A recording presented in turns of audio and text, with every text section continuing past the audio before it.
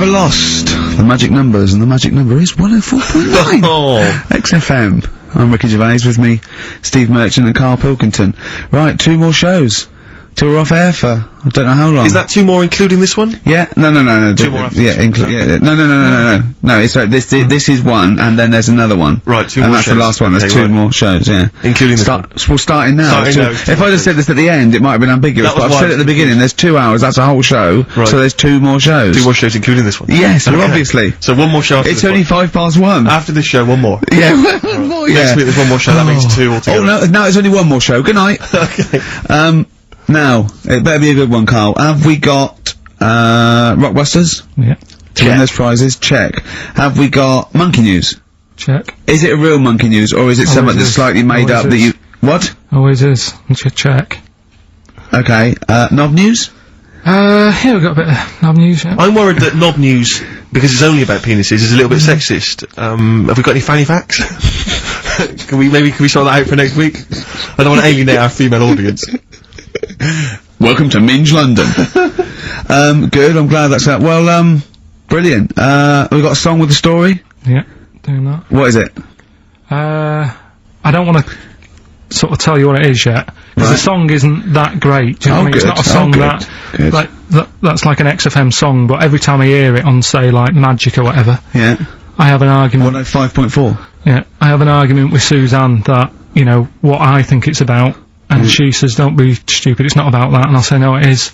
And so we're gonna decide who's right. Yeah. Well, I don't know what song you're talking about, and I don't know what the argument is, but Suzanne's right. Definitely. No doubt about it. Yeah. We'll have a listen, but I'm hoping that once people sort of listen to it again with my thoughts every time Well, this song sums up what people should think of you. It's don't believe a word. Alright? That's the sort of links I'm capable of. If that doesn't bag us as Sony, then nothing will.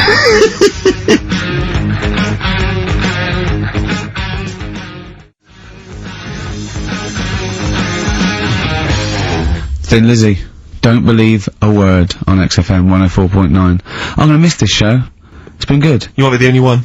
No, well, you know, so we'll come back again. We've got a lot to do over the next few months, but maybe for Christmas or just after. But I still call Karl every day anyway. Oh, sure. I called him, a couple of days ago. Of course you did. And I went, it was the weekend, I went, what are you doing? He went, oh, just in Regent's Park and that. I went, what are you doing? He said, just going for, he went, oh! Jesus!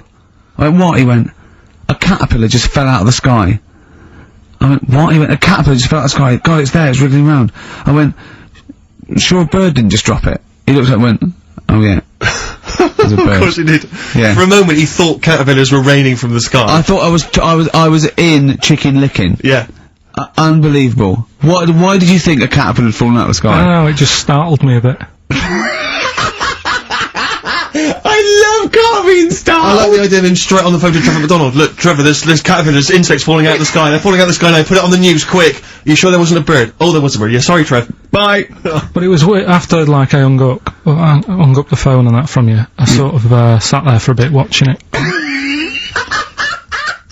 I imagine him cross-legged, just in front of it. But do you know what? Grass. Because of his shape, the shape of his head, and his sort of IQ, I bet the caterpillar was thinking, Mama. Yeah. Do you know what I mean? Yeah. It's unbelievable. Go on.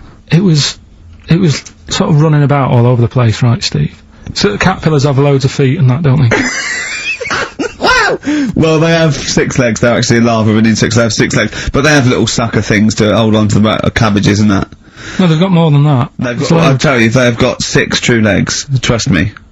Trust me, I'm a scientist. And you were thinking what, Karl? Well, but they've got little pods. They've got little pseudo pod legs and little suckers. Yeah. But it was running about like everywhere, right? Mental, but sort of running off to the left, and then it sort of went back to where it was. Then back, you know, went right and what have you. And I'm just thinking, whoever gave them the legs, right? What's the point if they don't know where they're going and that? Do you know what I mean? If you can get about— Imagine that sentence. Did you hear that? Did you hear that sentence? Can we play that sentence back? No, I don't think we can. Imagine who gave him that legs.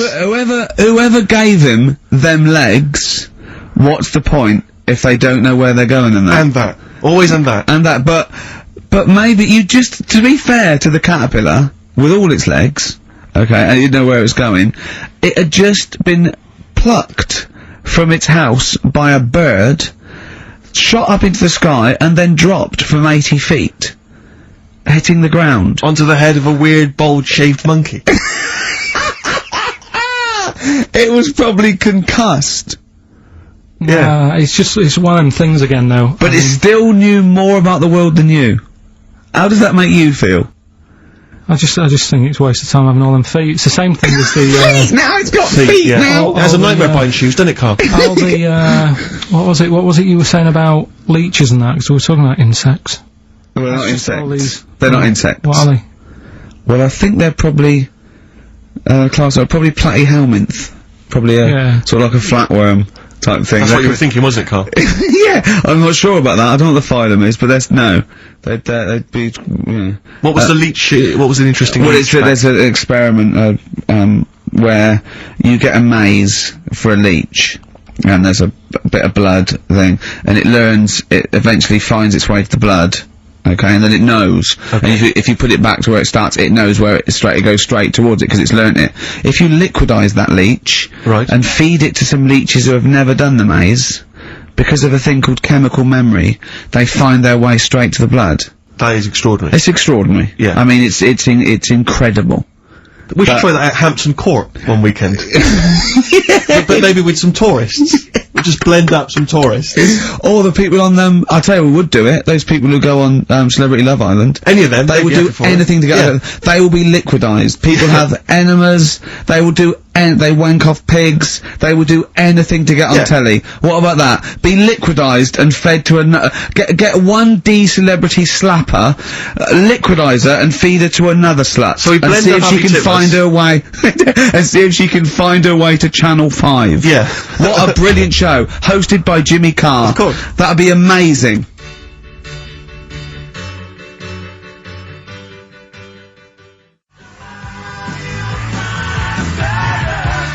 The Kinks, Better Things on XFM 104.9, Steve Merchant, Ricky Gervais, Karl Pilkington. But do you know this, we were talking about the leech thing. Sure. Right. You're saying put them in a blender. I'm not saying that. Well, someone did. Yeah. Why were they doing that in the first place? Do you know what I mean? How did they find out that if you put leeches in a blender? I don't know, they probably kept them to notes. another- I don't know. No, but what made them, were they just having a laugh? What made them go, It was at a party. It was a couple, yeah. a couple of 40-year-olds. They were at a party. It was a couple of research scientists, they'd been given £1 million, and the boss was coming round to say what you're doing, and they were just making a smoothie, and they went, quick! Mr. Yakamoto's come round, throw in some leeches! What are you doing? Just leeching. Just feeding these leeches to some other leeches. Alright, well that looks like science, I'm off. well, that's what they Here's another £1 million for next year. Yeah. Bye! Yeah. That's how they work, though, isn't it? A lot Yeah, of these that's scientists. exactly how they work. I'm That's just it. saying they're getting away with murder. Go on. Well, just the way they do sort of spend loads And of you time. can't say anything in front of him, because everything's got a point with him. You can't have a conversation with Carl, because he always sort of puts in a curveball. You tell him something, and the question comes back that you never could have expected. When I told him that story about the monkey who'd run away because he had an argument with his father, he said, what was it about?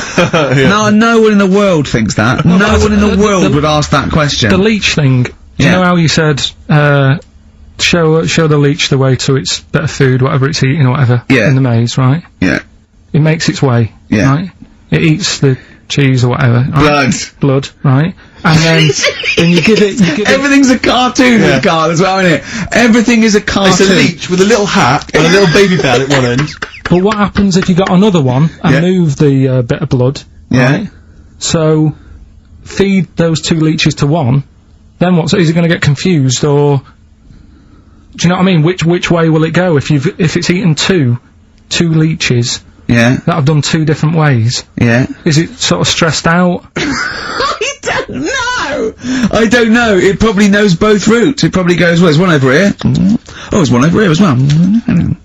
I'm happy. I've had two for the price of one. Right, and okay. I'm full of leeches. Then what's the best that can happen for What are you talking about? What do you want out Because of me? I'm just saying, if by doing that they can go, right, we can do this, we're humans. I'd go, Oh, what do you mean? What do you mean in the name of Christ? do it with What do you humans. mean? all I'm saying is, what's the point in doing it? What do you mean? If you could do it with humans, I'd say... But what, right, Carl, think about what you're saying, man.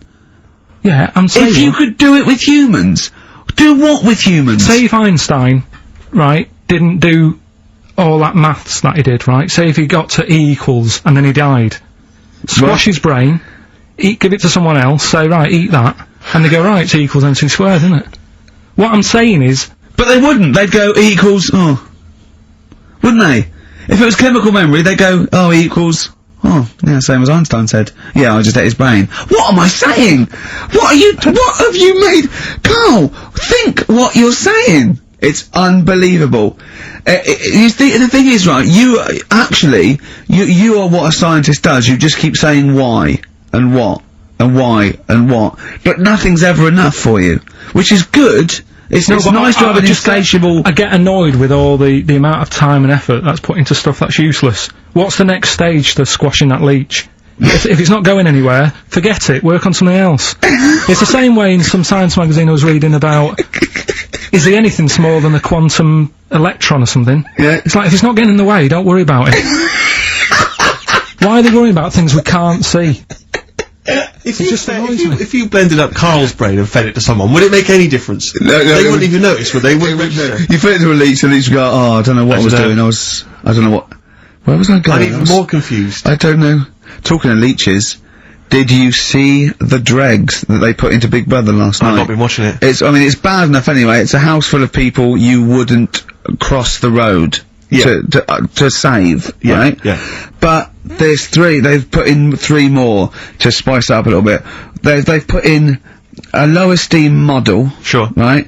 They've put in Mr. Bean, who is the whitest man I've ever seen. I mean, it's like a new race. Yeah. He's nearly see-through. And this thing that looks like Matt Lucas in a bikini. Wow. Unbelievable. The fat things on her back, I thought she was coming towards me. Really? It was unbelievable. And the first thing she said, she went in, she looked in the mirror, adjusted herself, and went, oh, me minge! That's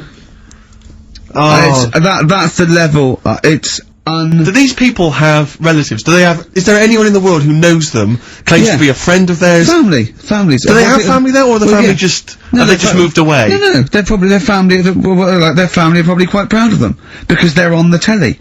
It's probably like, saw your daughter last night saying, oh, me minge on the telly. Yes, she was on the telly, wasn't she? Yes, she was on the telly. What about the bit about, oh, me minge? She got one out immediately, went, got it out, lobbed it out.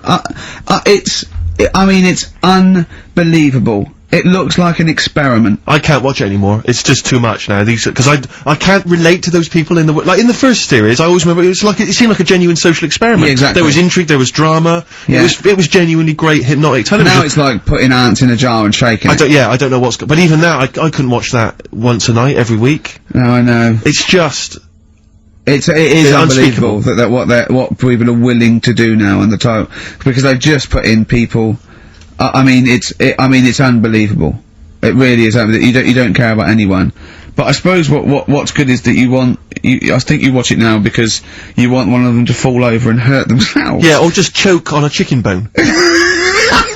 And no one else in the house knows the Heimlich maneuver. That's a good idea, isn't it? Yeah, feed him more chicken. Send him more roast chicken. So we got a wonderful celebration for you.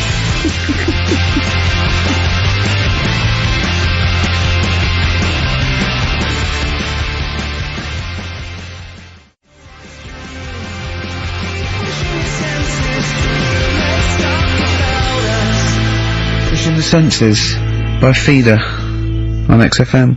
Ricky Gervais, Steve Merchant, Karl Pilkington. Alright? How you doing, Karl? I'm alright, yeah. Another holiday? Well, it wasn't holiday. Well, it was. You had 5 days off work. Why isn't it holiday? You had 5 days not working for a living. You know how many days holiday gets a year now? 29. Oh, that's more than teachers, isn't it? It makes me sick. It makes me sick. Well, I know the kind of hours you work, Rick. It's mad. I mean, if you're not in work by midday, you're furious. No, but I mean, I'm always... 29's normal. For the normal working person. Yeah, but, you know... And anyway, it wasn't a proper holiday. I went to see my mum and dad. It's nice to see them and everything, but it's not holiday, is it? Why? It's not going away. It's not getting on a plane, is it? Going away. Oh, is that definitely a holiday? What happened before 1950? I don't know. People used to go... Yeah, exactly. People used to go to Blackpool or Brighton. That was holiday. Yeah, but I didn't Where did you go? Went to Wales. There you go, lovely holiday. Lovely holiday. Have a holiday in Wales. That's what they say, innit? Come to Wales and have a holiday. That's what they say, innit? So come to Wales and meet your parents. Come to Wales and have a lovely holiday. Right. Well, anyway, it was good and that. It's always good to see him. Yeah. But, Week off work. do you know, like, my mum likes gnomes and stuff? Yeah. Right, Of course she does. said, She's lived with one for 30 years. she said, you know, get your dad to take us to this park where they've got, like, you know, 6-foot gnomes and stuff, right? Have a walk about. Sounds like a nightmare. Yeah. Sounds like a living nightmare. Keep an eye on Carl. So He anyway, stood still for 2 minutes, someone bought him. no, you can't buy them and that. It's like a little exhibition thing, Yeah. right? And it's part of a hall, right? This big hall that you have to pay to get in, but we didn't want to see the hall, I just wanted to see the gnomes. Of course you did, yeah. So anyway, my dad says, yeah, well, we can get in there for free. Of course he did. Clever. Right? So we parked up on this little country lane, right? No one about. We How walking much down, is it to go in? Like £2? about £3 each. Yeah. But he said, well, yeah, but if you don't have to pay, do you know what I mean? You enjoy it even more, don't you, when you're walking about and you're thinking, I've got this £3 in my pocket, no one's having it. Yeah. Right. No, looking over shoulder for a bloke with a peak hat saying, can I see your ticket, please? I wouldn't enjoy it more, no. Go on. Yeah, but you don't worry about it, do You you? got a bit of money now then, Rick. You know, you've changed. So anyway, so we had to walk across about 4 fields. For £3! Right. And what happened was, we're walking through all these fields and what have you, big grass and muddy bits and all that, 'cause it'd been raining, and climbing over fences and stuff. And we're in this field, right, and I look to my right, and there's about 30 cows all staring at us, right? And Suzanne started to panic a bit. She said, we shouldn't be here. Dad says, of course we can, we're allowed to go wherever we want, you know, all this land, it's, you know, it's ramblers' rights and all that stuff. Yeah. And take a cow if you want. so, unattended. So Serves him right for leaving him in the field unattended. I'm having one. Yeah. Keep us fed for a week. across. Anyway, these cows start surrounding us. Surrounding us. And, Oh, brilliant. Oh no. Face off. and Suzanne's panicking, going, this isn't right, we're not gonna make it to the fence in time. They're moving faster than us, and they started sort of running a bit. Wow. And, It's like Dad some was kind of bovine West Side Story. don't, A gang of cows coming at you. don't worry about it and stuff. But, my dad had to sort of stand there and, like, wave a stick at him. Of course. And we got away, but Suzanne was, like, having a bit of a sweat You on. got away. And saying, you know, we could have got killed. Sure. And my dad saying, nah, it never happens. And I just wondered if it does, if there's a risk of... Yeah, it is rare, but there's been a couple of cases of being trampled by cows. They're not aggressive, they sort of run through you. Well, they're aggressive if they've got a calf. They do have kids. What? They had kids with them. Kids, yeah. That's goats you're thinking of. Yeah. Maybe they were trying to sneak into the gnome thing, and they were worried that, like, if too many people did it, like, they've got some cows, we can just sneak in They where were cows, trying, yeah. no one's expecting And cows. the cows to were going, humans. walk upright like a human. Don't walk upright. They thought you'd blow their cover. Yeah. Yeah, people have been killed by cows before.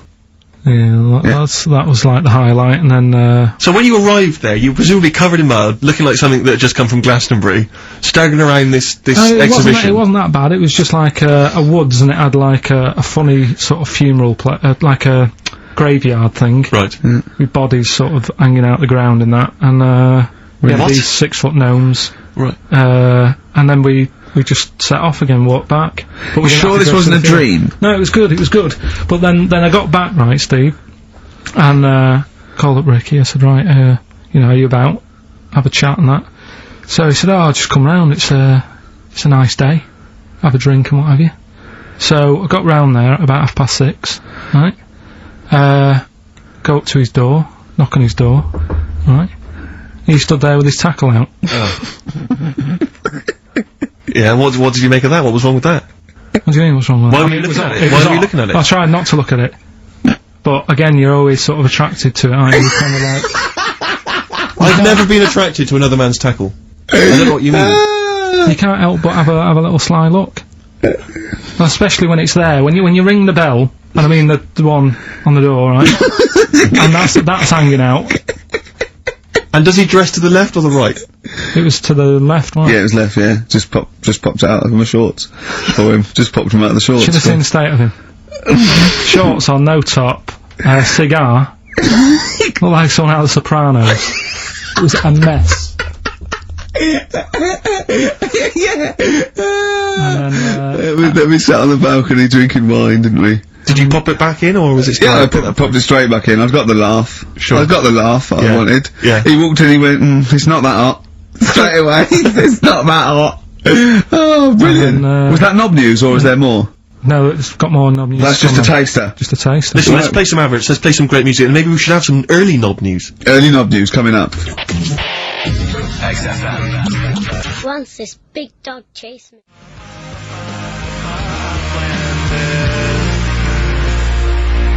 Landed by Ben Folds on XFM. I'm Ricky Gervais, Steve Merchant, Karl Pilkington. We've had a couple of emails, Rick, saying that there have been reports of people actually being killed by cows. Yeah. So it is actually quite a lucky escape for Karl and his family. The worrying thing about that is it's tragic, and anyone dying unexpectedly, it's terrible. But what makes it worse is when it's something like being killed by cows, because there's a slight humour aspect. Yeah. How were you killed by a cow? Yeah. You know, like for example, if you were killed by a falling safe, Yeah. the vicar might laugh. Yes. That's my worry. Yeah, well, I read a story in the paper of a man who fell out of a window and died. He fell out of he was like a third-story window and he fell out. But it was slightly amusing because at the time he was mooning. I know. For a laugh, he was mooning someone and he fell out. I know. So when he fell, like, even though it was tragic, he obviously had his trousers around his ankles and his arse out. I know, the thing, there was a kid who died, got hit by a truck mooning. But you know, the worst thing about that is, it's not funny enough to be killed for. No. Mooning isn't funny enough. No, it's just not a good enough gag. Do you know what I mean? It's a witless sort of thing to do, and then to be killed for it. If you'd just done a 2-hour impromptu Eddie Izzard style, routine, and then you got tragically killed, that would sort of make sense. But doing something that's mooning, it's almost karmic, because it's such a bad joke. Yeah, it's like in some weird universal karmic way. It's like, if you hadn't been mooning, maybe you wouldn't have got killed. I know. If you hadn't done such a lame joke, maybe you'd be okay. Yeah, but that's it. But there's lots, you don't want to be walking along, you don't want to be walking through the garden and stand on a rake, and it flips up. And it hits you so hard. And it's like a boing noise as it hits you. and it hits you so hard that it kills you. It kills you, yeah. Or you fall out of a window and a cactus goes up your bum. I know, you're killed by a cactus up the arse. I know. Or you're at a concert and a fat woman stage dives. Yeah. And she just squashes you. How did he die? He was squashed by a big hefty... Mama Cass just jumped on him. Just big fat woman squashed him to death. Yeah. Tell you what. Yeah. Tell you what though. Right, talking of fat women. Go on. I'm not having a go, but did you see Michelle McManus on, Oh, man alive.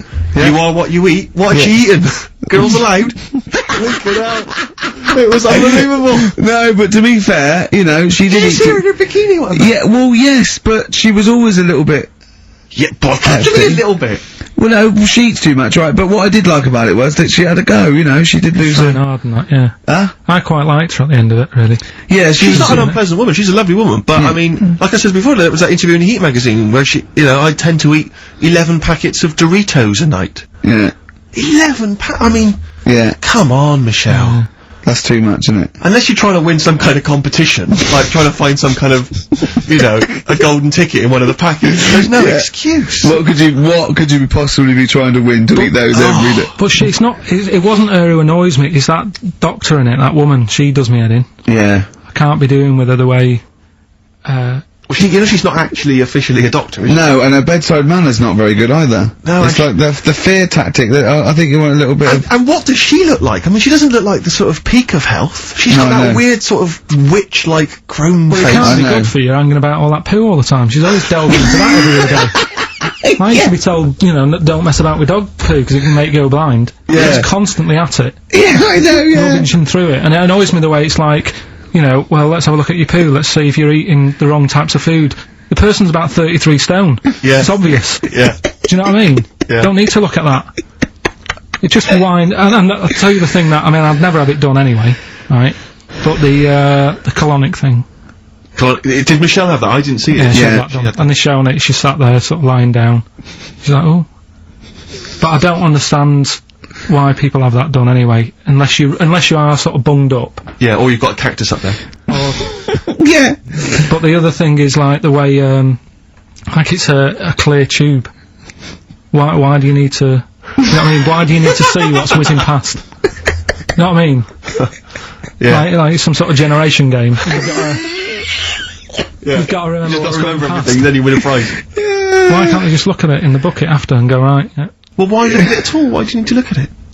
Well, it's... Out of interest, isn't it? See what's come out, I don't know. So yeah, that's where that went. Oh, that's why I've been looking for that. Remote control. How does it work? I don't want to go into graphic detail, but they just send water up there, don't they? No, caffeine. Caffeine? Yeah, so it's like it's like a gallon of coffee. Wow. That goes up there, and it wants to come out immediately, obviously. And then it percolates. But when did that happen? How did someone sort of go, tell you what you want to do? I think it was first invented on Distraction. To win a car. I don't know, do I? I suppose they thought there's stuff up there that's not coming out. It's for, they find things up there. Though, isn't it? They did that thing that they find things up there that they swallowed when they were 5 and that, don't they? Lego bricks and stuff. Exactly, yeah, marbles. But I mean, meats and things can stay in there for, it gets caught in a little recess in your 30-foot of tubing. And, it doesn't come out. Talking of meats, I saw an advert on the way in today. Question to both of you. Who eats pepperami? I don't know. Have you ever eaten a pepperami? It's, disgusting. I've never seen anyone eating a pepperami, buying one. I've never heard anyone say, delicious pepperami earlier. I don't associate it with anyone. I've never seen anyone eat one. When you think what is it, just sort of like, curdled, salty, it's sort of like, do you want to try a big long blood bogey? Yeah. I won't, no, it lasts forever. Oh, that's scary then. Yeah. You just keep it. It's like keep it under your couch. It'll be just as nice in a year's time. It does look like something you'd find down the back of the oven when you were cleaning out. One of those Gordon Ramsay documentaries. Yeah. Yeah, exactly. But, because I always associate, it's pepperami's, and it's those nutrition drinks, which are like it looks like a dog food tin. I think it's just called something like nutrition or Nutri drink or something. Oh, yeah. And you always see some empty ones on a brick wall near a council estate. Oh, right. Which I think the only people who eat them are homeless people. Oh, really? I thought you were going to say it's bodybuilders. No, it's because you buy these, you can see them in regular newsagents. It's not a bodybuilding. I don't believe a homeless who's just got a quid because she runs in and buys an isotonic Nutri No, drink. it's not isotonic. No, I think it's basically, if you don't want to eat a meal because you're too high on smack, it'll give you as much as you can possibly need, just to keep you alive until your next hit. And tell me, Steve, doesn't Special Brew do that? Or am I barking up the wrong tree with that? I don't know. Because they seem to be getting a lot of nutrition from Special Brew. The people who make Special Brew now, they've just resigned to the fact that it's only homeless people who are drinking it. It's like, well, we may as well just market it chiefly at them. What's the advertising? Takes the edge off when you can't find smack. Yeah. Are you trying to sleep on Tottenham Court Road? Oh, God!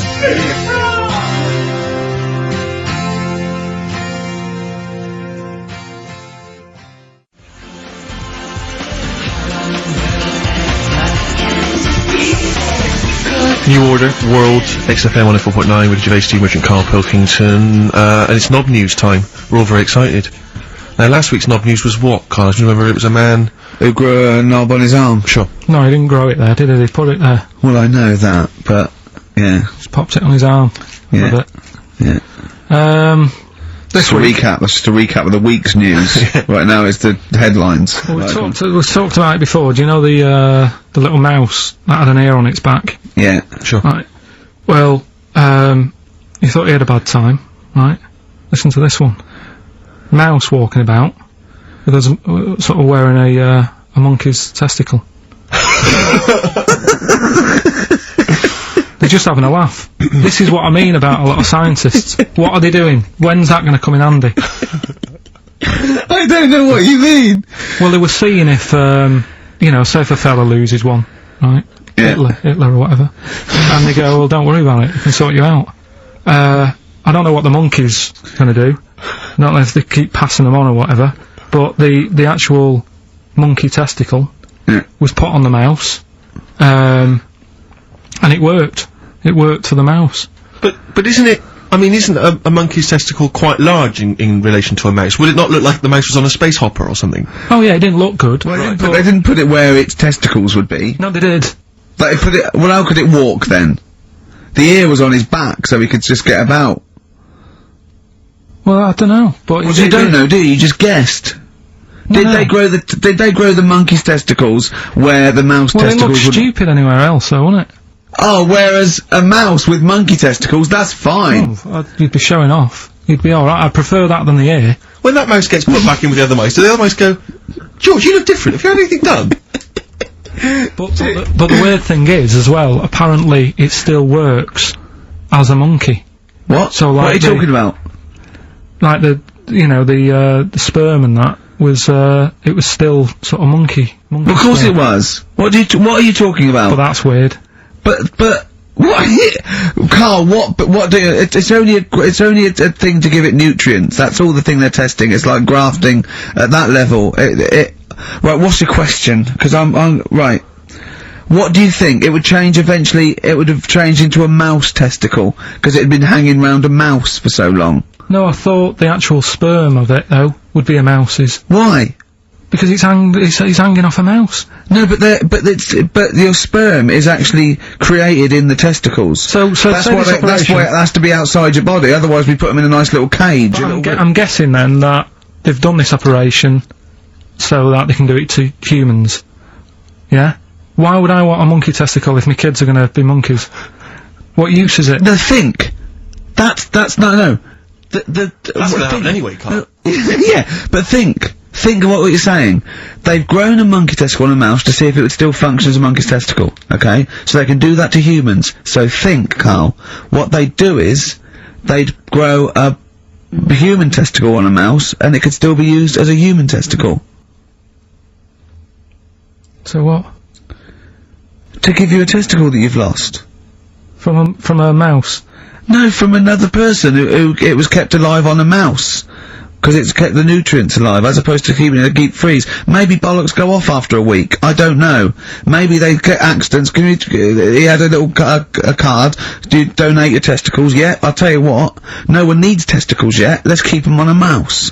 You have yours ripped off in some sort of bizarre skiing accident. You go, well, you go in a Battersea Dog Town.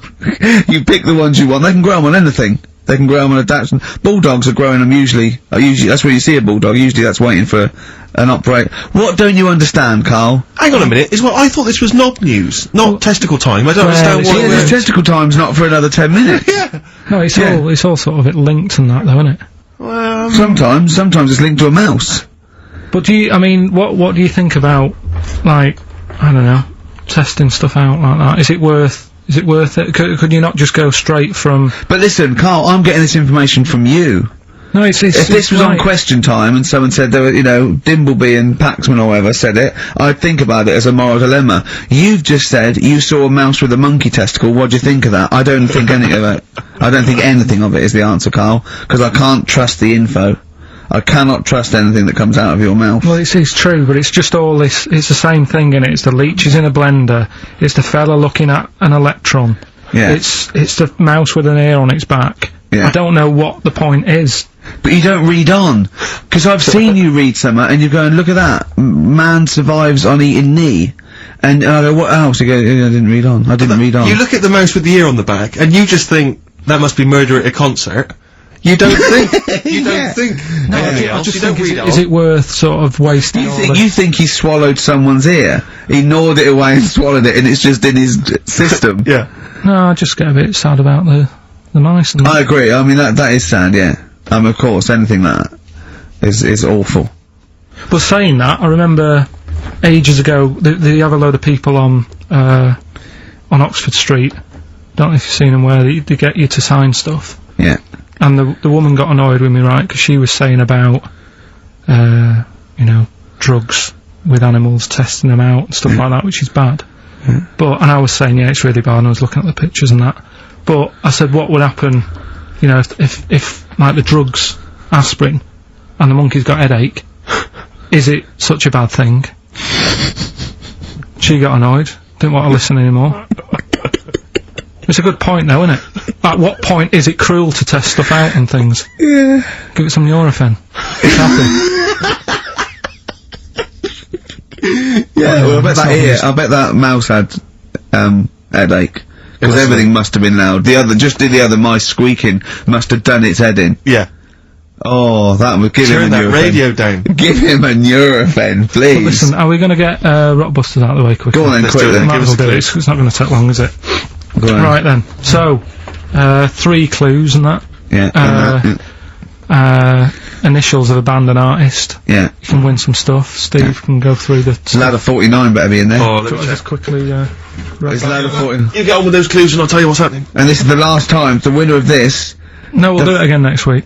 Oh, is it? And then there'll be 6 people, and we just draw someone out of a hat to win the signed Homer, the Nigel Tufnell, and the Us as Flanimals. Right, you ready But then? they've got great prizes. They've got Alias. They've got They've got Alias, they've got The Aviator, a Batman cartoon series, M. Night Shyamalan's The Village, atrocious film, and Ladder 49, there it is. Brilliant. It's in there. Joaquin Phoenix, John Travolta. Their greatest challenge lies in rescuing one of their own. brilliant. Go on then, Carl. Right, the first one then. When I'm ill, I throw up horse food. When I'm ill, I throw up horse food. How can that work? What's going on there? The initials there. I-H. Right? It's a band or an artist or a singer. Something like that. I-H. They're the initials. The clue. I've got it. When I'm ill, I throw up horse food. Right? I've got it. Right then. Well, don't say anything. Works, doesn't it? No. Second one, that garden tool, it's not yours. What are you doing with it? Right? Yeah. That garden tool you're messing about with there, it's not yours. Yeah. Give it back. Right? What's that? ND. ND. Right? Artist or a band. What's going on there, right? Third one, that male sheep sounds fed up. Why is he fed up? Right? TR. TR's the initials. That male sheep sounds fed up. What's going on? If you know the answers to them 3, email in ricky.gervais@xfm.co.uk, or you can text in 83XFM. Right? Great prizes. You can win yourself a copy of Ladder 49. I've got another confession to make. I'm your fool.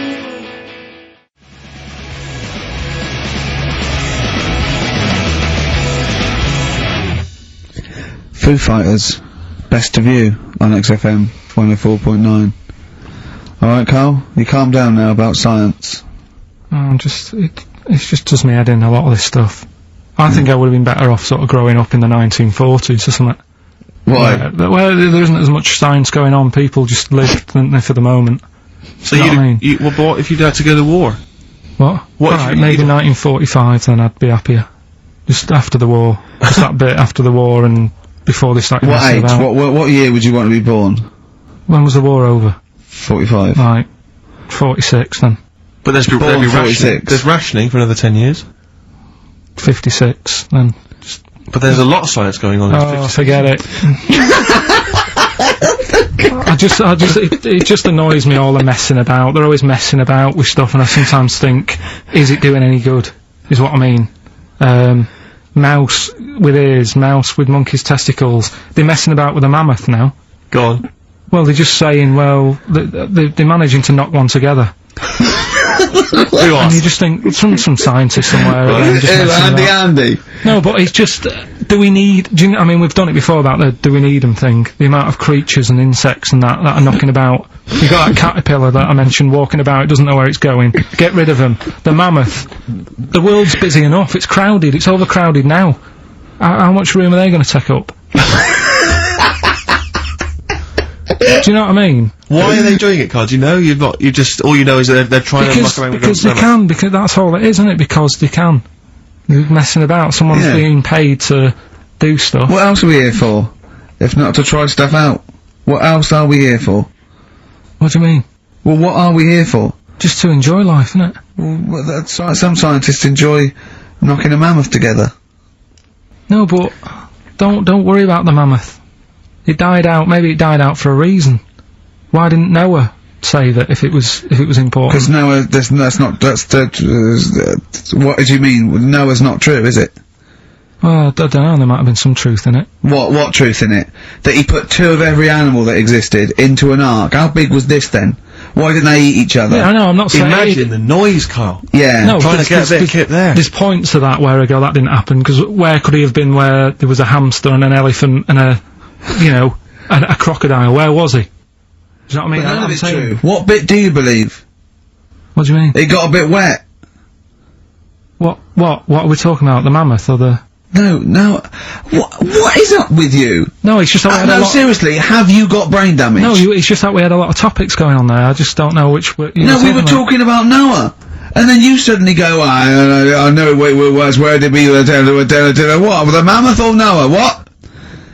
What you did, none of it's true. What, think of it. Oh, God. Think of the first thing. Build an ark. Alright. Can I just clarify, what's an ark? It's a big boat thing. Right. I've never had any experience of Just carpentry. build a big boat thing. But I don't make... Just have a go, don't worry, you'll be alright, I'll make Right. sure it's alright. But once I've built that, I mean, Yeah. how big should I build it? What am I... Very big, needs every animal, two of every let's animal, stop you go there. on, every I'm animal. in the boat building, fair enough. I told you to make it big. Right. Don't worry about the fish, they can swim. Okay, but so All what's the thing? birds. Like, Get the flightless ones though, they're drowned. Get the flightless ones, they would, not the penguins, they're flightless but they can swim.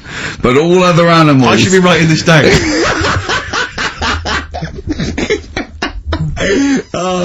Why? I mean, wouldn't you have took that opportunity to go, right, you know, forget the, you know, whatever. Mind you, the jellyfish didn't need to get in it, did it? But there's other animals where you can We go, don't need to be here. No. Because Carl is actually having a little argument with his own head. It's like, you remember that comic strip, The Numbskulls? Yeah. Where there's loads of people in there doing different stuff, that he can hear them. Yeah. And sometimes his own mind puts him off. Yeah. Like just then, he has an argument with himself and it puts him off. Right, what's your question? I'm just saying, don't mess about with a mammoth.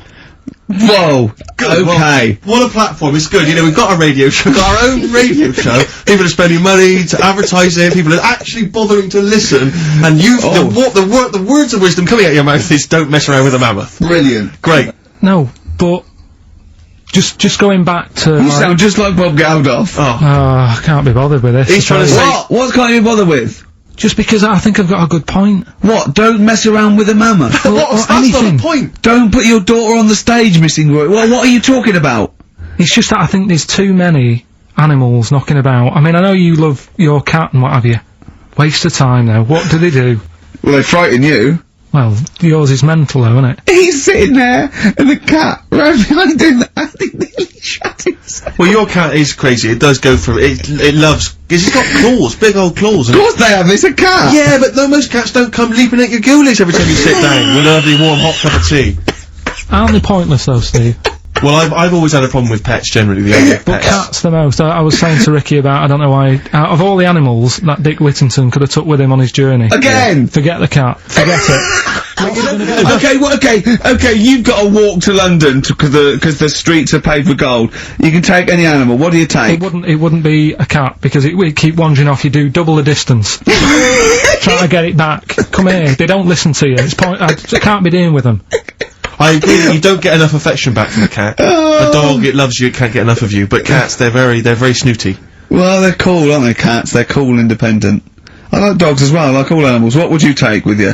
What, if I was Dick Whittington? Yeah. And where's he walking from? Like, I don't know, wasn't it Bristol to London or something? I don't know. Again, it's a bit hazy, this isn't well documented. But couldn't he, I mean, why is he taking a pet and not a mate who... I'm not interested, forget it. I try and learn and you don't help.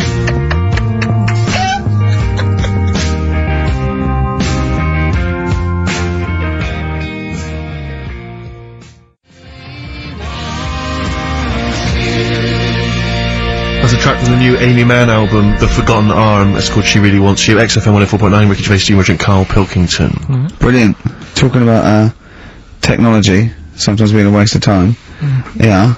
You know, when you came round the other night, before you came round, I'm sitting there, just at the computer, it's a hot day, wasn't it? As you know, I was in my shorts, I was tucked in, I didn't get them out till you came round, just my own business. Jane got some wax strips, and she went, oh, let me just do your back. I went, no. Right? I haven't got a hairy back. I've got a couple of wispy hairs on my shoulders, probably about 20 either side. Nothing to worry about. It's not like I look one of those people that's like a gorilla on the beach. I assume your back looks a little bit like Carl's head. Exactly, yeah. And so I was doing this, I went, no, she put it on my back, and she ripped it off. I went, forget it. She went, I've got to do the other side now. I said, forget it. And, oh god, I let her do the other side.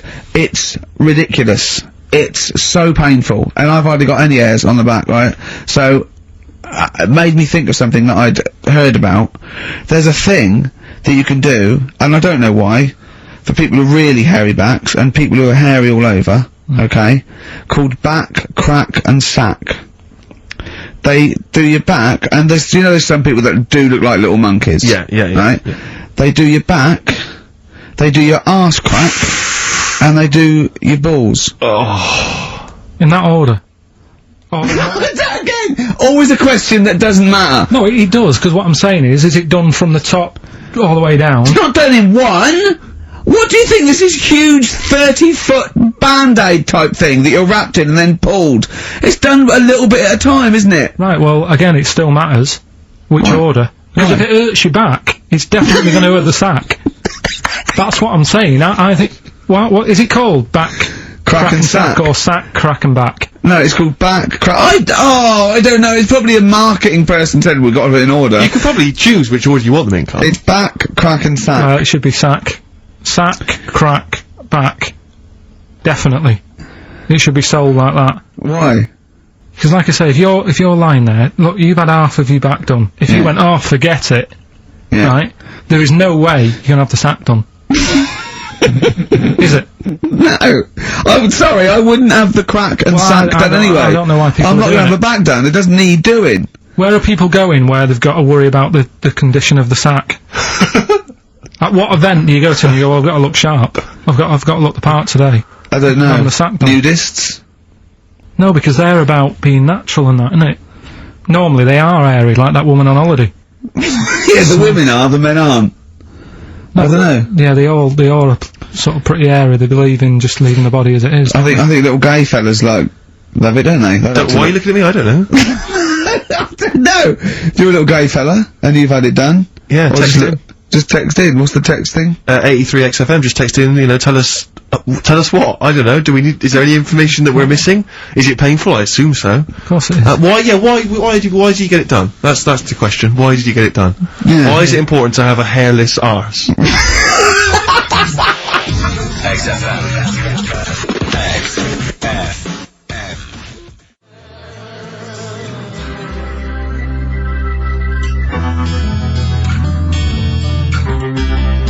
Touring breaks on XFM.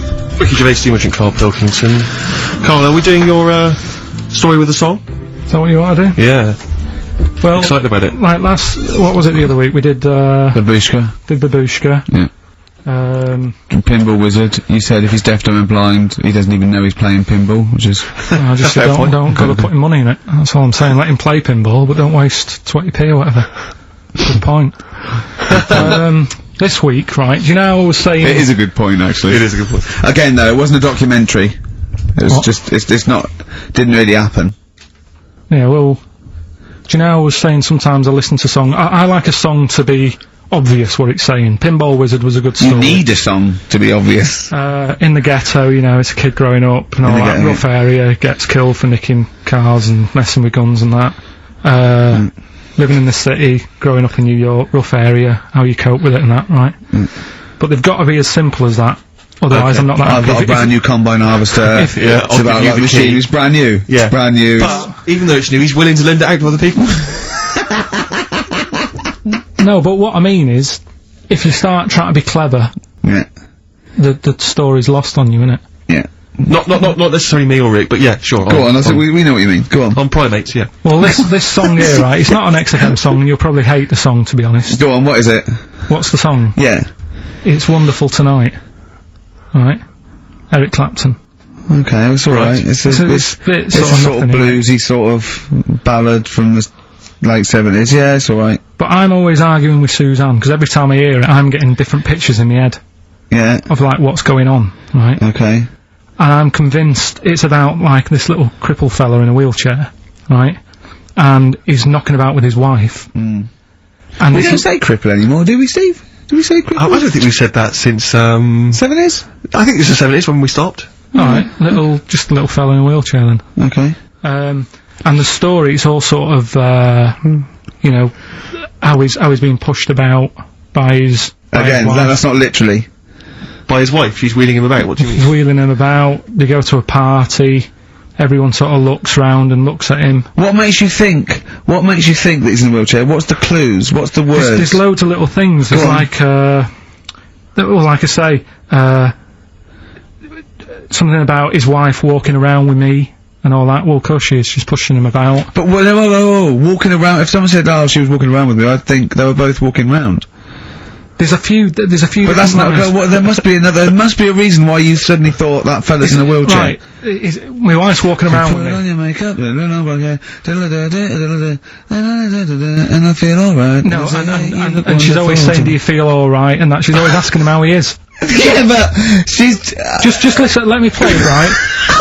And try and picture the scene, right? But now I'm only thinking of a little fella in a wheelchair. Well, have a listen to it, Oh. and you know, just everything that's being said. Okay. Understand why I'm thinking what I'm thinking. No, never. Yeah, there's no clue. But the thing is, that's what I'm picturing. But that doesn't mean it happened.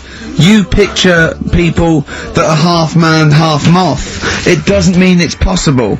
Do you know what I mean, Carl? What you think is usually not true. Suzanne is totally right. There is no reason. I have never ever thought that Eric Clapton was singing about a little fella in a wheelchair. And the one clue in that, there's two, isn't there? Are you alright? Well, let me say that, little cripple. Right, and, I'll give her the car keys. Oh, why's she driving? You got any legs? Pushing him around and that. No, pushing him around. Well, so he'll do one more next week then. Okay.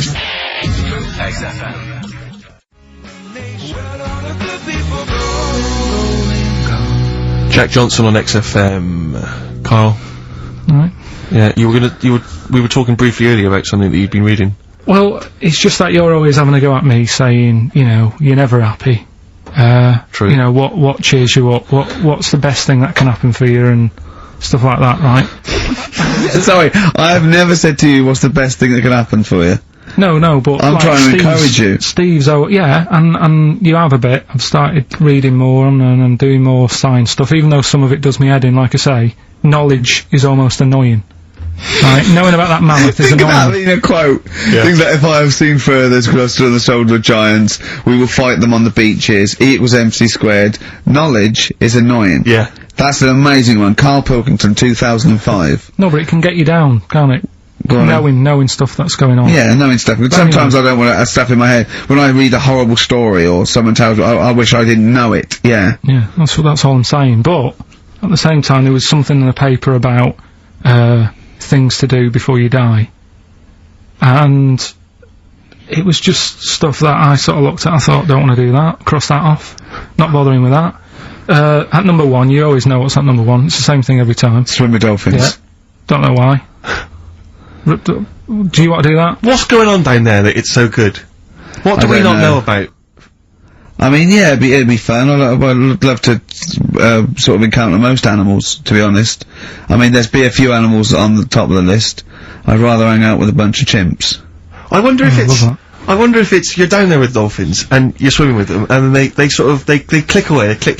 And they tell you a secret. You go into they lead you into a cave, right? But down there, it's like being at like Rolling Stones' house in the 1970s. It's They're like smoking. there's drink, there's women, Yeah, they there's go, "Don't tell 'em." bars.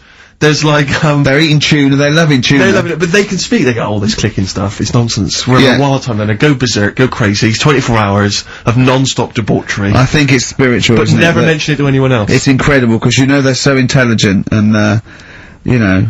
Do you know about dolphins though? That how intelligent they are. Well, people keep saying that, but what have they done?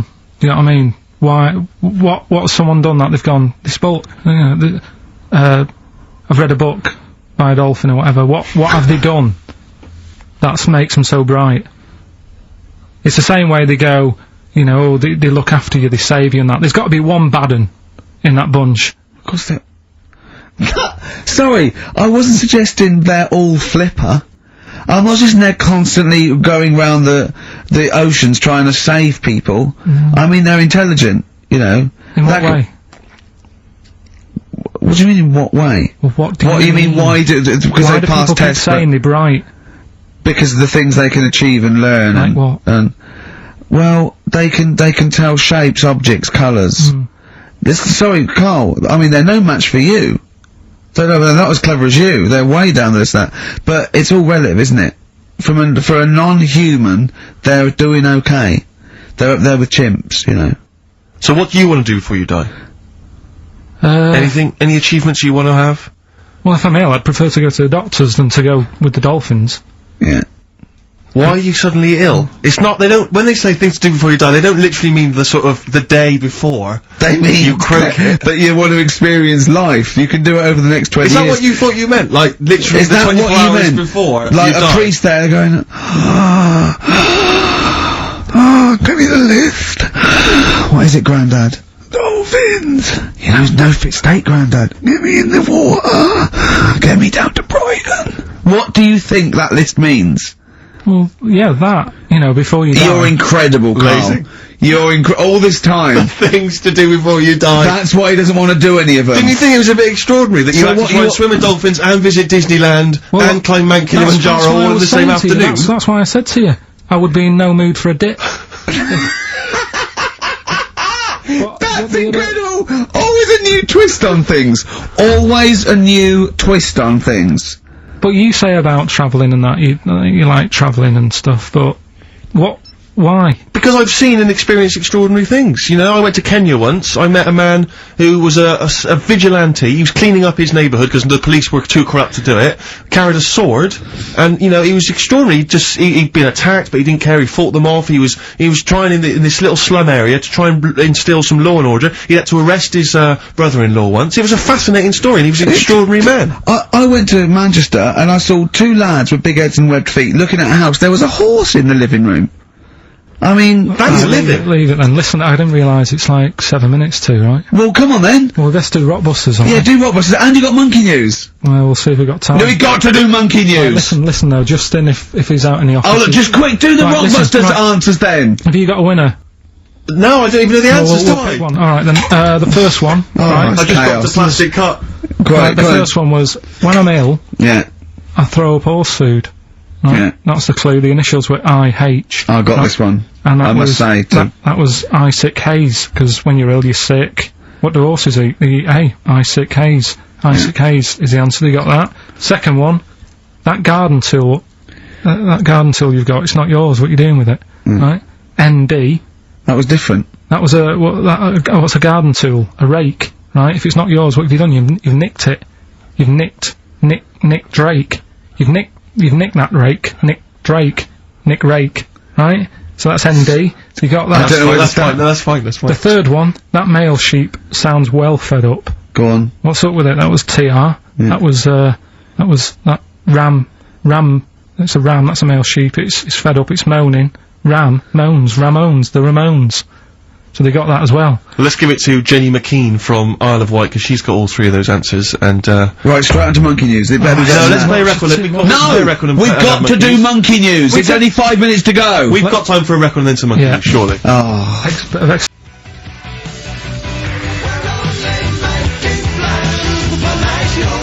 Making plans for Nigel XTC. Okay, let's play the jingle. Oh, chimpanzee that Monkey News. Right, this happened in Pittsburgh, right?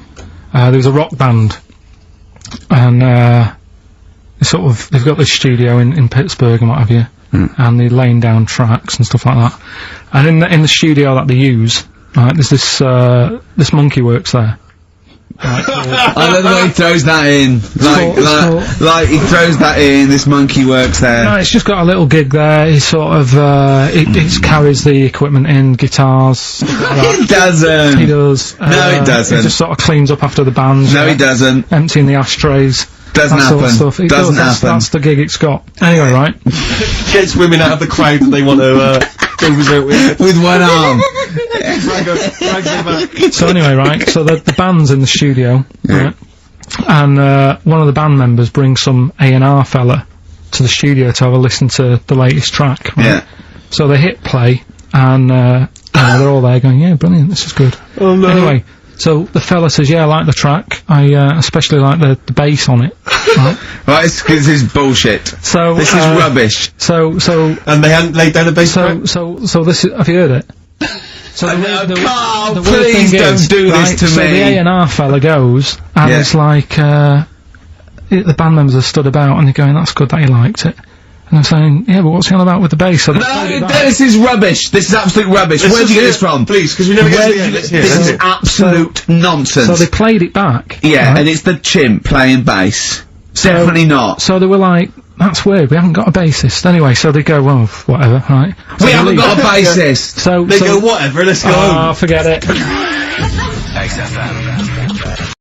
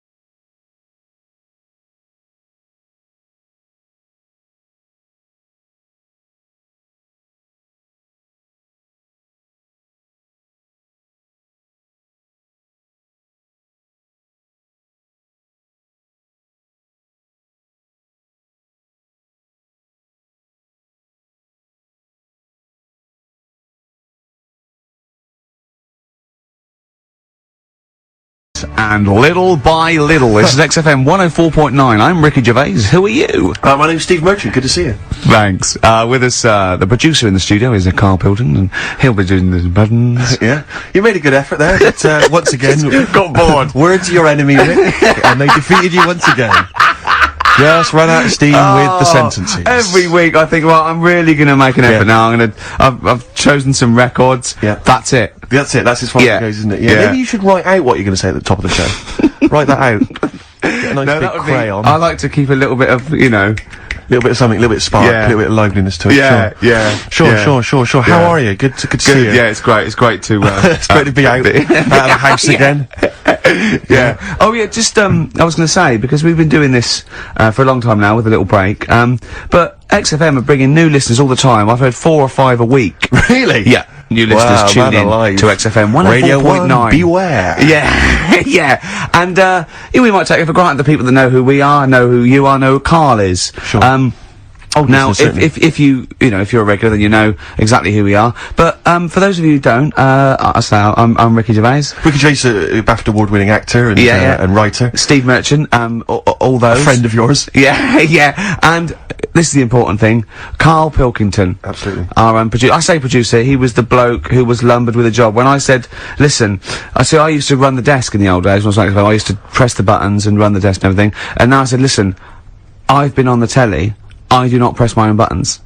And Karl said, well, I don't really work weekends. And they went, well, you do if you want to keep your job. Absolutely. And we were lumbered with him. And then we discovered that he's not just a little dork, a little manky sort of idiot. Sure, He's got nice shirt. He's got, you know what I mean? He's got something else. Absolutely. He's got a He brings certain, another dimension, yeah. Yeah, and he started having a little chat, and we discovered We've that he grown had to quite a lot to say. Well, I think you're absolutely right, and I think, I was wondering maybe we should maybe play another tune, but after that, I just think we should re-familiarise our radio audience with Yeah. Karl, and any new listeners, just somehow gonna let them get to know the real Karl again. Well, if you are new, you'll find that we like some old songs, some new songs, some chit-chat. We get serious sometimes. There's some yeah. tears and some laughter. Yeah. We kicked off with Oasis' new one, Little by Little. We're going to go back in time now to Iggy Pop and his Stooges with I'm Bored. Iggy Pop on board on XFM 104.9. I'm Ricky Gervais. Steve Merchant here as well. Yeah, little Karl Pilkington. Well, to reintroduce or introduce people for the first time to Karl, I think we should have a... Yeah, maybe sort of a kind of a quick Q&A, Karl, and we don't need sort of lengthy answers from you, we don't need lots of detail. You know, it can be just a couple of sentences. Just to get To a answer each flavour of who question. you are. Yeah, so firstly, name obviously Karl Pilkington. Age, Karl? I'll be 30 next month. Really? This month? No, next. Where are we? I don't think we need to ask any more questions. That's I it. think we've Welcome done it to the world of Karl Pilkington. I think. I thought it would take 3 or 4 I thought it was questions gonna be at least- to really yeah. explain That what was the Karl first was question. about.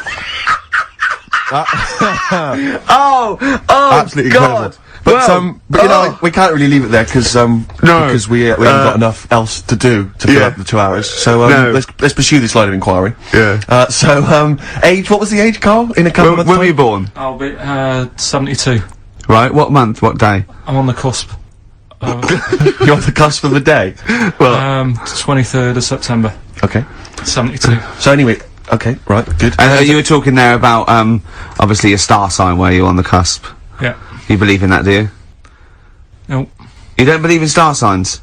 No, not really. But you do believe in ghosts, I understand. No, because the paranormal. yeah, but the star sign thing, you've got how many different star signs are they? 12, innit? Right? And then you've got like loads of people. Yeah. You do the math. So they're saying that, you know, there's only 12 different sorts of people in the world. Exactly. That's exactly right. It's made up. It's made up nonsense. It's non-science. It's pseudoscience. It's yes. It's hairy man and dyed hair woman science. Yes. Innit? All right. Yeah. Anyway, back to you, Karl. Where were you born? In Manchester. Okay. What GCSE results did you get? I got, was it an E? I got an E You in got an E history. in history. And how did you find discover out that? information? You found out. Because you thought you couldn't remember what you got. You didn't turn up, and you thought you'd done about 3, one of which wasn't history, and actually. I knew I did art.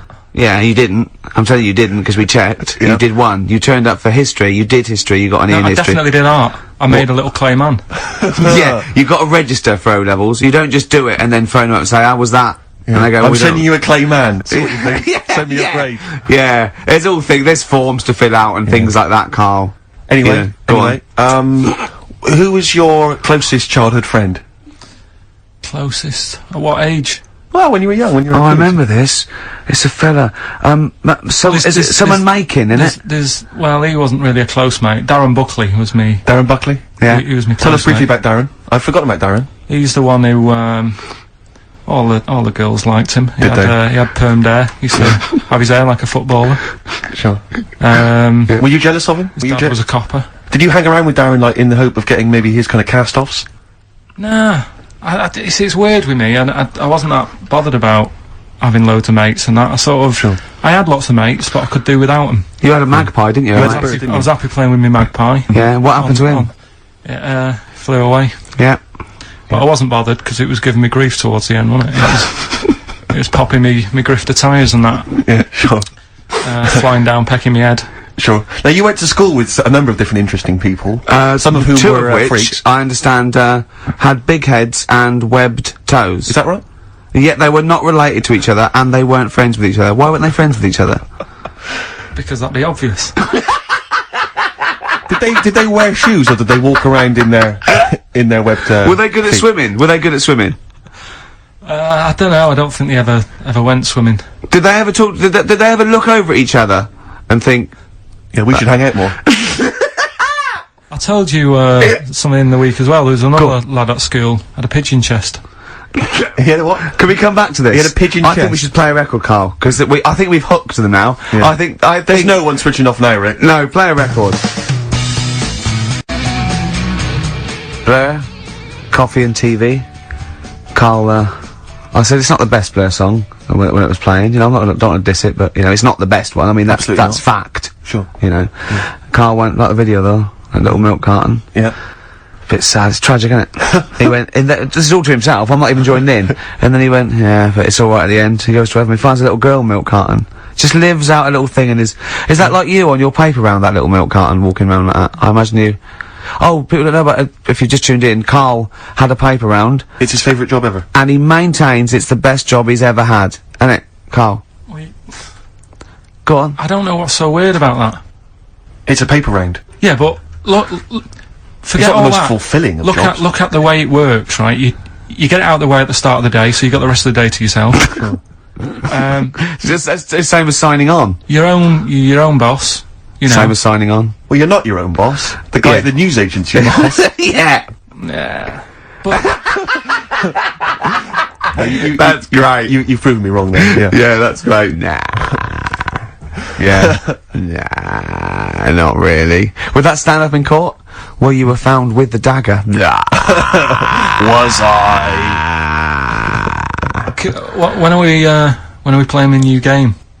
Oh, Carl's got a new game. Carl's very excited. I was But we were talking about something before we Yeah, did the well, record. the freaks used to go. You had people with big heads, two web feet, didn't hang around each other. That would be too obvious. You had a fella with a pigeon chest. Yeah, what's the story with the pigeon chest? Don't know how it happened. It was like it looked like somebody had sort of hit him on the back with a big hammer, and it had come out at the front. Yeah. And I've never seen it since. Could that have been the answer? What? Why he had it? Why had it? Possibly, I suppose, in your neck of the woods. Don't know. Never asked him. It's just come back to haunt you, has it, the pigeon chest? No, it's just that you know, when you mentioned about kids at school, I forgot all about him. You're talking about the kids with the web feet and the big heads, Yeah. and I forgot about the little old The pigeon chest. pigeon man. boy. Yeah, pigeon. Yeah. Well, listen, I'm a big fan of that TV show. It's on digital TV. A lot of people won't have it, but Inside the Actors Studio with James Yeah. Lipton. Yeah. And he interviews lots of big Hollywood stars, and he always asks them these same questions at the end. Can I just run a few of them past you? Go on. Okay. So, if you could do any other profession other than the one you do now, what profession would you do? Can you just change that to apart from a paper round? Apart from a paper round. Oh. You could do any other okay. profession, Carl. And it doesn't matter about like. Doesn't matter if you've got the skills or anything. In an ideal world, if you had the ability. Well, I think I'm about to buy somewhere, so I reckon something, you know, using tools and like doing a bit of plumbing and that. So a plumber. Well, sort of an all-rounder. Right. A handyman. A handyman. Well, yeah. Yeah. I think you know, you don't get paid that much, but it's useful, isn't it? So, But you get your own show, couldn't you, with Carol Smiley eventually? well, all that, but the money that you don't make, you save by not having to pay someone else to do the chores. Do you know what I mean? okay. I don't know what that sentence meant. Right. No. A plumber, how much is the average plumber on? The money you don't make, you save on not getting someone else to do it. No, just think of that. No, look, break that sentence down. Are there any... Sorry, Rick, sorry, but, people who Pot live in and glass kettle. houses. Yeah. Anyway, let's just go back to Lipton quickly. We've got a couple to get through here. So, your favourite noise or sound? Favourite sound or noise? Ooh, Is it me? no. It's not me. Hang on a minute. It's not me. Are you sure it's not me, Carl? I like Elvis. Noise. Elvis. Elvis. In the ghetto. The sound of Elvis. Elvis in the Ghetto. Brilliant. Okay. Yeah. And your least favourite noise or sound? I don't think it should really be records and music. Noises, things that you hear at home or whatever. Maybe like a sound of a The least favourite noise. least favourite. The sound of... Probably like, sound of ghosts. fire engines and that. Right. That's annoying. Except if your house was on fire, presumably. I think it's a bit unnecessary. You think they're just doing it to wind people up? I live on like a busy street and it's happening all the time, and it is like, just sort of have a blast of it and people will hear it. You Sure. don't have to keep it going. Yeah. Sure. Yeah. Sure. So that is, yeah, Okay. pretty annoying. And, if heaven exists, Carl, when you get to the pearly gates, what would you like God to say to you as he welcomes you into heaven? What would you like God to say to you? Who asks these? What shows this? It's a programme where, celebrities are interviewed by a guy, an American interviewer, and he always asks these questions at the very end. What would I say to God? What would No, you say to what- God what- when, if you believed in heaven, and if heaven exists, when you eventually go up to heaven and you're welcomed in through the gates In by your God, Parker and your Stussy t-shirt and your... what do you want God to say to you as he welcomes you in? Say, you alright? Don't know, just be friendly.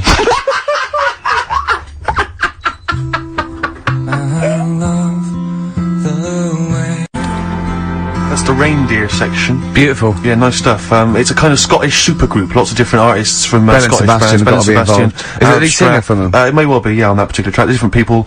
Mole Historical Society, Idlewild, Teenage Fan Club, different people from all those bands. Get together with a guy called Gary Lightbody from Snow Patrol, and he writes And the all tunes. that on XFM 104.9, Steve. Absolutely. Let me just name that track. That track was Grand Parade from their current album, Son of Evil Reindeer. Feeder. Come back around on XFM 104.9.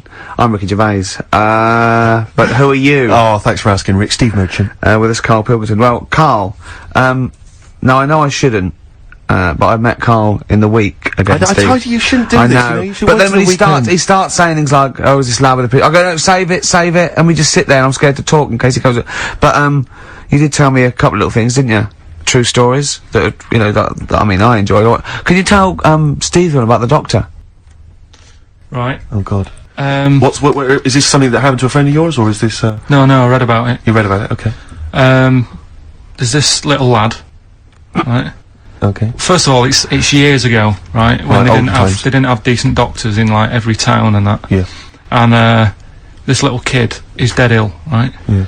And the local doctor.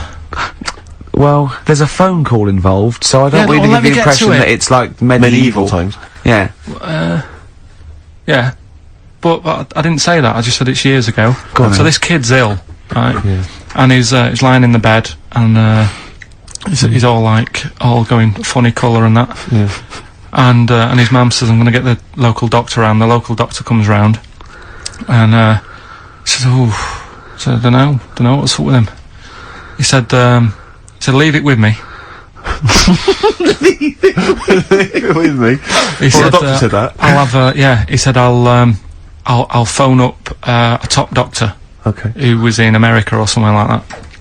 And so he goes to the phone in his office and he calls America, and because it's years ago the phone line isn't that good, it's all crackly and that, right? So he's talking to the doctor and he's saying, I've got this kid, he's a funny colour, and you know, he's really weak and that. I don't know what's He's up not with him. giving him much to go on. Right? Sure. So the American doctor, right? Yeah.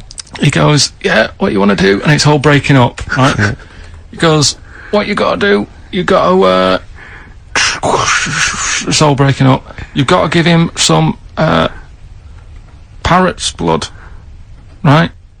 Some parrot's blood. Well, that's what he thought he said, but the line was really bad. Yeah. He meant parents' blood, but he heard that he said parrot's blood. He said, right, I'll do that, leave it with me. I can see where this is going. He goes to, a pet shop. Yeah. He says, give us like half a dozen parrots. Sure.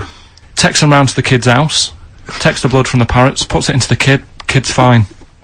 The kid's fine. I've never It worked. heard such a load of shite in my life. I've never heard such twaddle, such just made up, enhanced, exaggerated bollocks in my A life. load of old rubbish, Carl. I mean, when he told me this, he said, the doctor said, what do I do? And the doctor on the other end said, give him some blood. And the doctor went, where do I get blood from? So hang on, wait, I just need to Where do I get clarify. blood from? Give him some parents' blood. Give him some parents' blood. Give him some parents' blood.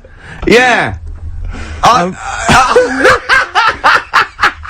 But hang on, I just need to know where you Sorry, read this. Carl. Where was this? Where did I you read stitched this? you up. You know what he said? He said, so do you believe it? I went, tell it to Steve. He went, do you believe it? I went, tell it to Steve. Carl. where did you read it? That was on the internet. What? About Where is it on the illnesses. internet? I'm always looking at stuff. I was looking at stuff this morning because of Yoragella last night. eating all that funny food and that, and also they all got a bit scared last night, didn't they, with a snake? I didn't see that. So is this I'm a Celebrity, Get Me Out of Here? Yeah, he got all worried about a snake getting on the sort of wandering about in between the sleeping bags and stuff. Yeah. And they were all scared, and it is so Leave easy. it with me. Sorry, the doctor says, leave it with me. Yeah. Leave it with me. Well, they were all scared because there's a snake, and it's so easy to find stuff out. Before they, where are they? Where is this jungle? Australia, I Right. think. Before they went, give it half an hour on the internet.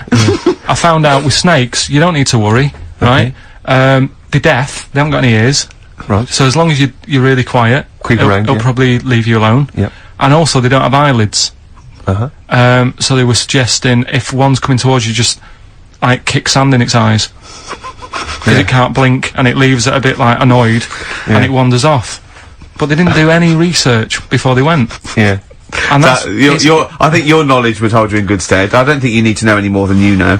Well, we're going to come back to that because he also explained to me where a saying comes from that I want you to be part of. But and also, you should mention as well, Carl, you've come up with a competition, is this right? brilliant competition. Have you he dreamt thinks this up? he thinks this can go to television. Is this an idea you've come up with? Yeah. Carl, I'm so looking forward to So it. I mean, I'm looking forward to it. Continuing our exposure of myths and legends of Rockfall Tale, we expose that myth that some maybe older rockers have had it and they've got they were never any good, and the Yeah. kids today Oh, I don't wanna hear that. people like Rod Stewart. Rod Stewart's a great artist. Let's He's a slightly laughable man, but a great artist. let's go back to when it was rocking. When he cut the mustard. Yeah.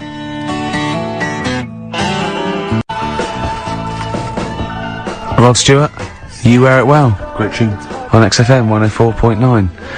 Yeah, this doctor, I mean, we should find out who he is, really, and if he's still practicing, because it worries me a little bit that he did that. Also, I mean, he thinks he's got away with it, but how could he be sure those parrots wouldn't talk? True. Do you know what I mean? There were six of them, they probably got together and they probably put it on the internet. I mean, I feel that story, Carl, it asks more questions than it answers. Yeah, Really? like most of your stories. Yeah, that's the to be problem. I honest. always feel like I need a little bit more information. Like, Yeah. did the parrot boy continue to live? Yeah. You know, to a ripe old age, or did he die weeks later after this charlatan doctor who was Yeah. going around, you know, spurious think Did he information? break his nose trying to crack a big nut? No, I think he was alright. He lived to a... See, I'd have shouted, if I was that doctor, I'd have shouted that down the phone. Are you sure you said parrot's blood? Yeah. You sure it was parrot's No, blood? Listen, I mean, you know, I'm not the best doctor in the world, but did you say parrot's blood? Yeah, but what you're forgetting is you're going back to the time where, like, they used leeches to do, like... No, we're not. translations. We're going back to the late 70s if there's a phone call to America Direct. Come on, Carl, they weren't calling America, like, in the medieval times or in the Victorian age. Come on, think about it, Carl. Yeah. You know, this has got to be like the 30s or 40s, the earliest. You know? Right. I'm intrigued to know where this. I think there's someone on the web who's just putting information on there to lead you astray. Yeah. Because you're the only person who finds this stuff. Other people are using this to write theses. What were you looking up that then? What were you looking? I always look at weird stuff. What were you looking for? But what do you type in the search engine to find parrot blood stories? What were you looking for? There was this woman with a weird head. Why were you looking for that? What were you? Just because I'd heard about it. I'd heard like someone talking about it on another station. Right. About this woman with a funny head. Right. I love the fact you're intrigued with these things. You go in the basement of Waterstones or Dillon's or somewhere, and there's these medical books that you'll love them, mate. Yeah, but this is free on the internet, isn't it? It's all there. Yeah. So what you typed in? Weird head woman or lady with head? yeah. Weird people or something I put in. Sure. Yeah. Did you come up? 7,000 hits. Karl Pilkington.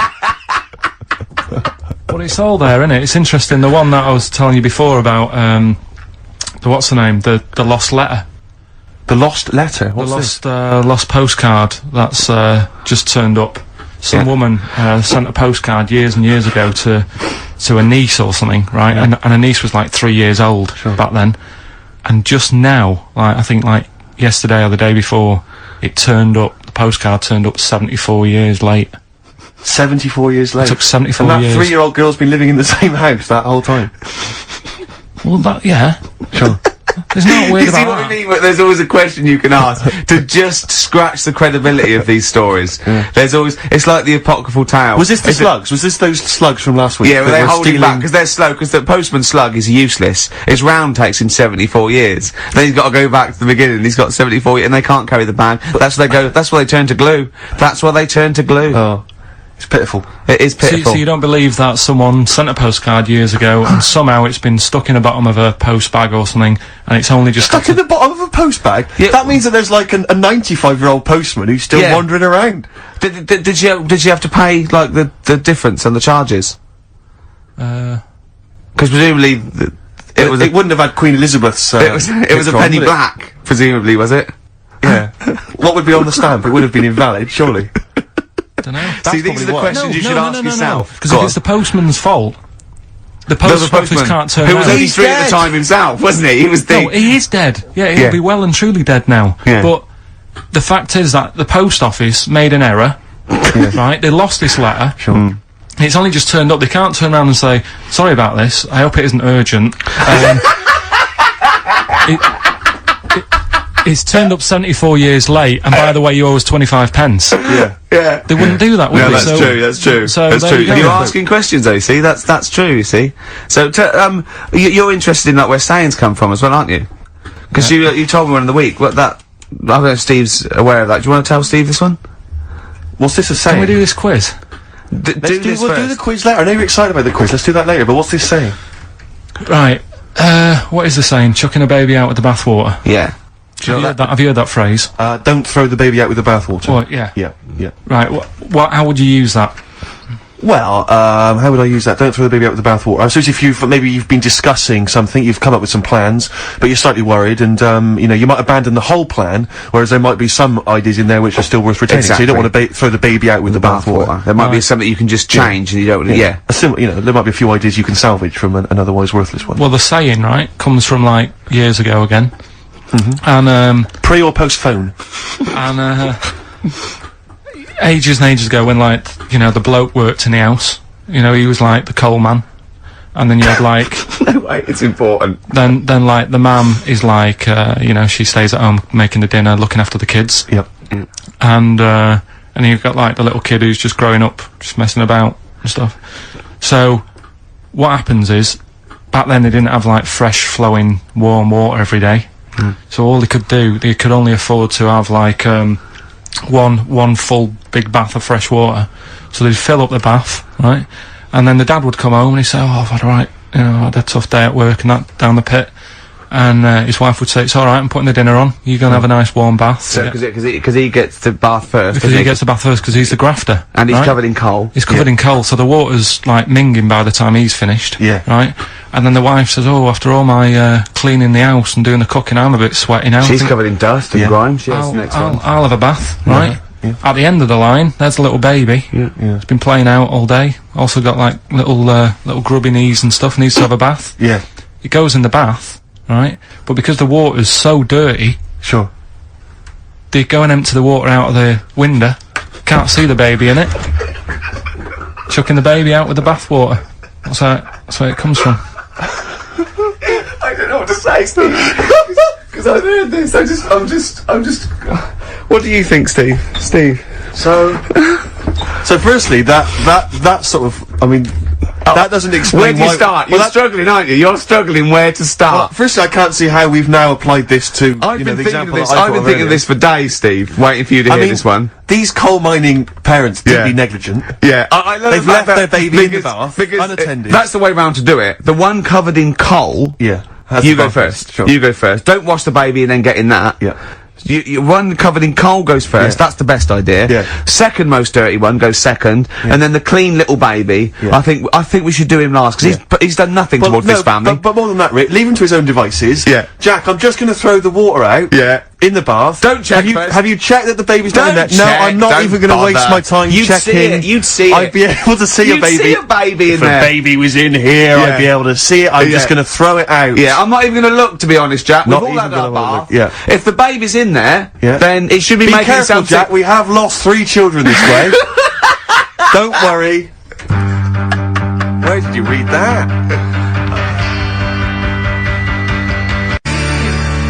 New single from Supergrass, Grace, on XFM 104.9. Coming up in the next hour, Karl Pilkington's new game show. He's very excited about I'm this. excited. I'm excited. We don't I know can't anything wait. about it, but it's gonna be he's dynamite. told me it's going to be a winner. He said it's going to go to television. Sure. I need some adverts, though. Oh, I'd love to hear some adverts. Can we have just 2 or 3 minutes of adverts, please? Vines there, Steve. On XFM 104.9, I'm Ricky Gervais with me, Steve Merchant, and Karl Pilkington. Karl's getting very excited, as we all are, about his new... Should we let him do a little taster for us? Well, I'm very excited about it. I mean, So the gist of it, what is it? What is it exactly? Right. Is it a game show, or is it a competition? It's just thought it's something that, you know, you can play and also people at home, can take part in it. now, would they phone in about this, or they can just play at home while they're listening? They can just play at home. Okay. You mean we haven't got any prizes? No, there isn't. No, I think we could get him to phone in, maybe. Well, I don't know. Let's hear the game idea Yeah. first. Right, it's music related. Okay. Good. And what I do is I sort of tell a little story, Okay. and that story makes up a song title. All right. Well, it sounds ambitious. So Is it a cryptic clue? could be. Say like this, right? Oh, dearie me. Oh, dearie me. Say like this. Right. This woman, right? She's pregnant. You know the answer to this one, so don't be saying anything. This Okay. is just aimed at Steve. Okay. Right. This woman has a baby. Yeah. She's pregnant, has a baby, and the doctor's there in the hospital, going, "Oh yeah, you've got a lovely little baby Oh, here. you told me that this is... Oh, this game Got a lovely show. little baby. It's just coming out now. You'll be able to see it in a minute, and it's like covered in gunk and stuff. Yeah. And he's going, "Yeah, it's nearly here. It's coming out. I see its little head and that." And he gets hold of it, and it's full of all this gunk, right? The baby's full of gunk. Yeah, like the Covered in gunk or full of gunk? covered in it. Right. And he goes, "Here you go. Get hold of your baby," and he drops it. Right. What song's that? There's so much irrelevance there, Steve. I can't tell you. It's not a cryptic clue. It's not a cryptic clue. Because only... I mean, the gist of it is relevant. That isn't the best one. That's just Right, I mean, there is just... There's things there that you were dwelling on and thinking of puns. Don't. Just go for gut instinct. What was it? What was that? Right, How I was- just need to try and get the basics of this. There's a woman, she's pregnant, she has a baby. Yeah. The baby's covered in gunk. Yeah. Right, And because of the gunk, the doctor drops the baby. yeah. And that's all I need to know. Yeah, that is all you need to know, yeah. The pregnancy's largely irrelevant. Okay, what are the key elements? It's the birth and the doctor dropping it that are the irrelevant, the The relevant birth thing. and the dropping of the baby. I've absolutely no idea. I can't even begin to guess. think about what's happened here. Oh, Karl, She's had a isn't- baby, the please. doctor's trying to deliver it, he's saying it's a nice little baby you've got here. This is all irrelevant. This is all irrelevant. Right, let me tell you this. So just to be fair to Steve, so he can get into your mind Right? This is not a traditional cryptic clue, logical problem or anything. This is Carl, what song am I thinking of? Right? That is Underworld, Born Slippy. I have to say, actually, that makes textbook sense. Yeah. No, that does actually. No, do you I'm like sorry. do you like all the story about it's alright, you can see it in a minute, or is this covered in gunk? Yeah. No, I agree there is some extraneous detail, but I have to say that Born was good, because it was, that's the look of it, was Born was good, yeah. And Born Slippy, no, I was quite impressed by that, Carl, I have to say. No, to be fair to you, I'm not just patronising you. Oh, well, wow. I actually think that was really good, and I disrespect Ricky Gervais for slagging that off, because I actually think that was quite good. Well, let's go ahead with it then. I feel we could maybe open this up to email correspondence, or, or the let's phone go lines. for it then. Okay, this is Karl Pilkington's new game show idea. It's just what's the song? Karl Pilkington presents What's the Song? Ladies and gentlemen, please welcome to the stage, Mr. Karl Pilkington. Okay, What's the song? then? I'll tell you what, let's play a record. Let's come back after Give out the number ready for him. Well, you should make a note of this. You can email us. The email's up and running. ricky.gervais@xfm.co.uk. ricky.gervais@xfm.co.uk. What's the phone number, Karl? Have you got it? It's 08700 800 1234. Okay. 08700 800 1, 2, 3, 4. Make a note of that, and we'll have a game of what song is Karl thinking of after this next track. What do you want to play? What have you got lined up there? Continuing again, I've got old fogies who were good once, and I won't hear a thing said against the new kids out there. It's not all new metal, is it? True enough. This is Cat Stevens, a little known album, Mona Bone Jack On, and this one's called Trouble. It's a lovely song.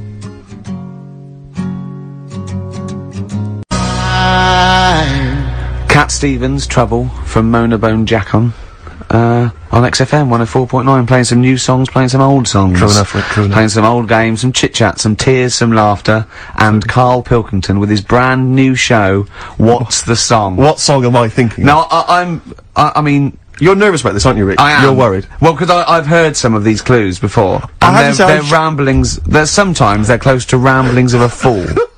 Right? And it really is like those, what am I thinking? Yeah. I don't know though, I actually was genuinely impressed by Born Slippy. I have to give him the benefit That's one of the better ones. Because that was short, sweet, and it worked. Some of these, you say they're not going to be quite as pissy. Some of them are like Emily Bronte novels. Now listen. We're just gonna go for it then. You do it, and we'll just get people to call up, because I want to see the general public's confusion at trying to work out a Karl Pilkington. Why don't you give us your next clue, and then we'll play a track, and then we'll hopefully have people on the line after the track to try and answer it, and you can recap briefly. So give us your clue now for what song am I thinking of? Right, this one, it's about a woman, and she's just normal, nothing wrong with her, or so she thinks, right? But there's the twist. Is this like the Tales of the Unexpected? And she's got like, she's got her mates and she's having a normal life, having a good time and that, and then this thing happens, right? And she starts to stink, and she can't have a bath, right?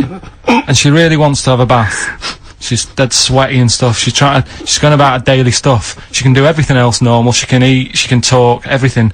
But for some reason, she can't have a bath. Is there a coal mining husband in the bath? Yeah. Is this Born Stinky? She can't have a bath. So a woman can't have a bath? Yeah. Is that it? Or a shower. She can't. Okay, leave it there, Rick. Don't try and guess. It's not for us to guess. The general public can phone up and ask questions, so I just go for it. I'm not sure they can they? I think so. Otherwise, we don't want just people just phoning up and getting it. What about this? Why don't they can ask one question? Yeah. They can ask one question of Karl, then they have to make a guess.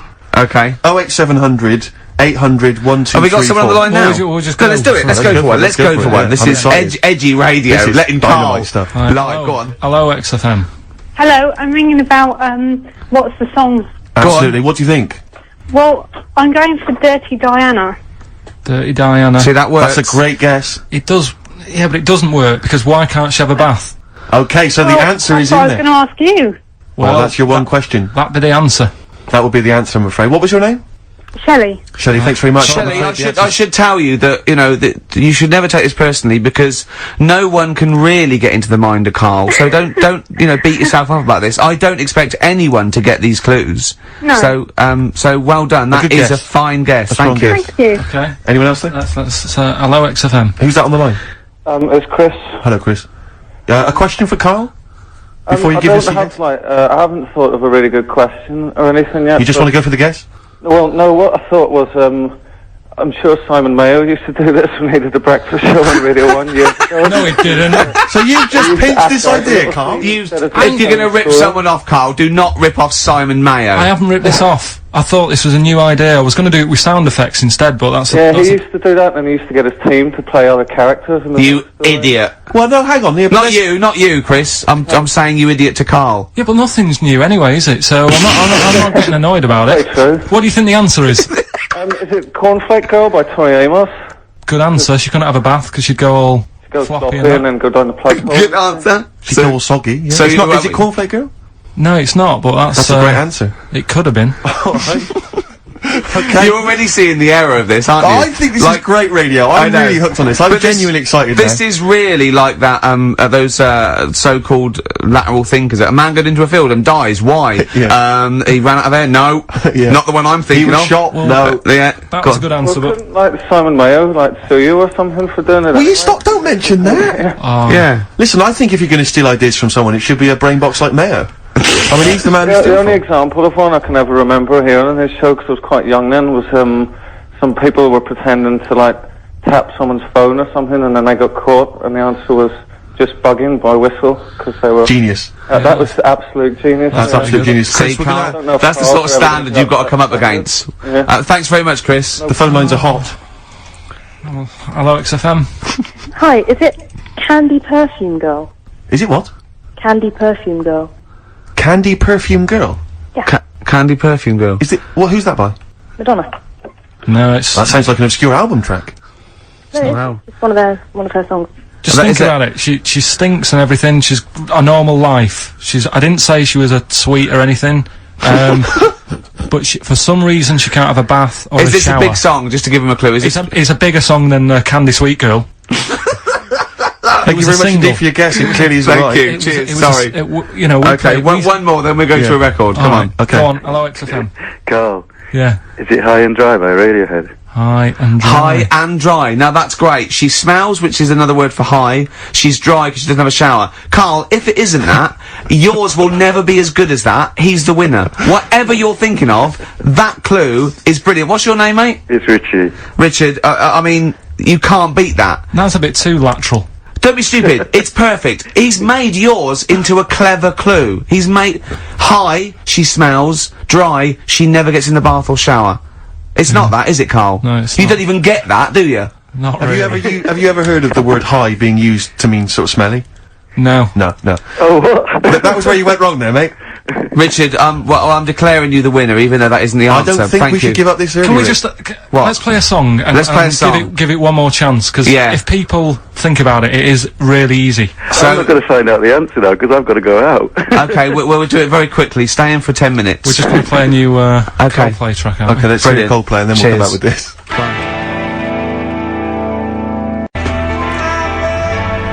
Coldplay.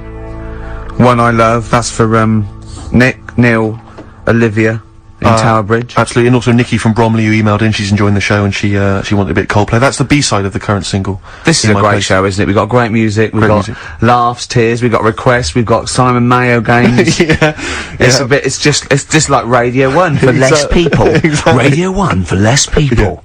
This is great, isn't it? So go on so then. listen, Kai, you were so excited about this game, weren't you, earlier? You came in with a But I hop, knew it skip would and a leap in your fall step. Although I must say, the phones are going mental. We're gonna have to take This some is more it, calls. people I love mean, Carl. High and Dry is great. I mean, it works. That's it. Can we have a very quick Just recap in case someone's just very joined in. quick Can you recap. make it so High and Dry doesn't work now? Give us a bit of information that makes it different to High and Dry, or can't So for you those that do have just that? tuned in, Carl describes in a roundabout way a story which somehow is representative of a song. Is that Song right? title. A song title. Yeah. Okay. So, this woman, she's alright, you know, she has a normal life. Pretty much. Kind of. Yeah. There's probably a few things, actually, that she can't do thinking about it. But the main problem would be having a wash, or having a bath, or having a shower. Yeah. Maybe going for a swim, thinking about it. Right. I think water is the clue, isn't it? That's the clue. Alright, so Who's that on the line? Hi there, it's Mark. Hello, Mark. Hi, Mark. What do you think? Smells Like Teen Spirit, Nirvana? No, it's not. That's a great guess. Smells Like Teen Spirit again. He's also No. brilliant. Thank you, Mark. Well done. No, it's not that. Alright. Hello, XFM. Oh, that's a dodgy mobile. Oh, that's a bit of a clue. A dodgy Hello, mobile. XFM. Oh, they've just given up. They've all been going for Smells Like Teen Spirit. They just hung up. Hello, XFM. Hi. Is it, She's Electric? Excellent. She's Electric. It makes sense. That's fantastic. Oh, I said Carl. She's Electric. Why does she smell? Because she doesn't have a bath and that. Because she can't have a bath or a shower. What's your name? Neil. Neil So got the it. fact, so, oh. Neil got it. So, did you get it straight away? No, only, during the song. A process of elimination from all the other wrong answers. Yeah, basically. So, She's Electric. Rick, I have to say, you're holding your head in your hands, and it looks like you want to shoot off. But I have to say, I thought that was quite good. I genuinely thought that was quite good. But it's not a cryptic clue, is it? Because it's not. She smells. There's a few things you can't do. She's electric. yeah, but do you understand what I'm getting at? She's electric. I always understand what you're getting at, Carl. That's never been a problem in the years I've known you. Neil got it. Yeah. She's I have to electric. say, Rick, I think you're down on this idea. I could definitely see that ITV1 replacing Celebrity Get Me Out of Here. Karl Pilkington hosting. Simon Mayo on the phone Exactly. to the lawyers. Well, Neil, there's no prizes or anything, but well done. Well done. That was well worth it. Right. Well, you go away with the award in the knowledge that you've beaten Carl. Yeah. You can secure the knowledge that you thought how Carl does. Absolutely. Well done, Neil. I have to say, I think you're being harsh on him. I think that's a great game. All right. Let's do it again next week. I then. thought that was a great game. Brilliant. Well Play a done, Carl. record. Play a record. What do you want to play? Oh, you know, I tell you, we've been playing some oldies, Rick, and I've enjoyed them all. But I think I've been in love with this song for many. Strange and Beautiful, Aqualung, or as Carl says, Aqualung, on XFM 104.9. Well, it seems that Carl's clue, did go down quite well. Some other people got it. The game show as a whole has been well received. Well, I have to say, the email, you know, we've had loads of emails, Rick. You know, I mean, we've had, let me just count 2. Yeah. And one of them was aimed at Simon Mayo. Came to us by mistake. They thought they were listening to Mayo. Yeah. And the other is saying Carl, they love the game show. Radio 1 with less people. Yeah. Wow. So despite the fact it was a stolen idea, I think we can do it again next week. Just like- next week, let's rustle up some prizes as well. You're just like your little magpie, aren't you? Thieving shiny ideas from Mayo's nest. Absolutely. Simon Mayo. We played Lynyrd Skynyrd just before the ads, and I was just looking at the compilation it comes from. It's a great compilation. We took this from Driving Rock. Yeah. Which I imagine This is not available in the shops. Exactly. I imagine it's come straight from the personal collection of maybe Taron or Foxy. Or Canfield. But there's some great names on here that I'd like to see. Maybe we could He's play a little them. Vance, isn't he? He's a tiny Vance. Exactly. You know, like you're a little Mayo. Canfield's a little Vance. I mean, these are some names. Just Go don't. on. I haven't heard them for a long time. Go I'd love on. to hear them again. Alana Miles. Black Velvet. No, rubbish. Rhea. You don't hear Rhea, no? Chris Rea? Yeah. Well, what one? Spin Doctors. Oh, God. Lest we forget the Spin Doctors. Crash Test Dummies. What happened to them? Dunno. Who else we got on here? Richard Marx. Yeah.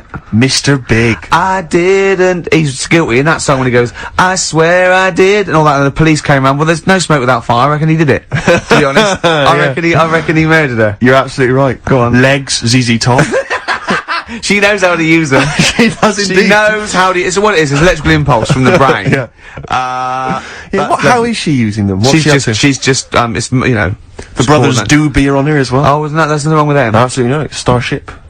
Yeah. And Toto as well. One of your big Africa? fan. It's not actually. What is it? Can you name another Toto track? Hold the line. It's Hold the Line. Let's rock. Put that on. Is it good? Is it good stuff? Down. Ow. Is it good stuff? When session musicians get together.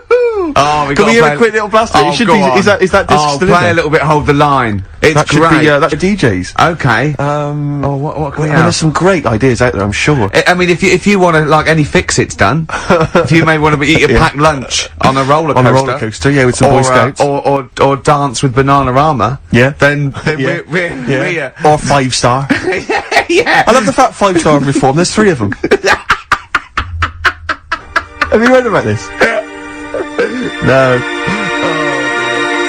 Turn left. White Stripes on XFM 104.9. I'm Ricky Gervais, with me Steve Merchant and Karl Pilkington. Well, I had a good time. I've enjoyed it, yeah, it's been nice. It's been fun. Some good tracks, some laughs, a new competition by Simon Mayo. That was absolutely. That was great. Yeah. Karl, have you heard the big news that Ricky Gervais is looking to take up? Well, you explain it, Gervais, because it's not big news. No. What do you mean? You're taking up boxing, is this right? No. What is the story? You're fighting for money? No. What? No. Yeah, bare knuckle fighting. No, come on. What is it? No. All it is, I've been watching this show on cable called Born to Fight, and it's sort of late. It's a late one. We flick round, and I think it's on After Roadies. Which is like Roadies? Yeah, it's one bloke with a camera to goes on tour with different people. Like he went on with Motorhead. He went with the Meatloaf tribute act. He went on with Coldplay. Was in one of them. It's that, and it's the is sort this of when cheap all the sort other of channels has been switched off? Yeah, this is the only one left. exactly. Yeah, and there's one called Born to Fight, and they just take a different story. It might be like an amateur fight, or it might be an unlicensed fight, not illegal, or it might be white collar, which I'm thinking of doing. What's white collar? White collar is just people who want to fight. And it's organised. Is it like Fight Club?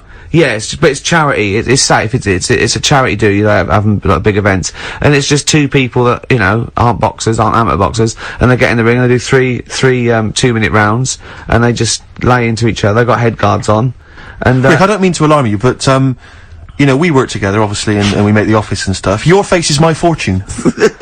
I can't have that must be a bit of a worry for you. It is. I'm not going to say. Well, your heart as well is also a concern. Yeah. And you're eating and stuff. But when I said I was going to get fit, you go, no, Gervais, you're only funny because you're fat. No, I agree. This is true. But I'm saying there's a difference between being fit. Yeah. And I would say, for instance, don't eat kind of cheese and bacon, on their own all day, or for breakfast. So what I'm saying is there's a difference between exercising and then having your face beaten in. And what I'm saying is that I just don't think it's a good idea. But I might win. No, I don't. That's irrelevant. You're still going to take a couple of blows to the face, and the point is this, Rick: you're not going to win. Why? Because you are delusional. You think that you are probably the world's greatest boxer. I know. Ever since I've known you, you seem to think that it's the case because you've watched all the Rocky films. And you think that's fair enough, that seems straightforward enough. But look at your physique, you've got some upper body strength, but, you've also got some lower belly strength as well, I noticed.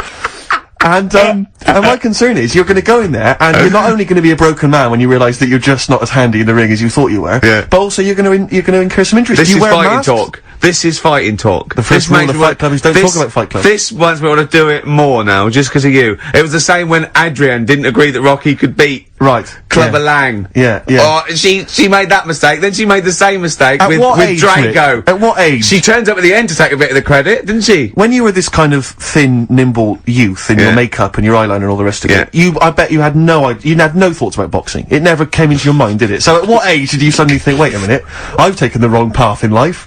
I could have been the world heavyweight. I don't think I could. When have you suddenly decided that you can suddenly be a bit street tough? I don't understand why this has suddenly come about. Well, I'm not putting out a shout, am I, to fight people? It's not like Noel Gallagher and Robbie Williams. But you've got to find someone else presumably to fight with. Yeah, but it'll probably be a businessman who wants to fight. Right. Do you know there's something really weird about that? Don't you think if you just listen to yourself, I want to fight a businessman.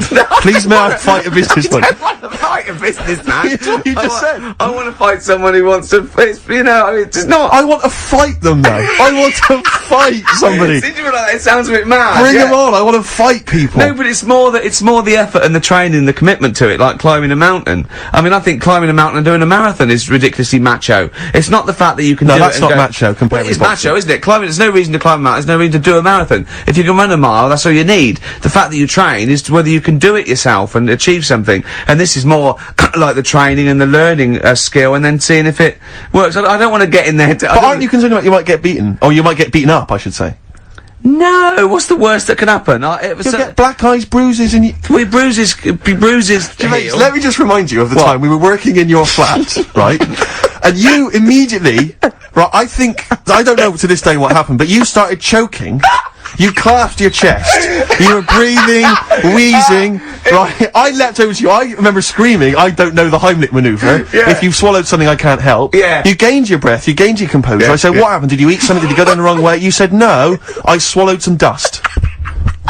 I swallowed some dust. You breathed some dust in, that was in the air, there was some dust in the air, you breathed that in, it knocked you out for 2 days. Rick, you're in bed for 2 days. I love that. I don't think you're the man for the job. And that's some dust. What do you think this businessman's gonna do? Exactly. Would be permanent. Hurt you permanent. Yeah. He'll hurt you permanent. You found a lump, didn't you, on your testicle once? We sat in a doctor's waiting room, I remember, for about 45 You got up and minutes. checked out, it was fine. I think I went twice, didn't I? I said to the doctor at one point, I said, did you check round the back? Yeah. I was thinking he hadn't checked it. Yeah. Oh dear. Just because they hadn't found anything. My point is this.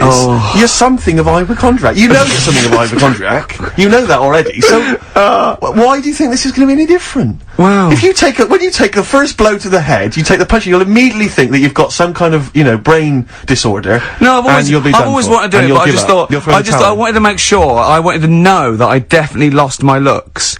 Right. And, I've seen some of the publicity shots, I've got mirrors in my house, so now, because I've definitely lost my looks now, I've got nothing to lose. Yeah. So I want, maybe a younger, more handsome man, I want to teach him a lesson. I'll end with this. Right. For people who listen to this show regularly, you already sound like you're punch drunk. Alright? And that's just your natural way of talking. Please, let's not do the real thing. Oh, play a record. Oh. I mean, is it going to be televised? Well, we could get it on DVD, maybe release Alright, it. now I'm interested. Okay. Is there money to be made? Yeah, lots of money. Well, maybe we should talk about it. Okay. On XFM 104.9. You join us now live at Shicky Old People's Home, where TV star Ricky Gervais is taking on his first non-professional bout. Ricky, who are you fighting this evening? A bloke called Pete Smedley. Okay, Pete Smedley. How old's Pete? He's 72. 72 years old. Yeah. And you're very excited about the fight, I know. Pete's just recovered from a massive coronary, hasn't he? Well, I don't want to get into that. He's deemed himself fit, and that's good enough for me. If he wants to fight. Listen, right, someone just called up and said, they'll fight me. He sounded pretty tasty. I said, how tall are you? He said 5'11". I said, what do you weigh? He said 13 stone. I said, how old are you? 27. I explained to him I'm looking for someone a lot older and smaller. Absolutely. Lot older and smaller than Donna that. Stell. If Donna Stell from, what was it? I'm going to show you now, Steve. Listen, no, it's just a sport. They go, oh, don't go into badminton, the shuttlecock can hurt your eye. It's just a sport. Okay, fair enough. We'll I'm sure, resume this conversation next week. When, of course, we'll also be playing more of Carl's new brilliant game, with prizes, hopefully. Yeah. Simon Mayo's What Is Carl Thinking? Absolutely.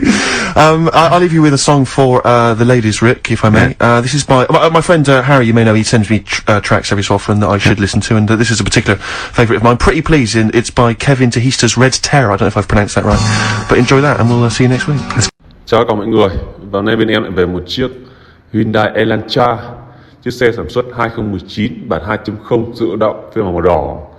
Và chiếc xe này rất là đáng tiếc bởi vì nó đã qua mùa lũ rồi. Chuyến nó ngập vào cái tuyến đường mà nó đã ngập hết. Vì vậy là nó đã qua mùa lũ. Giá rất là rẻ thôi, chưa đến 400 cho một chiếc xe 2019. Tuy nhiên là trước khi báo giá thì em sẽ quay tổng thể chiếc xe cho mọi người cùng xem. Đầu tiên các bạn có thể thấy rằng Elantra là một trong những dòng phân khúc hạng C rất là đẹp. Các bạn nhìn hệ thống đèn của nó, nhìn rất là đẹp ấy. Nhìn rất là chất thể thao. Đấy. Tay nắm cửa thì mạ chrome.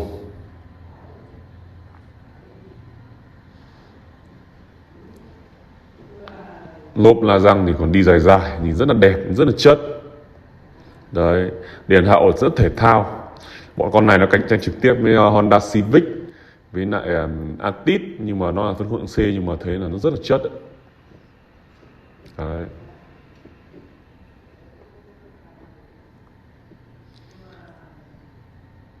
Xe GLS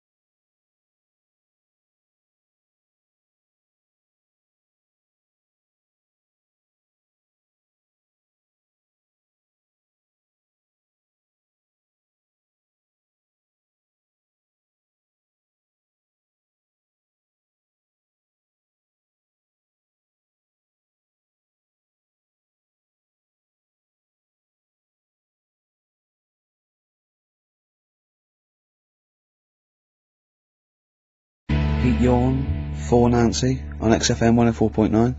I'm Ricky Gervais, with me Steve Merchant. Hello Karl Pilkington.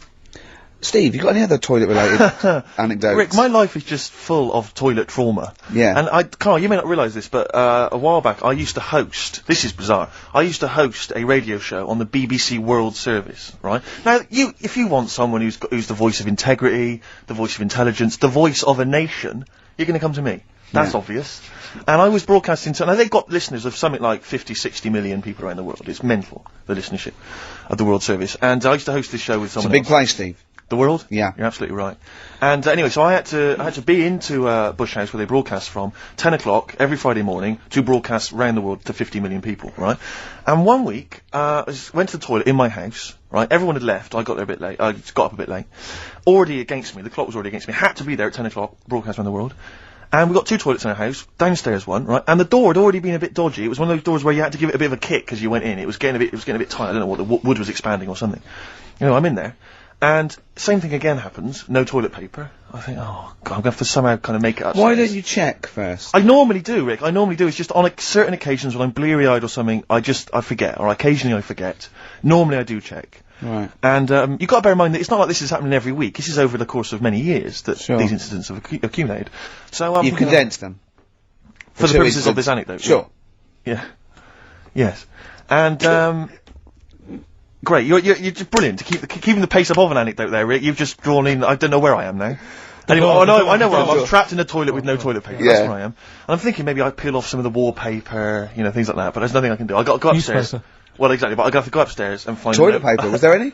There wasn't. There wasn't. Oh. I'll have to go upstairs and maybe find a notepad or something like that. Oh. And so I try the door. Right, the door's wedged. And I'm pulling on the door, and I can't get the door open. It's just like it won't come open, and it's already. And I knew it was going to come to this at some point. Like this is like the clock's ticking. I'm trying to pull the door open. Trousers around my ankles again, and I'm thinking, well, what I could do is I could open the window, I suppose, and like try and climb out, but. Not really, because I got the trousers around the ankles and that. Or if it was raining, just stick your ass out, 2 birds with one stone. Sadly, it was a beautiful day, Rick. I call it the World Bee Day. And so what I'm thinking is, well, I got my mobile phone in there, luckily, because it's in my pocket. I'm thinking, well, maybe I could phone, I was seriously Kleenex. Maybe I'll phone the fire brigade. By this point, I mean, just dried. No, it hadn't, it was... Hold on, was that little puppy not around? Because sometimes you can call that, it's got a little bit wrapped round it. Listen. Or just use the puppy itself. There's 50 million people around the world going to need to hear my voice in like 30 minutes. Exactly. And where's Steve? He's not locked in the toilet again, is he? Exactly. Oh, no. So I'm thinking about phoning the fire brigade, and I'm thinking, like, if I do that, it's gonna be the first call that goes straight on the speakerphone. Yeah. For like the entire fire brigade service everywhere. With a butch hero carrying you down over his shoulders with your trousers around your ankles. Exactly. Can I just not pull him up? No! You've got to be taught a lesson. Yeah. But I imagine the idea of phoning up and going, hello there, I'm trapped in a room in my house. Oh yeah, which one is it? Oh, I don't need to know. It's quite small. Is it? Yeah. It's not the toilet, is it? Because we don't want to come out and rescue someone who's trapped in the toilet. Which service do you require? Paper? So I think I can't find the fire brigade, the clock's ticking. So then I think one of my housemates is still in the house, but still asleep. So I phone the house number. Right, phone rings and rings and rings for ages. And eventually he answers the phone. Right? Gets out of bed, answers the phone, yeah. Hi, it's Steve. Alright, what's wrong? I'm downstairs. What are you doing? Alright, yeah. I didn't wait, don't know. What are you doing? Just in the toilet. I'm just downstairs in the toilet. Oh yeah, what are you doing? Well, I've finished what I'm... Have you got any toilet paper? Any bog roll? Yeah. So he had to, kind of scrape together a few bits of paper, you know, and sort of tinfoil or whatever he could find in the house. A cactus. Oh no. Pass it underneath the door, right? And then I said, can you move away from the door because I don't want you to hear me as I'm, you know, wiping the... And so you didn't say that? Yeah, well I didn't want him to, you know, that's embarrassing. Sorry, that's embarrassing. What were you wiping it with? Not tumbleweed. What do you mean? What noise? I know what you mean. Yeah. No, exactly. Right. So then I say, right, can you smash... Why was he hovering? Why didn't he want to walk away? Will you keep your... What was it? Outside with a glass to his ear? Yeah. Thankfully there was a window in the door, but it was frosted glass. You could just see my semi-naked body moving around. And, so eventually I said to him, look, listen, I'm going to need you to sort of kick the door in.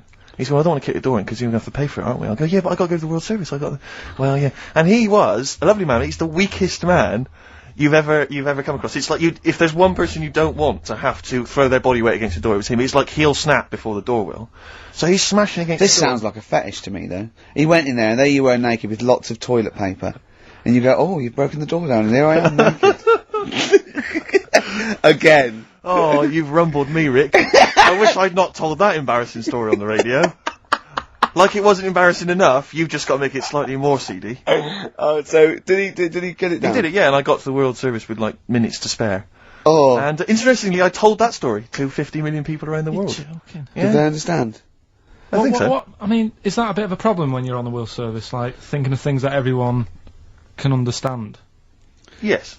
Because you can't. It's a bit just like talk when about- talking to you, Carl. Yeah, exactly, Carl. I think you're on thin ice there, worrying about people understanding what you're saying. No, but you can't talk about stuff that's on the telly and that, because some people say, well, we haven't even got a telly here. Oh, yeah, you're listening to XFM 104.9. Play a record.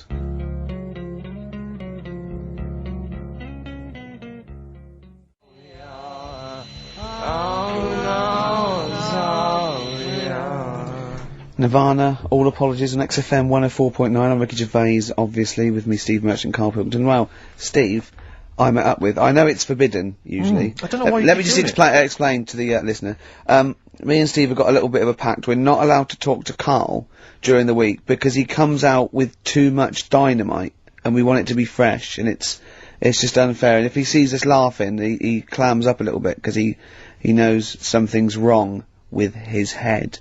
So, I was in a pub, and, Carl called, he was returning a call, I'd called you earlier, and I said, oh, I'm just across the road, come over. And, he came over, and we had a conversation, and, I kept saying, no, save it, and I can't remember half the things he was saying, but I do remember one thing he said. He said that the human eye never grows. He said, unlike your ears and nose that keeps growing all your life, he says the human eye never grows. Now there's a little bit of, he says, no, you look at a baby, it's got big eyes. It's got the same size eyes as it will have. When it's a baby's born, everyone always goes, oh, look at its eyes, don't they? Because that's like the main feature. Yes. They're quite big. They don't grow, they don't get any smaller, they stay the same size. What you mean, once you become an adult, you've the same sized No. eyes? Soon as you come out of the womb, your eyes, the size they are as a little baby, they stay the same size. Until It's you like die. the sockets. And I pointed out to him, right, I said, if that was true, Steve Merchant, when he was a baby, with these eyes he's got now, would have looked like a hammerhead shark. Alright, calm down. You don't want to go lay into the eyes. Do you know what I mean? Just to prove my point. I didn't laugh when Good. he said that. Respect. Do you know what I mean, though? I've got the eyes are the windows of the soul. And mine happen to be enormous French plate glass windows. Yeah. But, but nevertheless, they're beautiful. Many people find them beautiful. Yeah, they're great, yeah, many people do. But, Do you know they don't have kneecaps either? My eyes, or? what? Babies. when they're born, they don't get kneecaps until they're about 2. They don't get kneecaps. Is that true? Yeah. And What also, are you it might be talking true, about, it might Carl? be That's, true. but isn't it a little bone it's part of the... Well, no, but all the leg bone. you've got lot more bones when you're born than yeah, you got eventually. 300 when you're born, then 205 when you're an adult. Yeah, they're all fused, don't they? Do they? The head's got to be all soft to come out. Right. As we said earlier, I would know, I'm a shark. Oh, So God. what did you say when he said about my eyes being huge? Okay, get off it. I said that isn't nice, considering Yeah. he's not here. Yeah, I said talking I about wait him until being he's on here when I slag him off. Yeah, very well. No, nice one, Carl. You're an honourable man. Oh, well, I know, see, the thing is, right, that made me think that it might be a little bit of truth in this. There is as well, that- the ear thing. Have you seen that with old That's men true, who have yeah. really long ears Yeah. and big noses? Yeah. You mean do that- they eat buns and walk around in the jungle, these I don't old understand, men? You mean that the ears and the nose carry on growing? Yeah, they do, that's true. That's true, it's cartilage. Yeah, but it's not like sort of Pinocchio. No, after you're dead. You leave a body lying around, he's got a huge elephant type Really? ears. If you left him long enough? 4 foot nose, that's what, yeah. No, remarkable. but you see, it's about the focal, length in your eye, you see, because it's like a big lens. So it makes sense that they couldn't change that much. Because an owl, do you know why an owl turns its head round? Sort of like 180 degrees. No. Because it can't move its eyes, because the eyes take up the whole, it's the biggest eye in the animal kingdom. The eyes take up the whole of its skull.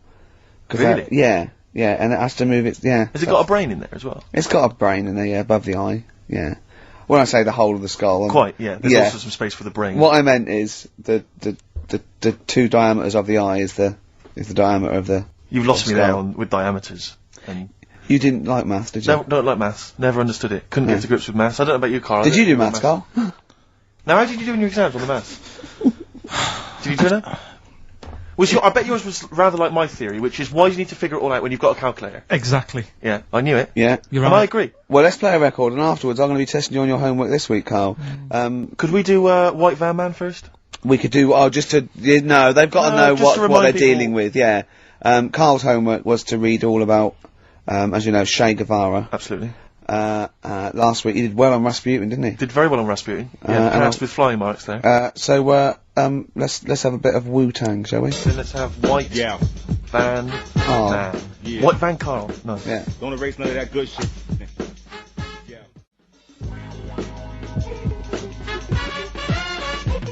Wu-Tang Clan there, Steve. XFM 104.9, I'm Richard Gervais, it's me, Steve Merchant and Karl Pilkington.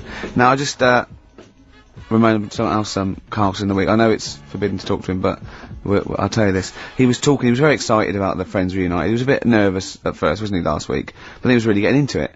In the pub he was talking about those people, and he said, I'd never go on a reunion, though.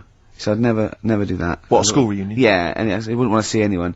And I went, well, I said, wouldn't you want to see those two lads with the big heads and the webbed hands? Oh yeah, these were people you went to school with, weren't they? Yeah. Well, I didn't knock about with them. They were in the class. What were they called? Freaks. Right. Right. Okay. And, he said, no, I wouldn't want to see them. He said, 'cause what could you say? Oh, you haven't changed much. Right?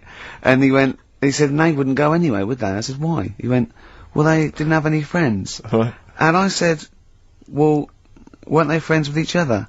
And he went, no, that would have been too obvious. Like, they passed each other and went, no, I know it's tempting, but let's not. Everyone would think that's just what we were going to do. Yeah. Let's not do it. Yeah. So they didn't even hang around with each other. No. See, I must say, in my head, I've got something like, it's like some sort of extra thing from Blake 7, that they're like some sort of, lagoon monster. But they just had slightly oversized heads, did they? See, does your head grow? Your eyes don't, does your head? Because maybe they've got to a point now that it's all sort of caught up with each other. Well, at the time, the eyes were very small and the head was huge. Just a very big head. And Yeah. the fingers aren't going to change, that's not... They had webbed fingers. It was like the penguin in Batman. Really? Are you sure? No, honestly. Are you sure they weren't wearing mittens? No, seriously. Yeah, it wasn't home economics. They weren't getting something out of the oven, a very hot dish, were they? Every time you saw them. But why were there two, but they weren't related and they weren't friends? Dunno, I suppose it's like asthma and that, innit? Some kids have it. And it just was a Yeah, coincidence. but asthma's quite a common thing. Webbed hands, Carl. Yeah. I don't know, you don't think of it, do you, when you're a kid? You just sort of... Oh, when, yeah, when you first see them... Yeah. There goes the frogmen.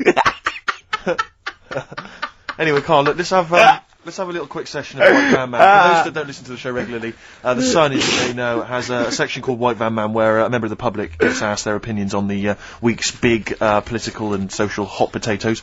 Carl, we just thought it would be fun if you answered some of the questions. It's not so much questions, it's just your views really on these big news stories. What do you make of Olympic ski hero Alan Baxter testing positive for drugs? What did he do? Well, he won a gold medal in the Olympics, and For what? He was a skier, Right. and he won gold medal, and they've just tested him positive for some kind of illegal drug. But what... if he did, why take drugs to ski? Why? Because all you do is balance. But imagine, it'd be amazing if you were stoned, like going down a hill. Yeah, it's not like you have But to... it's not going to help you, is No, it? it's not just like- gravity that's doing all the work, isn't it, with skiing? Yeah, but it's often to do with your athleticism, isn't it? It's to No, but help it'd be you- like saying, and we've just found out the people on the toboggan were on crack. It's not going to help them. You sit there and you go with the flow. Yeah. And Could hold I on. say, the drugs he was Apparently taking... that's his defence, Probably, he probably wasn't jacking up H or, dropping a few E's or getting stoned. He was probably taking more sort of, Steroids. performance enhancing drugs, as opposed to him just like scoring some shit around the corner from someone, that getting doesn't- off his tits and jumping in a toboggan. Doesn't mean that, does it? He wasn't. Yeah, he wasn't off his nut. Yeah. You tested you pissed out your head. But why doesn't he just say, don't be stupid, why would I do that? It's just not going to help me out. But it is, isn't it? Because performance enhancing drugs do. Wait a minute, Steve, wait a minute, Carl. Right, look at this way. Okay, look at me, yeah? Have I got his attention? Yeah, the lights glinting off your ring there. Yeah. You're attracted to. Okay, right, now, keep concentrating. Right. Some athletes, you're aware they take drugs, that's to build up Swimmers muscle. and stuff. Yeah, swimmers. For Runners. example, runners, yeah. Not only do they help build muscle, right, but they can actually, you know, give them a boost performance-wise, Yeah. sort of like steroids and all this sort of stuff, right? So that's the sort of thing we're talking about, okay? Right. So again, He wasn't on why a bong would that help before. you? What? Why would that help you when you? All you've got to do is balance on skis. Not when you're at the Olympic level. Yeah. There's a lot to do with, you know, your body and your No, it's legs. practice, isn't it? It's like if you've skied for years, then you've got good balance after a bit. Oh, do you know what, Carl? Do you know what? You've made a mockery of drug taking. Well done. Yeah. Right, next one, Steve. I hate this bit. I hate this. I don't know if you saw it. What did you make of Posh Spice's Warts and All documentary? Yeah, I saw a bit of it. What did you make of it? I mean, people are slagging them off, aren't they? Saying, you know, she's daft and that, but Don't make you. she's. I think they're all right, honestly. Yeah, you I know, think they're all right. she's all right. I mean, I think David's really a decent bloke. Sure. Um, Would you yeah. agree that he's quite a simple man? Yeah, but he's a footballer. He doesn't need to be. Do you know what I mean? It's like me. Yeah. Like, you know, alright, I only got an E in history. But knowing about the Tudors doesn't help me press these buttons and put the next CD on. No, sure. Do you know what I mean? Yeah. So, good luck to him, and he's done well out of it, and it's just Yeah. jealousy. Yeah. I remember, though, when I was back in Manchester, was in Piccadilly train station, and he was there, right? Not as big a star as he is now, Yeah. back then, but he was stood there, and I was so close to going over to him and saying, "Did you go to my school?" Because I recognised his face, but I didn't know who he was. Do you know when you sort of go, sure, I went to school, it's not the one with the big head, Yeah. but I do recognise him. Then my girlfriend got off the train, and I said, I'm sure I know him. She said, yeah, it's David Beckham. And I was Oh, so thank close God to for your going over. girlfriend. Does she get an awful lot of scrapes, does she? She does, yeah. Okay, what about the fact that the pension crisis Sure. is going to force Britons to work into their 70s, Carl? You might have to carry on working into your 70s before you can claim a pension. I think it's a good thing. Because you see a lot of old people who look bored. Okay. And I honestly think if you keep your brain busy, Yeah. you'll live longer. Yeah. It's only when you actually shut down, right, that's when your body sort of dies, because it doesn't feel it has a purpose. It's like if you've got flu, keep going to work.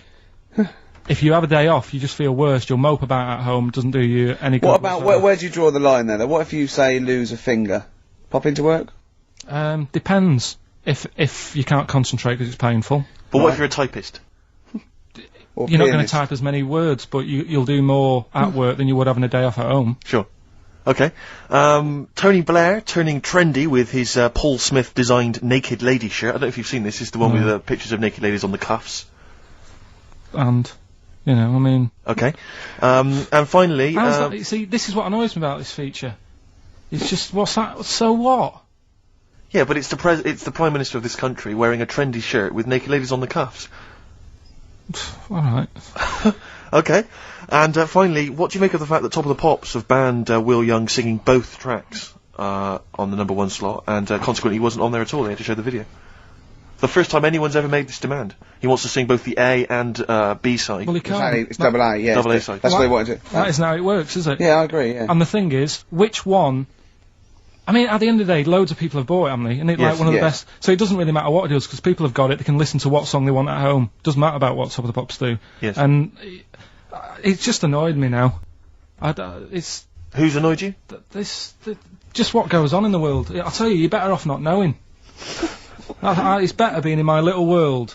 If that's what people are talking about on the streets, and asking the white van man, do you know what I mean? I think you're right, Carl. I think you're Jeez. right. Shall I play a lovely song for you? Because you're getting all stressed now, aren't you? I've not had a good day. No, I know. We tell you about it later. It's not having a good day. Well, I'm going to play a Neil Young track here of Harvest. It's Alabama. It's beautiful, and this is for Carl.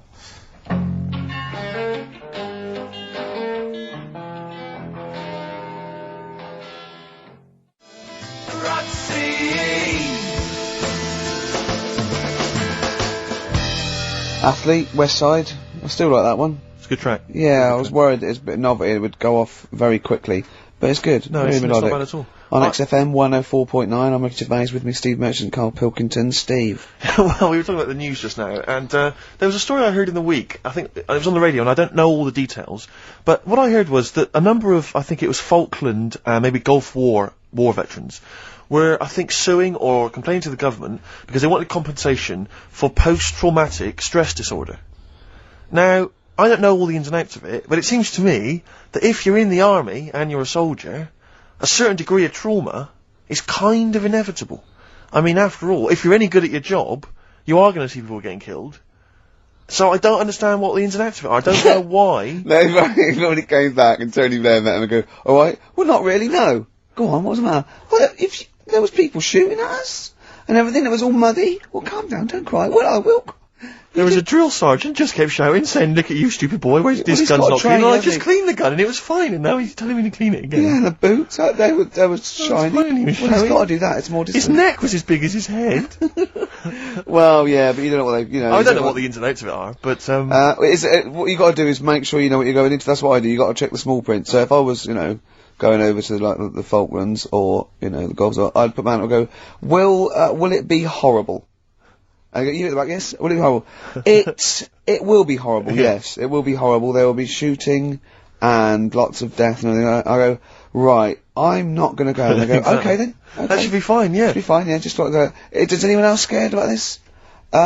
Pretty much all of us. Okay then. Well, we won't send anyone then. My brother went into the army, right? Because he couldn't get a normal job, and my dad said, you know, if you don't get a job by such a date, that's it, son. You're going in the army. So when was the Falklands? Was it about 81? Right, and he joined back in like 81 or something. And he I don't know, he was in Aldershot or something. Oh yeah. And he wrote back to my mum saying, you know, a bad time to join, bad time in this. So she wrote. What bad time to join? That's so sweet, Carl, isn't it? That's like, dear Dad. Yeah, well done. Don't know if you've noticed. Yeah. I was on the dole, that's for sure. Thank you for joining. A month before the Belgrano. Anyway, go on. My mum called up, spoke to the sergeant, and said, can you leave him out of this one? Can you leave him out of this one? What, the Falkland War? He's only just joined, and she called him Chuck, which he got done for. Like, she's one of them, I think it's a northern thing, like saying, how are you, Chuck? Yeah. And she called the sergeant Chuck, and the sergeant said to, like, my brother, your mum, you know, she's called up and asked if you can not go. Which, of course, you know, I mean, we'll see how it goes. But can you tell What her? do you mean? Why did the sergeant even entertain this? Well, Pilkington, come here. Your mum's been giving me a bit of earache. Now listen, tell her I've told you, but can you call her, because she called me Chuck and everything. Can you call her and say you don't mind? Well, not really. Oh, please, because I've promised her say you want to go. No, please, say you want to go. Why was he entertained in this phone call? Probably because he was new. What? Because he was new to the army, I suppose. Who? No, I mean the sergeant. I don't know, maybe they do that. So what happened? He didn't go in the end? So he didn't go, no. You can't do it. But that's ludicrous. I love it that, we went over the top. Pilkington, I've got a note. Yeah. Is this really your mum? Yeah. Okay, no, this seems to be in order. Because I noticed it says, I do not want to go into the army, I don't want to go and fight, and it's crossed out and it says, my mum says don't go. Now, you didn't write this yourself? No, my mum wrote this. Okay, You definitely wrote this yourself. Your excuse. You're gonna have to fill envelopes. No, I'm sure if he was needed, he would have had to go, but I think they made a bit of a special effort. They sort of said, oh. Well, it wasn't conscription anyway. Oh no, I was But were the other soldiers going around just going, Pilkington? No, he ended up being a mechanic in there, and he got kicked out for, going for a packet of fags in a tank. What? Now, wait a minute. Do you mean he nipped down the shops in a tank? Yeah. I don't believe that, Carl. You've made Honest that to up. God. That, and he went off with the sergeant's wife. So that didn't help, and he ended up getting kicked out. Sorry, your brother's a genius. I love this. First of all, he gets a call from his mum, going, let him up, and he goes, oh God. Then he goes, where's Pilkington? His mum's on the phone. Where is he? He's near your house, Sergeant. Near my house? Well, why is... No reason. Well, when he comes back, when he's finished, tell him his mum called. And can he get me a packet of fags? Tell him to walk this time. Wow. This is ludicrous. So the sergeant found out that he was sleeping with his wife? Yeah, I don't know. I mean, Did your mum phone out and say, let him off? Let him off this time. Can he... Yeah. That's fantastic. But he misses it. I mean, I haven't seen him for about 11 years. But ever since he came out, he's just kept getting into trouble and that. And the army, you know, people slag it off, but I think If you're a certain type of person, it's good for It you. didn't straight him either. How did it? No. He was going down the shops in a tank. He was shagging someone No, behind but their back. it's Yeah. really weird. It's like back then he was like a proper adult, and he had a house, and he collected crystal with his wife and that. And now he hasn't got any of that. Has he got the wife? No, Has he got the crystal? don't think he has. And he hasn't got the house. Seriously, I haven't seen him for about 11 or 12 years. Oh, So I haven't even spoken it to always him. Carl's stories always start off nice and funny, and then they just leave me empty and slightly depressed. I don't know whether to hug him or shoot him, put him out of his misery. Can we take Carl to the phone in if you think I should take Carl to the vet and have him put down? Because it's just too stressful.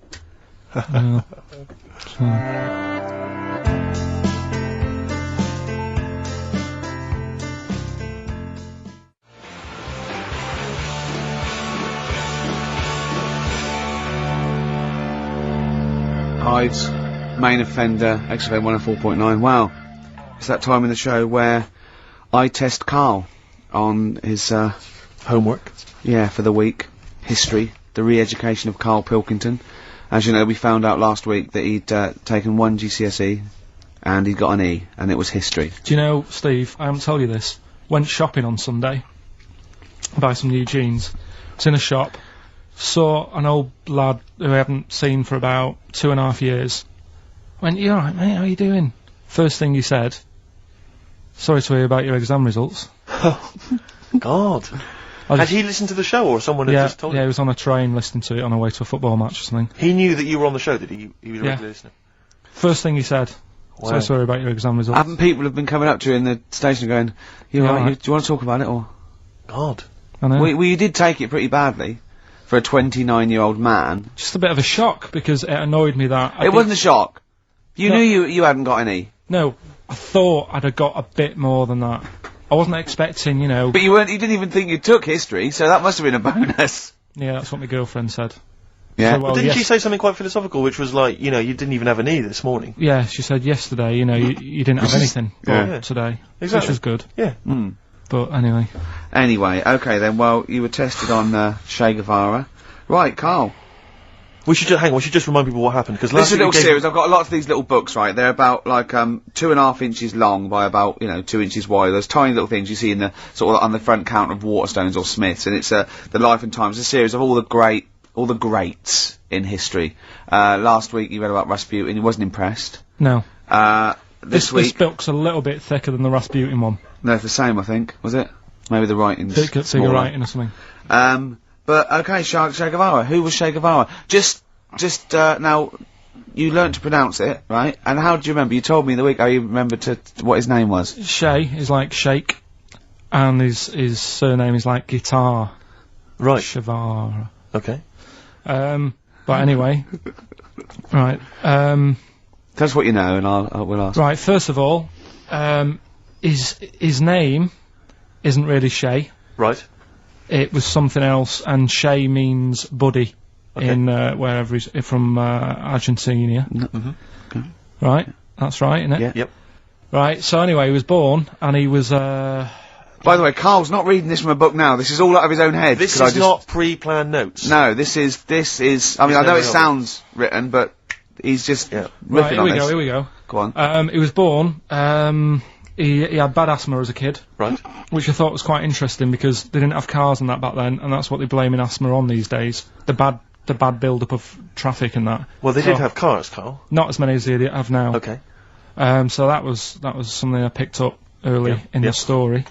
He had asthma, yeah. His dad was into he wasn't a politician or anything, but he was, they were into the politics. Sure. So he sort of grew up around a family who was into, watching the news and that and keeping up to date on what's going on in the world. So that sort of rubbed off on him. He went to school, he was doing stuff on medicine. Yeah. Yeah, he wanted to be a doctor, or he thought he did. Yep. Anyway, he learned really quick. He did like 6 months work in about 3 months. So he could have some time off school or something. Right. So he took that time off Yeah. and went to travel South America with his mate Okay. on a motorbike. Yep. Yeah. And he saw all this bad going on in the world, and he thought, oh, this is bad, this. Yeah. I could do something here, I could Yeah. change this, make it a nicer place to live. So he said, what I'm going to do is join a gang Right. that sort of is against the like the government, Yep. Right. right? Am I right so far? Yeah. You're doing very well. Right, and the woman who he met, who was, like, running this gang, is a woman called Hilda, who he later married. Alright. And Hilda introduced him to Castro. Right. Who was, like, the head cheese of the gang. Right. Who wanted to change things. Okay. And, so, she said, like, this is, I think his real name was Engelbert or something like that. Ernesto. What? Ernesto. She said, this is Ernesto.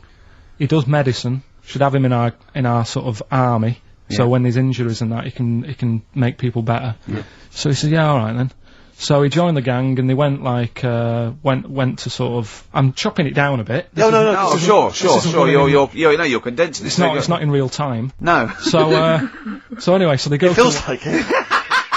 See, this is why I just wanted you to ask me questions. Well, listen, let's cut to the chase then. So, Okay, obviously he made his name as part of the Cuban Revolution. Yeah. Yeah. Do you know what date that was? About, no, I don't. Okay. And, obviously, so, he was a big involvement in that. Yeah. In which country was he caught? It was caught in Bolivia. Yeah. How did he die? They executed him. Yeah. He shot him, and his last words before he died, right, the guy's there with the gun, and he wasn't scared, he wasn't like crying or anything, he said to the bloke with the gun, he said, go on, shoot me, be a man, Yeah. he said, Yeah. and they shot him. And did it tell you what happened to him after that, his dead body? No, but Suzanne was telling me about this the other night, she said there's more to it than that, they stuck it in a glass coffin, didn't they? Yeah. Well, no, but before that, they cut off his hands and his feet and sent them to the... No, because they buried them in different places, and then they buried the body. I think they might have sent the hands to Fidel, but they buried him in an unmarked grave, because they didn't want anyone to start using his grave or his tomb as a place of martyrdom. But of course that just made him even more of a martyr, because no one knew where he was buried, so it just meant that he was even more of a... Yeah, but that wouldn't work anyway, because if they did find out, that's more places people can go and sort of grieve. Do you know what I mean? If you've got all these different graves... What, with different parts of his body? Well, you've got a foot over there, and it's like, well, you know, oh god. His head over there. Thanks for what you're doing. Yeah. So all in all... essentially, what's your summary of Che? Yeah, you like him more than Rasputin, don't you? A lot better bloke than Rasputin. I can understand why he gets one of those little books.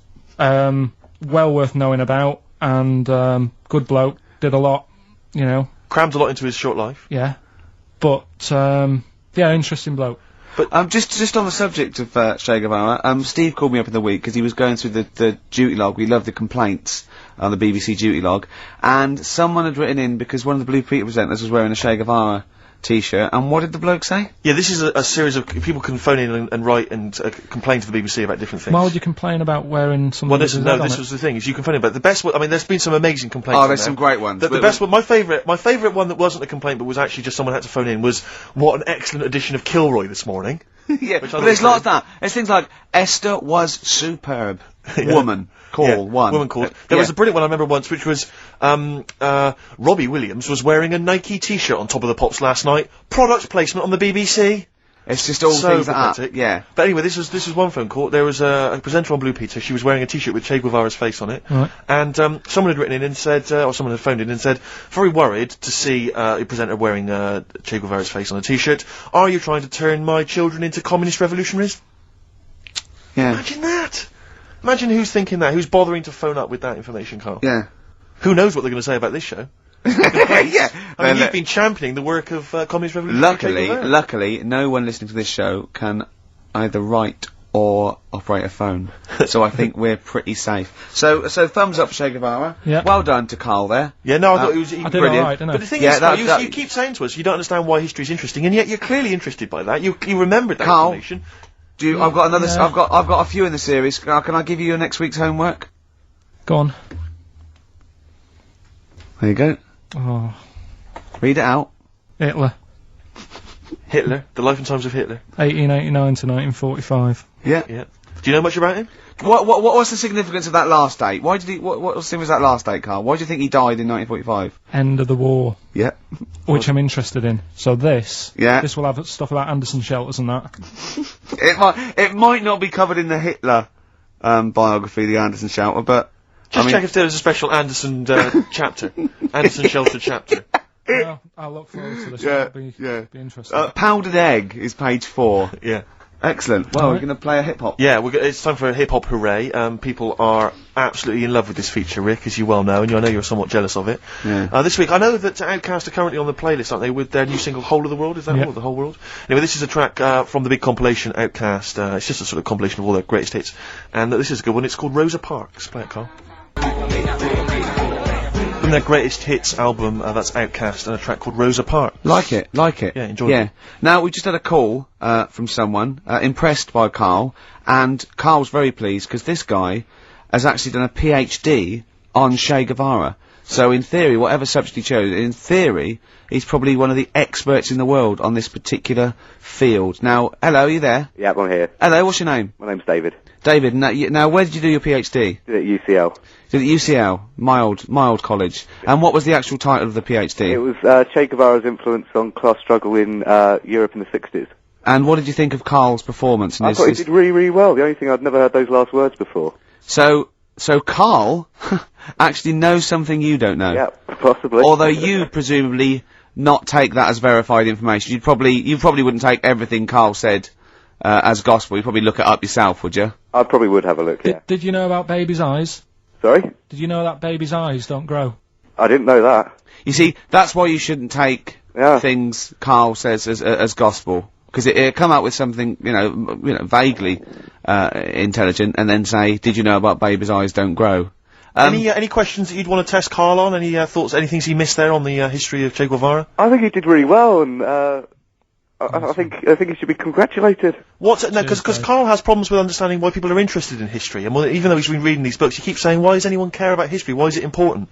What would you say to Karl? I think he should maybe then look at who Che Guevara did influence and why he still influences people today. Yeah. Well, he knows that he influenced Citizen Smith, and he knows that if McDonald's ever wanted to swap Ronald McDonald for Che Guevara, it would cost him an awful lot of money. So he is trying to apply it to the modern world. He is having a go. Well, maybe you should think like why Rage Against the Machine have him on their t-shirts. Good point, Karl. Why do you think of that? Why do you think they have him on the t-shirts, Karl? I don't know. Maybe that was the design of the t-shirt. Maybe they wanted another t-shirt. Maybe they wanted Ronald McDonald, but didn't have any in. Sure. And they said, "Oh, we'll have that one there." Then. Well, thanks very much, Dave. Just before you go, do you think Karl would be an interesting subject for a PhD? Yeah, very much so. Yeah. Okay. Well, well, if you're not. Well, hopefully one day you'll become a professor, and you can maybe set that as some coursework. I could do, yeah. Karl Pilkington. Imagine that. Cheers, Dave. Having an MA in Karl Pilkington. Thanks very much, Dave. Okay, bye. Cheers, bye. That's good. My teachers never did that. What encouraged you in that way? Never said well done. So, Really? Yeah. But you never showed up. Yeah, you have to be in the same room. They were too really. busy saying, "Who are you?" yeah. No, but Mrs. Matthews, me head teacher. Oh, let's not lay into Matthews again. She's always getting a not Matty She Matthews, said not I'd Grimble Matty Matthews. I'd we used to call never her. be a high flyer. If she could see you now. What did she say? You'll never be a high flyer? She said that to me, mum and dad. Really? On a parents' evening. And that was after I'd played the drums in Little Donkey. She clearly didn't know what she was talking about. The picture sold.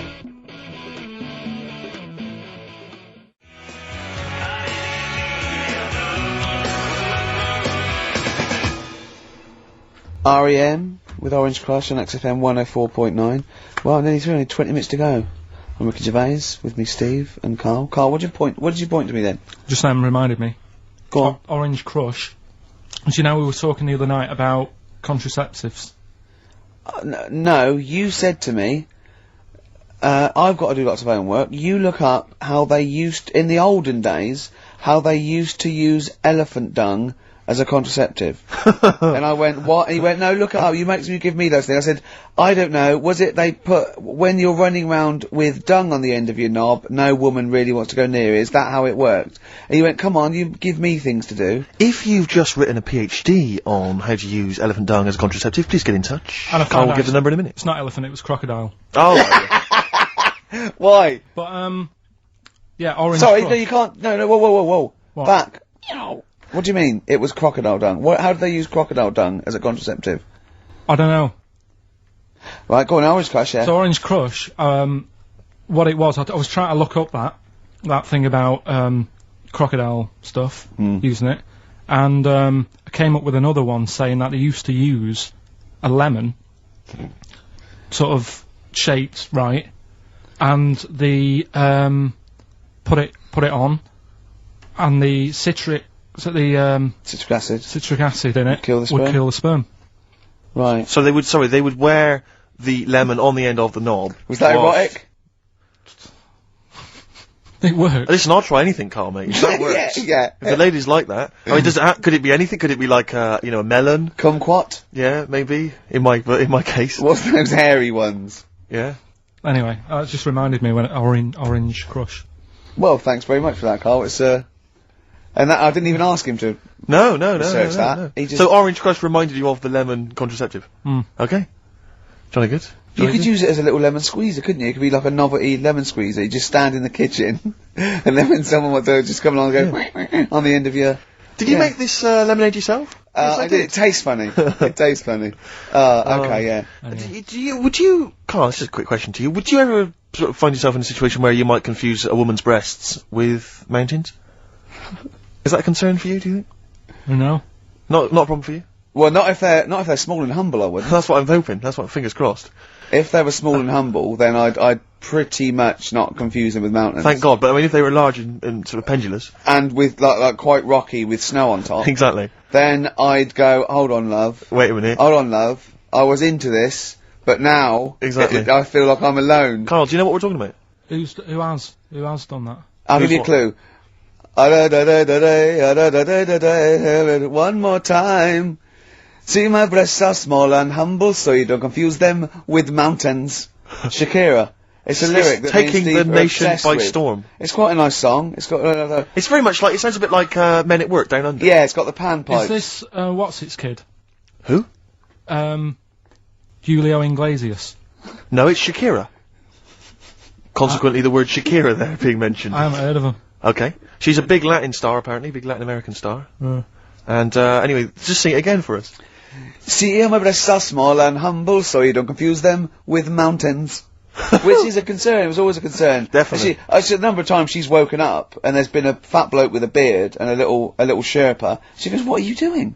And they go, "We're just trying to climb this Look again. Oh, sorry, love. Oh, it's your tits. I didn't realise. Oh, your tits. We thought we were in. I can't believe it. I can't. Well, can we camp here? You can't camp on my tits for the night. No. Well, why are you climbing them? Well, I just because got they were there.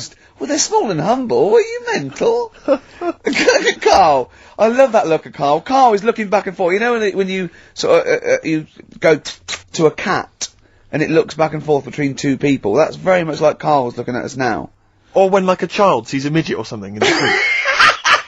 They're just transfixed, aren't they? And the parents go, don't stare. When we were pushing Ash, just our producers, in a wheelchair, and we were pushing him through the VC. He's not a midget, we should make that No, he's not a little midget, he's not tall. But, we were pushing him through the VC, and this little kid just came up and just stood in front of him and looked at him. Yeah.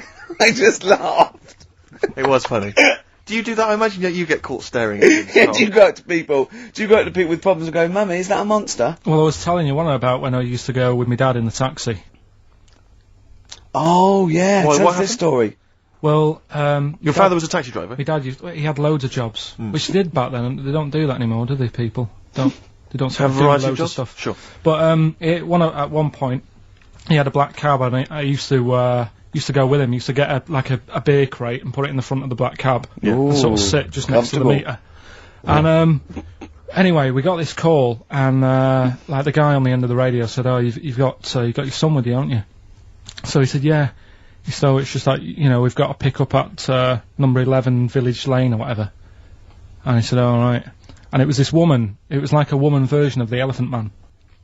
Wow. The Elephant Woman? Yeah, it looked like... it looked like... It was really strange, because I was in the front of the cab, and when you're a kid, if something looks odd, you're a bit scared of it, aren't you? Yeah. And my dad was like, "Look, be alright." And we're driving towards her. Look, don't worry, son, I've got loads of buns. And just to I think give I'll you- just throw one down the street if you run after You're it. being mean, right? I am a little bit, So yeah. how old were you, 18? No, I was about 12 or something like that. 11, 12.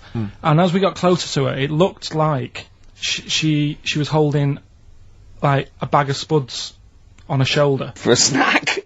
Right. And her head was all a bit mangled and messy and that. And my dad said, "Whatever you do, don't stare at her face." Yeah. And she got in the Because back. you turn into stone. she got in the back, and I had like the mirror, the driver's mirror thing, and sort of having a look, trying to work out. And I mean, he said, "Don't stare at her face." I couldn't work out where her face was. It was that weird. Oh God! So I'm not sure you're from Manchester. I think you're from like Narnia or something.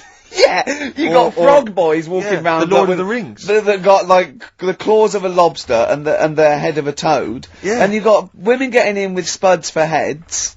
I mean, what This is sort not of, what Manchester. is This is not the place you grew up. This is mad. Oh, you can't believe it in London, can you? You come down and you go, look, symmetry. It must be amazing. It must be a thing to do with upbringing, though, mustn't it? And because again, do you know I've said to you before, years ago when I was a kid and didn't have any worries, good-looking lad, you go through it a bit, have a few more worries, and you look knackered. Now back there's a lot more worries and stuff, so you get a lot more freaks.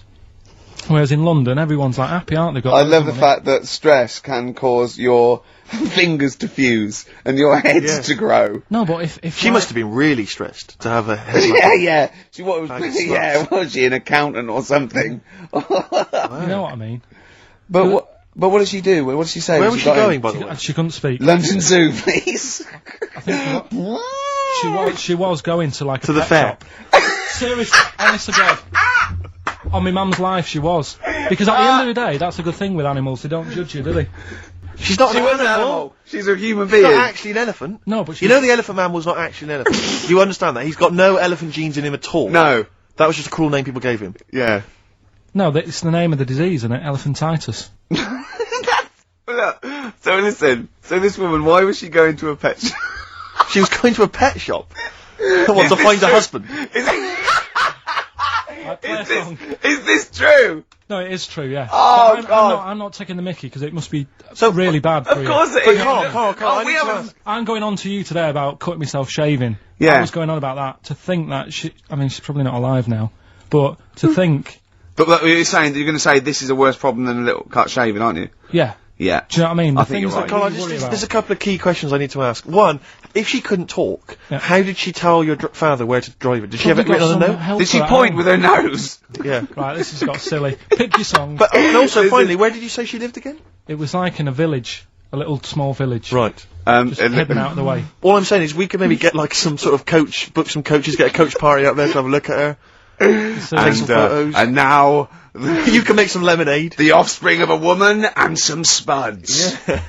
Please enter at your peril. Give me a shiny shilling. Wow. Oh, that's terrible. Well, I'm going to play a little bit of Teenage Fan Club song for the lovers here. We left it very late, which has been just rapping with Karl P here, and this is I Need Direction.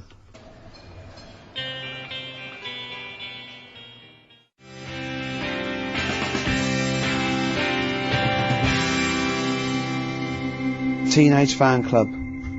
Oh, they're a good band, They aren't are they? a good band. XFM 104.9. So, well, we're nearly there. So, will your girlfriend be proud of you now? You performed a PhD graduate It's a bit there, annoying because she's not in London today. She's in Sunderland or something, or Newcastle, right? working. So she won't know what your greatest triumph. She saw last week's and you got an E in history, and now this week you come through Yeah. with some great praise that Mrs. Matthews never, laid upon Even you, looked did she? at. Well, No, just said you won't be a high flyer. Hey? You've shown them, haven't you? you never know. I mean, I had mates who, my mate Colin Makin, who Sure. did the disco with me. Pilkington making music, yeah. Pilkey's making music. Yeah. He was dead brainy. I don't think he's up to much these days. Sure. You Just- can't plan it. Yeah. Just goes to show.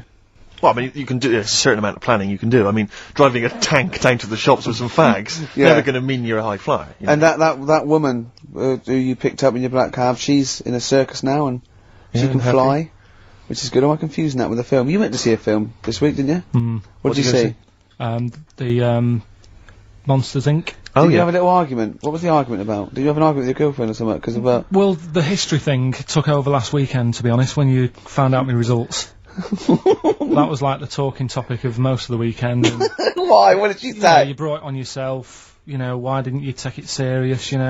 Was she annoyed or upset? Well, she just sort of said, you can learn. Look, you learnt Rasputin.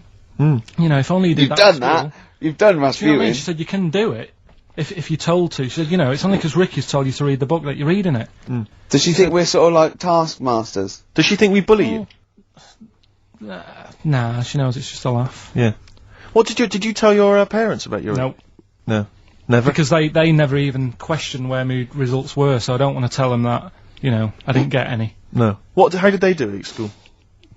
Didn't have them back then, did they? Right. When was that, Carl? The Middle Ages? I don't know. Like I say, back then it wasn't about getting results and that, was it? It was just about learning trades. I mean, my dad, right? He can, like, put windows in his house. Yeah. Do plumbing. He should, it's dark, isn't it? He's done that first of all. Right, so he can do what? He's got a multitude of different jobs? Yeah, he can do all sorts, do you know what I mean? If there's a problem in my flat, I can call him up and say, you know, this isn't working, what should I do? And he'll say, like... Is that our brain surgeon? He'll say, oh, fix it. Sure. So what about Monsters, Inc.? What did you make of it? It's alright, it is a kid's film, it sort of annoyed me. Is it? Okay. I was having, like... what gave that away, do you think? Was it the songs? Was it the animation? Yeah, the fluffy little things that squiggled round on the screen for an hour and a half. It is annoying because, like, there's kids everywhere, and kids don't watch films, do they? No. You know what I mean? They're messing I don't know why they make kids films. And you can't, to be honest, it's mental. Can't concentrate properly when you've got kids, you know, Screaming, making noise around you and that. Yeah. So I'd say, my little review, wait until it comes out on DVD. Okay. What a great review that would be! Wouldn't that be great? Film 2002. Yeah. Jonathan Ross going, well, I don't want to give it away. Wait till it comes out on DVD. Yeah. Oh. No, but not giving it away, it's just that you can't watch it properly when there's kids screaming around you. Yeah. Sure. Do you know what I mean? What are you looking forward to this week? You going to go and see anything? Just been talking to Ricky now, because my missus is away. I'll probably, get out a DVD tonight. Yep. Rounders. Oh, right, okay. I thought you might like that. And if you can get, I mean, if I can get you tickets, say in the stalls or in a box for the stage version of Midnight Express, would you be up for that? It's on ice. I think it's the final year, isn't it? It's lovely. It's Midnight Express on ice. Yeah. And it's a musical as well. They're on roller skates. Do you have any dope under your jacket? No. Yeah. It's great. John Hurt is actually in this version as well, which is fantastic. He played the Elephant Man. So the universe all comes together. Have you ever seen the stage version of the Elephant Man? No. You'd love that? Yeah. Who's in that? I have seen a clip of it. Who plays him? I think they got a real guy with elephantitis. Right. Yeah. What are you finishing on? Let's have a final song for the ladies. It's from the album Kiss Me, Kiss Me, Kiss Me by The Cure, and it's The Beautiful Catch. Goodbye. See you next week, everybody. Bye-bye. Xin chào cả mọi người. Và hôm nay bên em lại về một chiếc xe Kia Morning. Xe van động cơ 1.0 số tự động. Xe van màu đỏ, rất phù hợp với phụ nữ. Xe này là xe 2 chỗ, động cơ 1.0. Nói chung là rất là tiết kiệm xăng. Morning là một trong những dòng của Kia, nhỏ gọn, tiết kiệm nhiên liệu, giá thành rẻ, đi phố rất là phù hợp, nhỏ gọn. Và con này thì nó cũng hơi bị bốc sinh một chút, đấy, ăn sắt xi, vì vậy là giá của em nó rất là phải chăng. Tuy nhiên trước khi báo giá, em sẽ quay tổng thể chiếc xe. Xe van thì là răng rất là đẹp, đấy, về che mưa, xe màu đỏ rất là chất. Con này bốc sinh ở phần sườn bên phụ.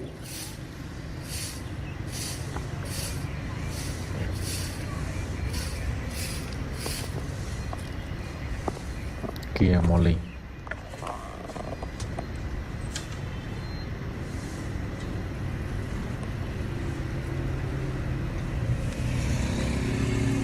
Nói chung là quay thì cũng chả có gì để review.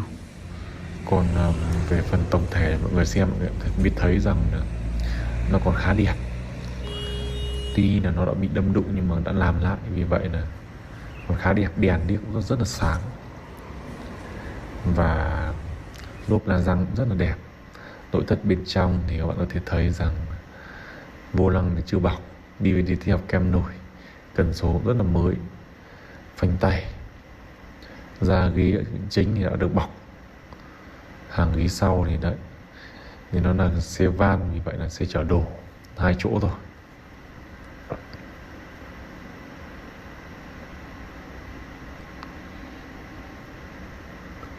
Mua những con xe van thì được cái giá thành nó phải chăng rất là rẻ, nhưng chỉ đi được 2 chỗ.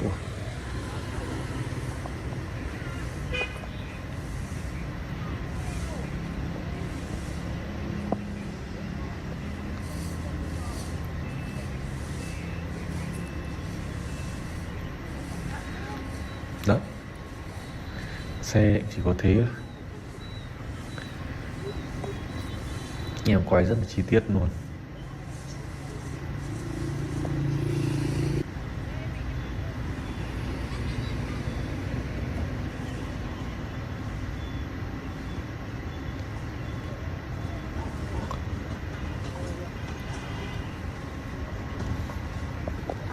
Đây, mọi người có thể em quay đi quay lại cho mọi người xem.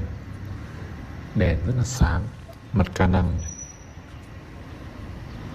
Em nhìn rất là ưng ấy, vì là xe nhỏ gọn màu đỏ, phụ nữ đi rất là tuyệt vời.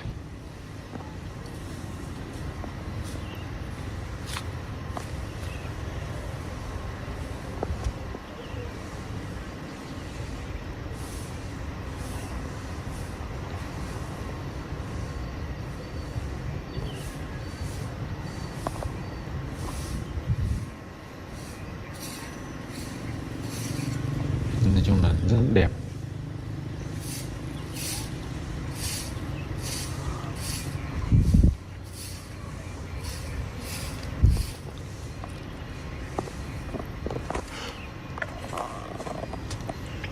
Đấy, nói chung là xe thì chỉ có vậy thôi. Và giá của em nó hiện tại đang được giao bán là 99 triệu. Ai mua thì liên hệ sớm. Thế rồi, xe 2012 xe van Kia Morning 1.0 đã bị bục sinh vào sân gì. Xin chào tất cả mọi người. Merchant. Hello there. Karl Pilkington. Alright. Don't be nervous. We might see a difference in Karl. He's a little bit shy. There's someone here from the BBC filming this, part of that celebrity boxing thing. The Fight, I think it's called, and they want to get a little clip of this, so we're gonna let them film for a minute, and then they're gonna go away. Is that alright, Karl? Yeah. He doesn't want to be on camera, do you? Do you? I think it ruins radio, doesn't it? Well, not for the people listening, it doesn't. Yeah, but it does, because people are like, oh, he sounds like a bit of a looker. What, you? Yeah. And then they'll see it on the telly, and they'll go, God, yeah, you know, his head is round. It is round, though, isn't it? So... Guess what? I got a call yesterday, you'll love this, Steve. From MTV. And, wondering if, they could screen test Karl.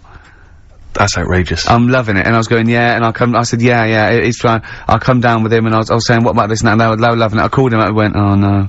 I went, why not? He went, well, I'm looking at my reflection now in the mirror. He said, I shouldn't be on the telly. What would you wear for your screen test, Karl? What kind of look would you try and cultivate? Because you've got to bear in mind that the audience out there, they don't know what you look like. So, would you be a snappy dresser like, say, Jonathan Ross, or would you go for your kind of street cash look? Can't wear a suit. You can't wear a suit? Don't hold it well. So, I'm thinking, I don't know, I'll probably wear my woolly hat, because that takes some years off me. It does, he looks about 10 with a woolly hat on. Yeah. Okay. And, is it quite a cool woolly hat, or has it got a bobble? It's charcoal, I'd say it's the in colour. Yeah, okay. And I'll probably wear me anorak. Right. Oh, he's going for the, he's going for glam. He's going for quite a glam look. No dressed for a jumble sale. Wow. Yeah. But I'm not that happy about it all, to be honest. Are you gonna do it? You're not gonna do it? Well, I'm sort of stuck in the middle, because throughout my life so far, I've never planned for anything, right? It's just always happened. Yeah. The time, you know what I mean, being in plays at school, never planned it, but when I did it, I went down a storm. It was a trial, yeah, we all remember that. So... as I remember, you did Little Donkey. Did Little Donkey, yeah. And then later, someone was filming at the back. Was it your dad's mate? My dad's mate, well, yeah, and on the camcorder, he listened to it back, watched him playing it, his dad says, just off camera, what does he say? I don't want to say it, because I'm in charge of the show, and I'd be irresponsible. He looks like a right twat. And so he gets home, listening, watching that, and then here's his dad just off camera go, he looks like a right twat. Yeah, alright, yeah.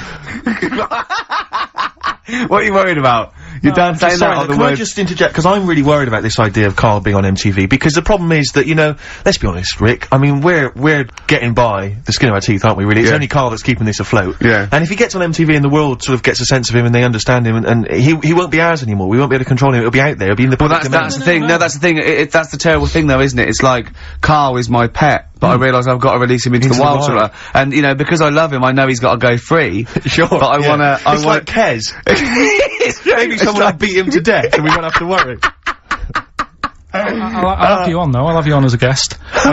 Which gets me on to something we've got coming up today. Oh yeah, he's got a new idea. Yeah. Right. Do you know, like, I've talked about ghosts, and we had that good discussion the other week walking to Piccadilly Circus Station, and I was telling you about ghosts, and you were saying, Karl, don't be an idiot, and all that. Spoke to a woman in the week, done a little interview with her. You've done a little interview? Done a little interview, 2 minutes or so, with a woman who's got ghosts in her house. So, I look forward to hearing that later. That sounds brilliant. Coming up later. Well, I'm gonna play a classic tune now. I've just gone straight for it. I've gone for the jugular. This is Ziggy Stardust by David Bowie. Ziggy Stardust by David Bowie on XFM 104.9. I'm Ricky Gervais, with me, Steve Merchant, and Karl Pilkington. Karl's also nervous. You had a bit of shock last week, didn't you? Just a little bit. His dad tuned in. To the show? Yeah. And Karl's never told him that he actually speaks on the show. He just said, I just press the buttons, right? He's kept him from it. You used to do radio before and you never told him, did you? It's because the little donkey incident. Yeah. When he went along, so... Was that the twat incident? Yeah. And so he's never told him since, but they've promised not to listen, haven't they? Well, my dad said, my mum said to me, don't worry, don't be put off this week, because, you know, I've told him he can't listen, but I hear my dad in the background kinda going, Alex. So, he might be listening. So that's extra pressure. Plus a camera crew in. I know. You don't like it, do you? This is good training for MTV, because then he can watch you on TV. I mean, what's he gonna make of that? Oh. Yeah. Does he know you're bald? Yeah. You don't keep your hat on when you're with him and say, oh no, I'll just press the buttons. No, it's just, you know, it's like when I was in any plays, I didn't tell him. No. Any sort of parents' evening, I never gave him the note. Really? Yeah. So what did the teachers think? You were just an orphan? No, just on an off chance. My mate's dad spoke to me dad once, I think, and sort of said, oh, you go to school to see how, you know, your kid's doing. I thought, what are you talking about?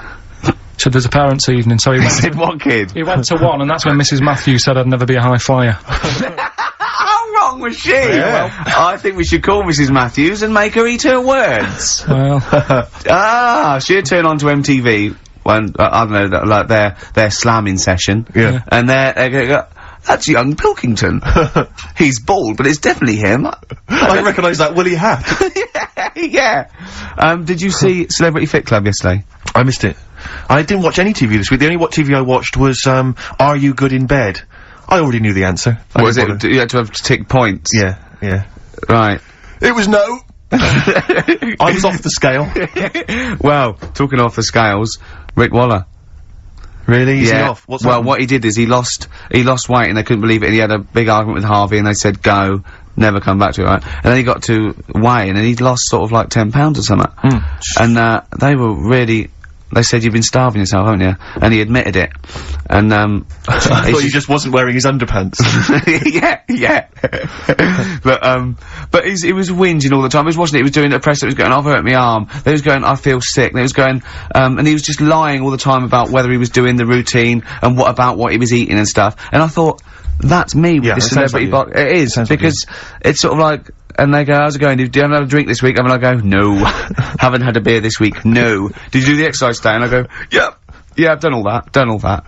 Yeah. And I try and get out of the sparring because it hurts, because there's a man hitting me in the face for fun. Right. Because you know that's what boxing is. Yeah, that is being hit, yeah. I like all the bits, except the being hit. I don't even mind hitting someone. Right, I'd be willing to hit someone. It's the getting hit that I don't like. Because I know you're a big fan of, like wearing the clothes, the sort of sporty gear. I'm looking good, you look good, and you've obviously spent a bit of money. They gave me this to train. Free of charge. This was free to train. That's a perk you love. So, and I know you like, kind of the sort of various sort of nutritional drinks you've got. I know you're a big fan of those. I love the protein shake, because it tastes like chocolate. You know what? I've put on a couple of pounds since I've been doing this training.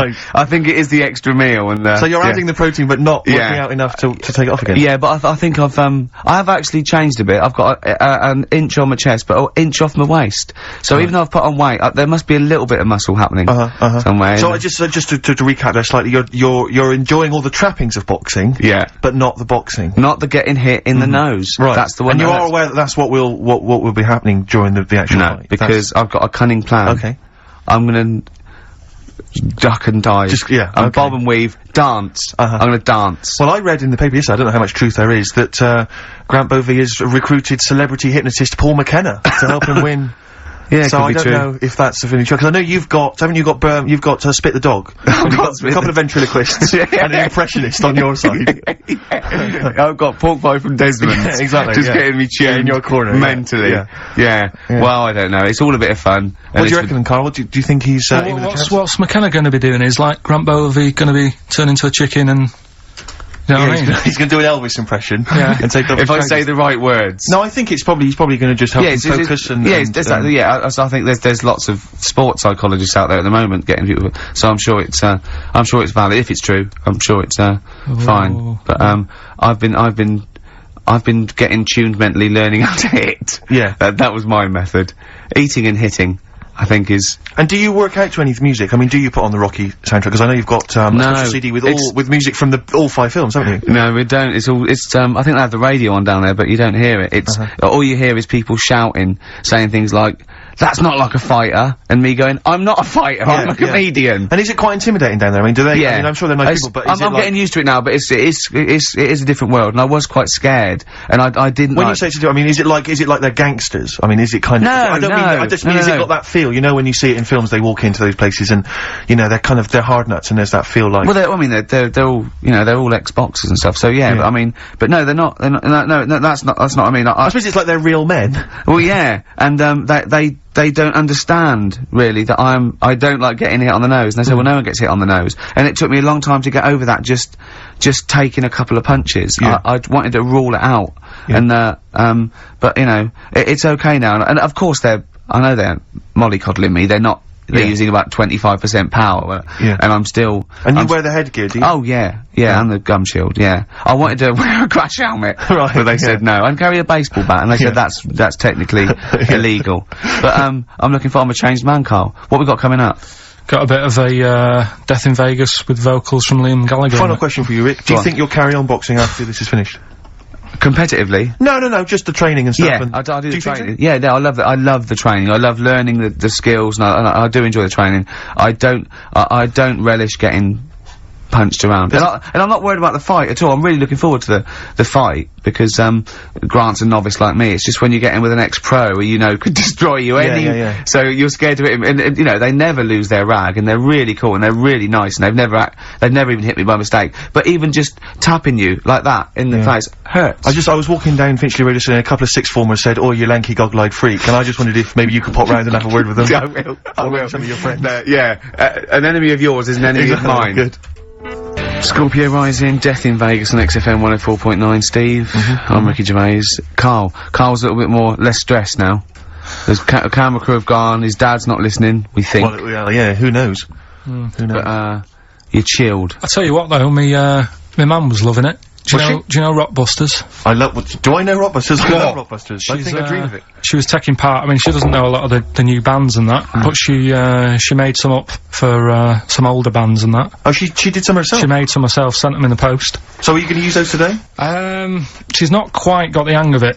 Okay. So, unlike her genius son. Have you got them there? Can we hear what they are? You keep talking a second then. I'm quite excited. I mean, if they're even approaching, say, the genius of Wet Knee Houston. Yeah.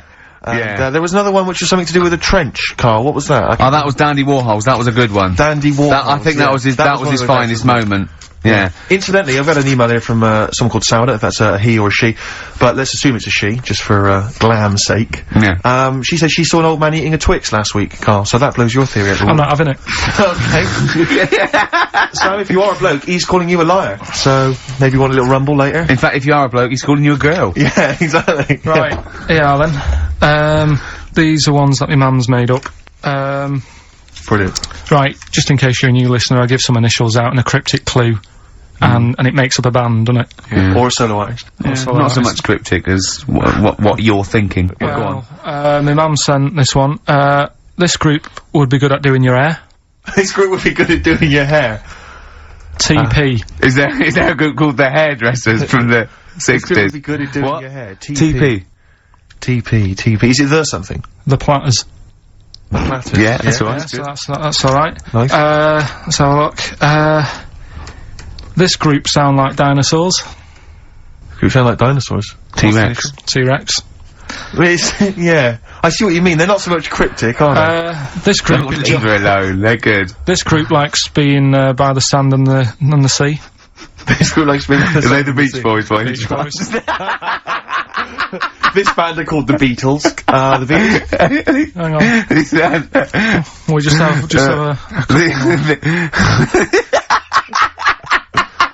What else you got? It's funny because one of them that she's done, I'm actually doing today. I thought of in the week. Right? So, is it the same clue? It was, yeah. Wow, But great minds think alike. Here's So the this last is obviously one. coincidence. Here's the last one from her. This guy sounds superb. This guy sounds superb. The Bachelors. Glenn Campbell. That's good. I like that. I'd tell you this, I think you should get onto one of the big game, organisations, Parker Brothers or whatever, because this has got to be, I mean, this could sweep the nation at Christmas. Don't you think this is the perfect Christmas game? Yeah. Well, I think this is what's going to make or break the MTV thing. Right. Some kind of TV version. Yeah. Uh-huh. I'm just thinking into ad breaks, you know, coming up next is this band. Be careful though, Carl, because, you know, make sure you retain the rights, because I can see this selling abroad. You know, you could and I solve can see America. someone coming along and taking the sort of like the Rockbusters and changing one word and like another game out of it and just using the same format. I don't know. I can't think of anything, but they could change. So sort of like they change the word rock to something else and have it. What could it be? Brick block. Yeah, and so you have to, you know what I mean? So be careful. Blockbusters will never work. Look at his little face. So we're doing that later. Got some good prizes. Okay. We'll talk about the prizes about after. that in a bit. Yeah. Educating Ricky. Yeah, got that. We've got the woman who's got a ghost in her house. Yeah. It's a shame she's not here live, because I feel like I want to ask a few questions, Rick. I don't know about you. Don't worry, I've covered it all. You've covered it all. Yeah. So. Yeah, play a record.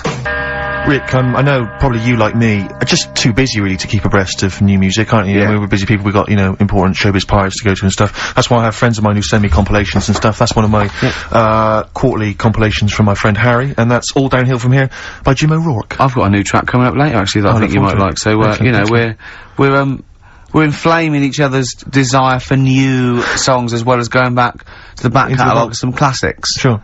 Alright? I love adverts better though. I do. I love adverts. It's weird. Missy Elliott on XFM 104.9, Ricky Gervais with me, Steve and Karl. Karl, why have you got a headache? You got a headache? Just a bit stressful because the moves on this week. Oh, you're leaving house? Oh, by the way, the XFM listeners came round to my house and bought the futon and table. Did they? Were they happy with it? Quite normal. They were well happy. Yeah. Couldn't believe the luck with it. What do you mean quite normal? What do you mean quite normal? Well, it's always a bit scared, isn't it, getting people round. I imagine they were scared. Well. And were they excited to see you? Could they, I mean, they were, you know, could you tell that they were pretty pleased to see you? No, I don't think so, I mean... You're Karl Pilkington. Yeah, but the fellas sort of, I mean, they brought the whole family round, which was a bit odd. Well, it's not often they get the chance to visit a living freak. Anyway, no, they were nice. And you're moving now, yeah? He said he phoned me up today. You know, it was absolutely tipping it down. Right? He had to cycle in. Right? Because he said, because of the move, he doesn't want to leave his bike round there. Right? And he said, and Suzanne, oh, I can't say this in case he's listening, can I? He won't know. He said Suzanne's hired the oldest removal man in London. You should hear him. And the thing is, right, we booked him because everyone else happened to be booked out, but this fella's free, right? So he called up this morning, I've never spoke to him, but he was on the phone, he sounded about 90. Yeah. Can't think that he's gonna have to do all the work. And the thing is, right, it seems to be all he wanted some Werther originals. Yeah, right, listen, it seemed to be cheap because it's £50 an hour. But how long is it gonna take him? Yeah. that's So- genius! When's the move on then? When's the Oh, he's coming round. He came round today to bring some empty boxes, and he was struggling with them.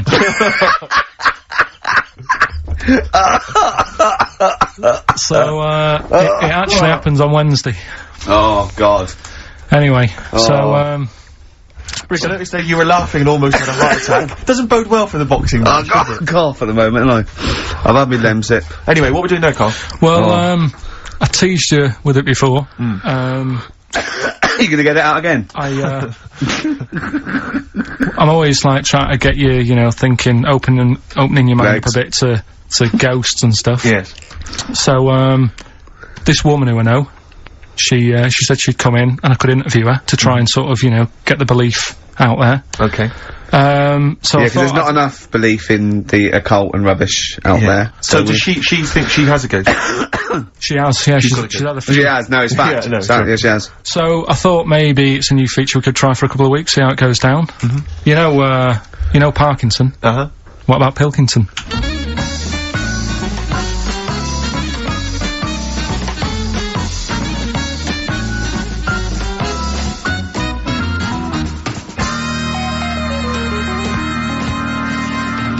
Welcome to Pilkington. Thank you. My guest today is Taryn. She's a plugger. You're still a plugger, right? No, do co-management. Right, now. she does co-management, but she was a plugger. She looked after Therapy, Raging Speedhorn, Slash, all the big names, yeah? But we're not here to talk about music today. We do a lot of that on XFM. Today we're talking ghosts. Now, Ricky and Steve, who I do the show with, they're not having any of it. So I said, well, I know someone who, you know, gets on with ghosts. There's a lot of them. So I thought I'd get you in today, have a little chat for a couple of minutes, just to sum up the story so they get an idea of what happened. You had a horse, yeah? You had it in some stables. He hasn't let her speak yet. You went to, like, look after it and that, play around with it, take it for a ride Went and out that. riding, Yeah.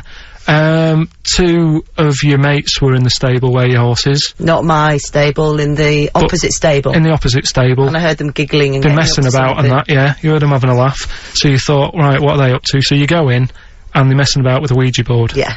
Right. So, this is where you come in. Did you get involved with the Ouija board? Unfortunately, I did. Right. And what happened then? I was like, oh, you don't believe in this? Oh, let me have a go. Right. And, ask a few questions, put our hands on, and it actually started moving. So a lot of the stuff you asked it, did the things happen that you Yes, asked? they did. Right? So that's scary for a start, right? We haven't even got to the ghost bit yet. So you mess about with Trap that. soul, Yeah. I like to call Right, him. trap soul. So you're messing about on the Ouija board, you say, right, I've had enough of this now. Yeah. I've got all the answers I need. Yeah. You go home. I didn't like them. You go in the house, and it's a bit nippy. The flat is absolutely fine. It's when I went into the bedroom. You've got to remember, it's a very, very warm, hot evening. Right. And walk into the bedroom and note it is cold. Colder than usual. But I'm actually quite glad because it's so hot. Right, okay. Completely ignored the fact that the windows were all shut but the curtains were blowing. Didn't sleep well at all. Right. Next evening, same again. Freezing. Yeah, very, very noticeably colder. Curtains blowing. Yeah, I'm fast asleep, get woken up, the wardrobe's opening. So at this point, this is where we clear up. You're not on crack. You're not. Oh, never touched drugs in my entire life. You're not a drinker. No. I will have the odd glass of red wine. Yeah, right. That's all right. They recommend that anyway. They say it's good for your heart. What started happening was, as the week progressed, I also felt the bed covers at one point at night fold over, double bed, the bed covers fold over, and it was like someone was getting in the bed next to me. But you've got to remember, when you're in a deep sleep, you're not quite thinking, and you're thinking, I'm losing it. I was getting more and more tired, more and more a little stressed. I'm really thinking I was having a breakdown. The final straw was when the clothes on the end of my bed that I just throw hit me. How come you were going back home at night? Because I was sceptical. In fact, 6 months ago, I just said, I don't want to go there. People will think I'm mad. But you know what? I don't care. Yeah. I know there's more out there. Well, brilliant. Well, cheers for that. And, thanks for being a guest on Pilkington.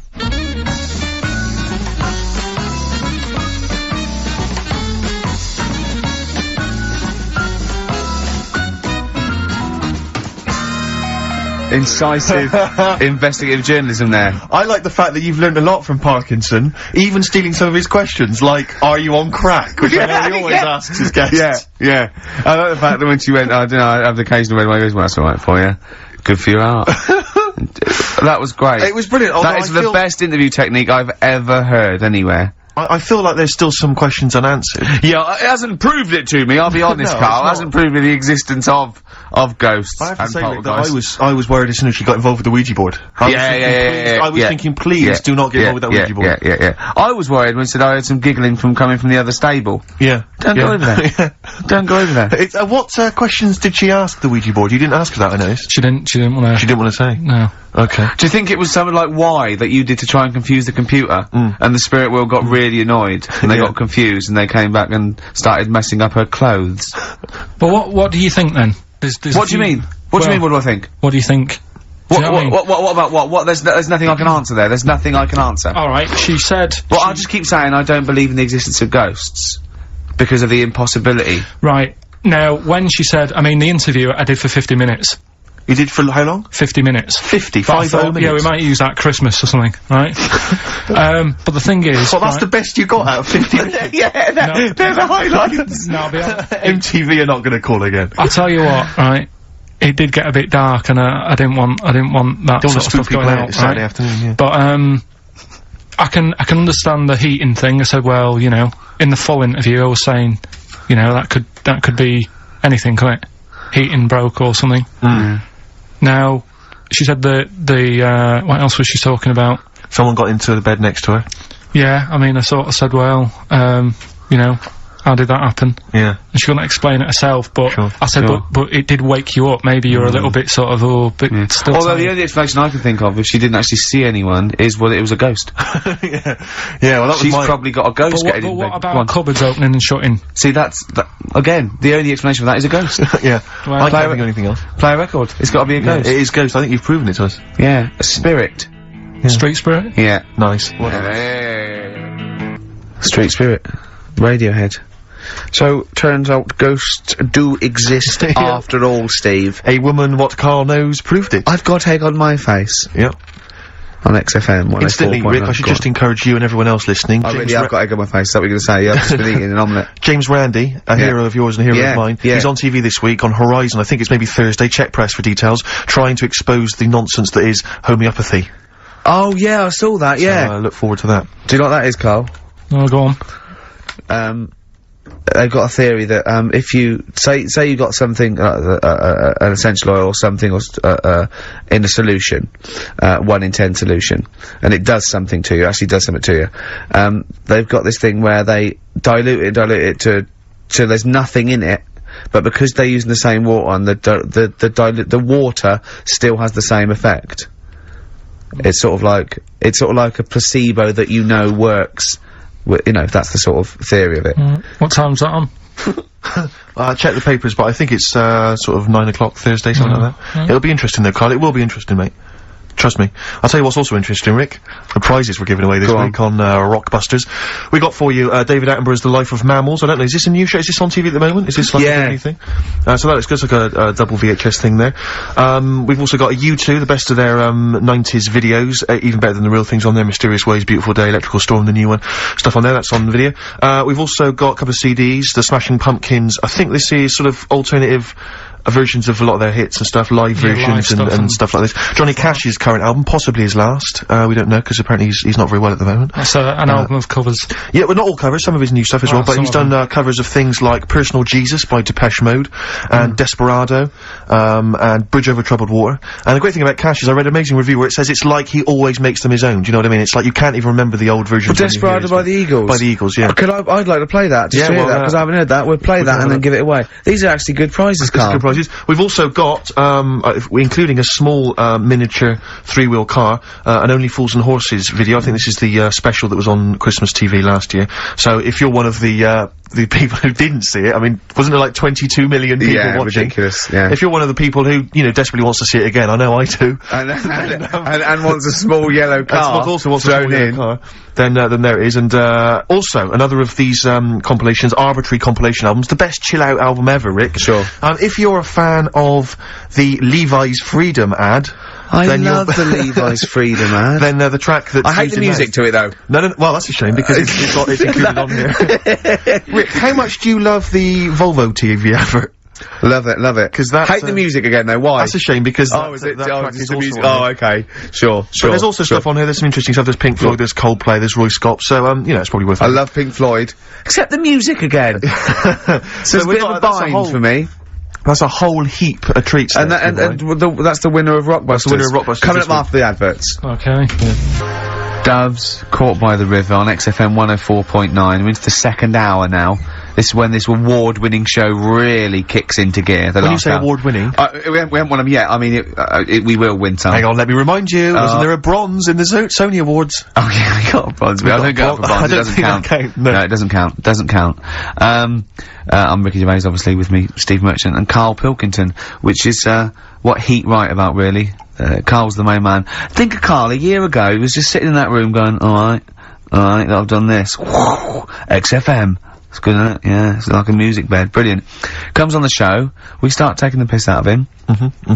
People start going, oh, who's the idiot you've got in?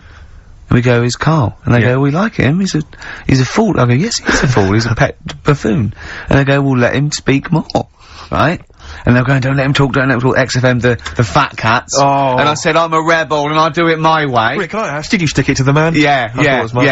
And then MTV call up.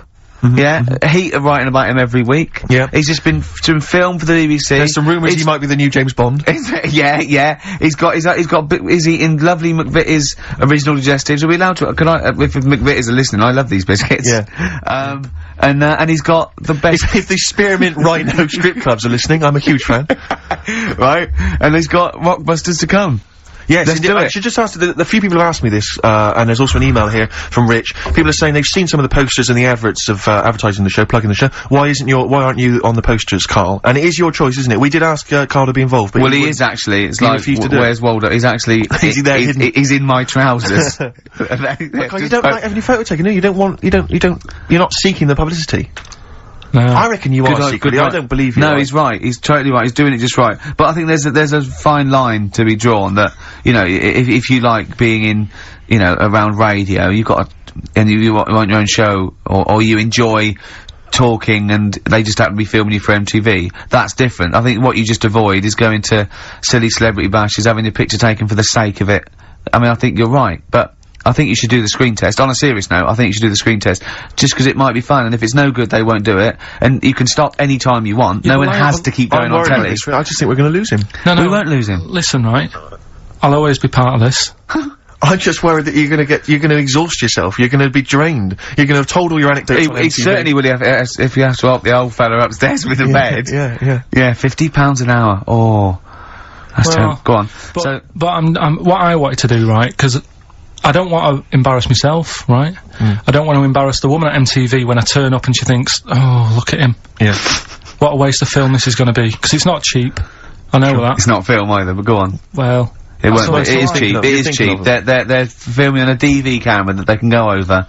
If it's no good, they won't show it to anyone. It'll be great. It's just what they want you. Honestly, I can just see you doing little things, just like popping up, you know, between the records and going, alright, MTV, music, television, hear about the airy Chinese kid born, which is weird, isn't it? Because they're not usually airy. And it just goes, MTV. It'd be brilliant. It'd be brilliant, Karl.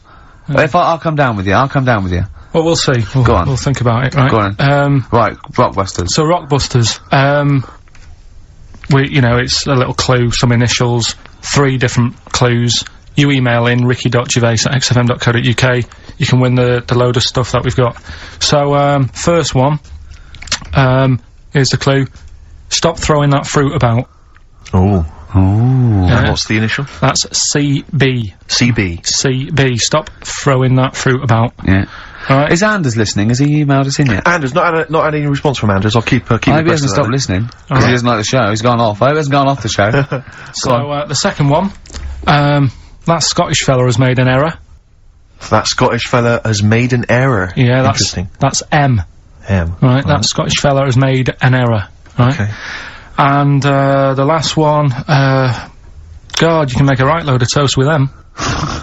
You can make a right load of toast with them. Yeah. All right. What's the initial there? That's G. G. I was thinking it might be bread for a minute, but no. G. So just very quickly, stop throwing that fruit about, CB. I've got the last one. Right. Scottish It fella. doesn't work, it doesn't count. Doesn't count. Well, that Scottish fella's made an error. That's M. And, God, you can make a right load of toast with M. That's G. Email in ricky.gervais@xfm.co.uk and you can... We got the CDs, we got horses, we got mammals on VHS, we got U2, we got a couple of CDs, including Johnny Cash. Here's a new tune from a new fella called Papa Garcia. See what you think of this. You see, if he was on MTV, I couldn't say his name. Why? What is it again? Papa Garcia. Right, here's a new one from Papa Garcia. Brilliant. Papa Garcia, Natalie and Nusi from the forthcoming album Bring Me the Head of Papa Garcia. Catchy that. Quite retro. It's a bit of Elton John and all sorts thrown in, yeah, lovely. Right, here we go. Quick clues again. And then we better do Educating Ricky. This is the favourite bit of the show for me now, Educating Ricky. I love it. I can't, I'm anxious all week. Well, just quickly on those clues, just in case people need to know again. Stop throwing that fruit about, CB. That Scottish fella's made a bit of an error, M. And, God, you can make loads of toast with M. That's, G. Alright, brilliant. Ricky.gervais@xfm.co.uk, it's email only. Oh, I need some learning, I need some knowledge, Carl, educate me! I might be able to help you. Go on. We've got 3 things, as always. I'll give them a little, heading to tease you, as to which one you want to learn first. Yeah. First one is the tip included? Is the tip included? Like it. Second one, I want to come here in hindsight. Right. I wouldn't have come here in hindsight? Yeah. Okay. And the third one, am I gonna have to thump you? Am I gonna have to thump you? Okay, and you've trawled, the internet? So if I can get into the mindset of this plan, is the tip included? Well, obviously, that's probably not gonna be about a waiter, it's gonna be if that's someone losing the end of his knob, I assume. Am I gonna have to thump you? That's a man who lost his arm in a fight, but then picked it up with the other arm and smacked him with it. What was the middle one? I want to come here in hindsight. Hindsight. Hindsight? Yeah, it's someone was blinded by baked beans. Sure. So what are you going for then? I think I better go for, am I gonna have to thump you? Right, well this isn't... I've been struggling again, to be honest with you. Searching high and low for stuff, and some of these I had to leave till this morning. Right, because there's just not enough knowledge out in the world, is there, that you don't know about? I found out about something in the week about a guy who, was playing tug-of-war. This is bonus material, isn't it? He was playing tug-of-war. Oh, his arm came off. Only his arm come off. Yeah, he got caught up in the rope, yeah. No, he didn't. He didn't get caught up in the rope, he just was trying that hard and didn't want to lose. He kept holding it. But he allowed his arm to be pulled off? He really wanted to win. And the other team pulled it and his arm come off. No. Well... I don't know who to believe.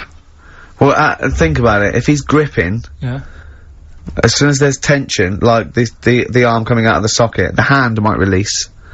I think his arm got caught up in the rope. And so it was involuntary, as opposed to him going, well, my arm's coming off, but I'm not gonna lose this! You might be right. That's the fact That's a bonus, that's a bonus fact. Yeah, well, that's educated me. Well... A man lost his arm? Oh, interesting. Go on. Am I gonna have to thump you? Yeah. Do you know the saying, shut your face?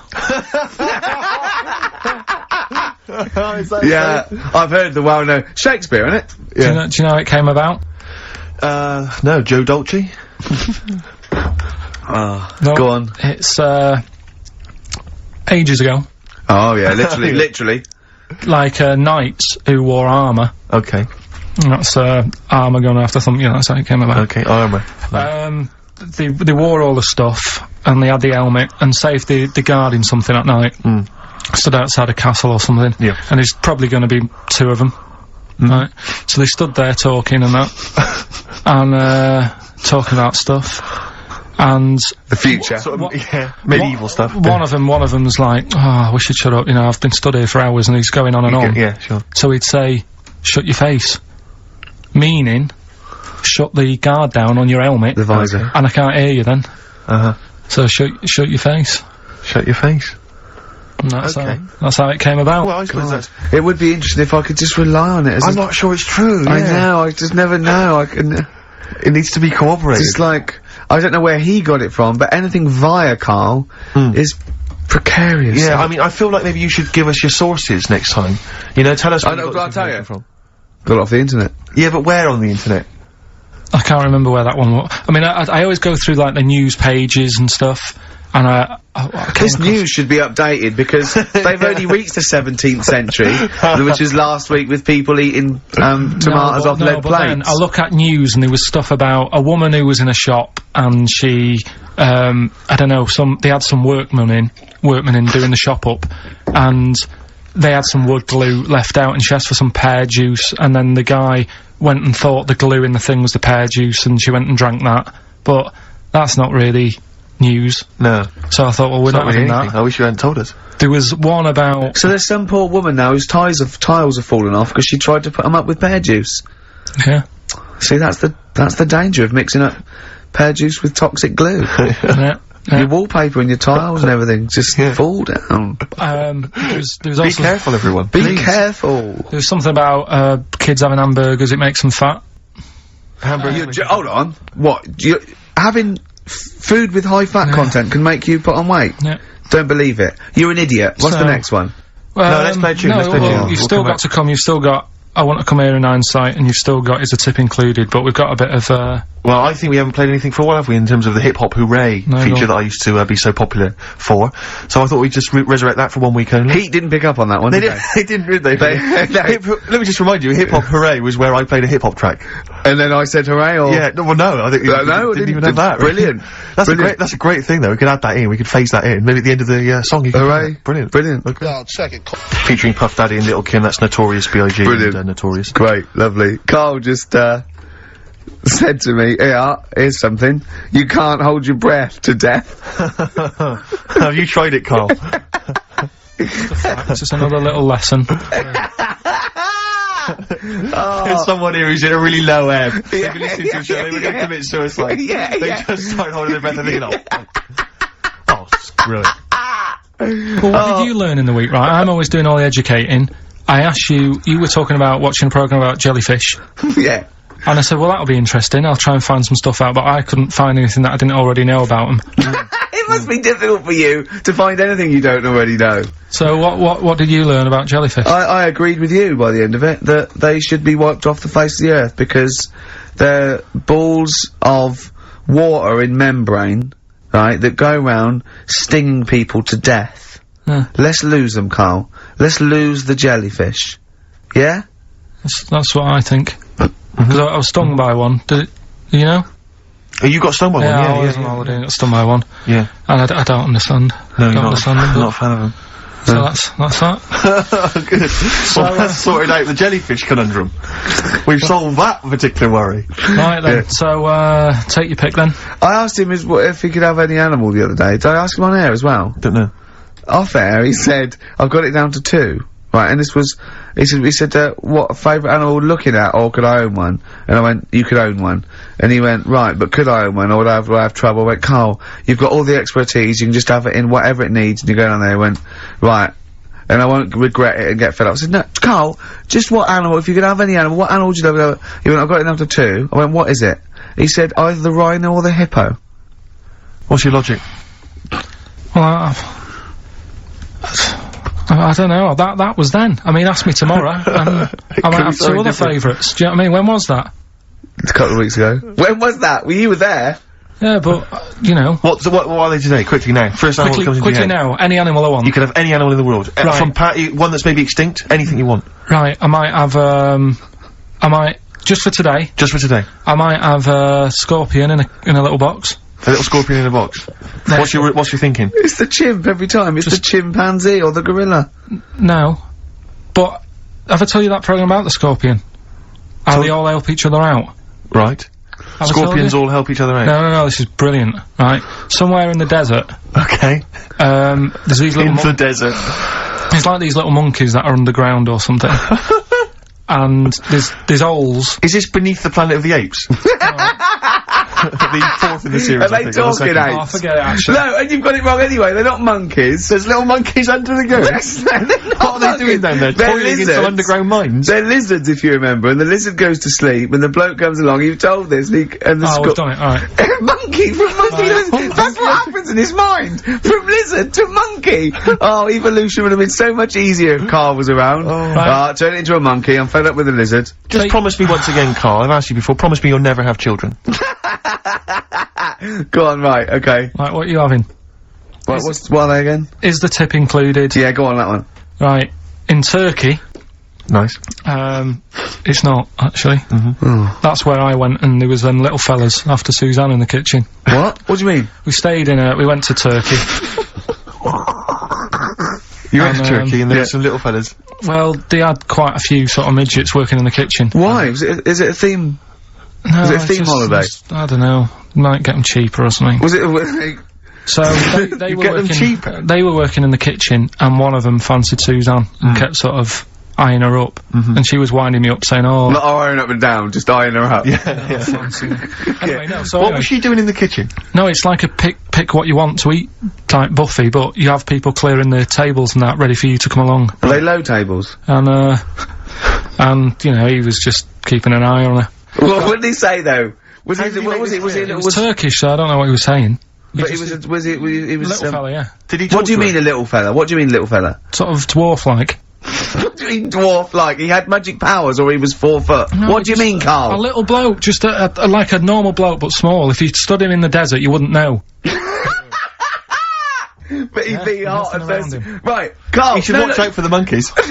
Yeah, underground. There's underground monkeys. Look, you can't just say there was a little midget fella who was eyeing up my girlfriend and then leave it. What do you mean? What was happening? This is a story to us. This is much more interesting to us than, and she was deaf, right, and she hit her head. That's much more interesting. I don't understand how it manifested itself. Did he come over and say something? No, do you know when, it's like girls know, don't they, when someone fancies them.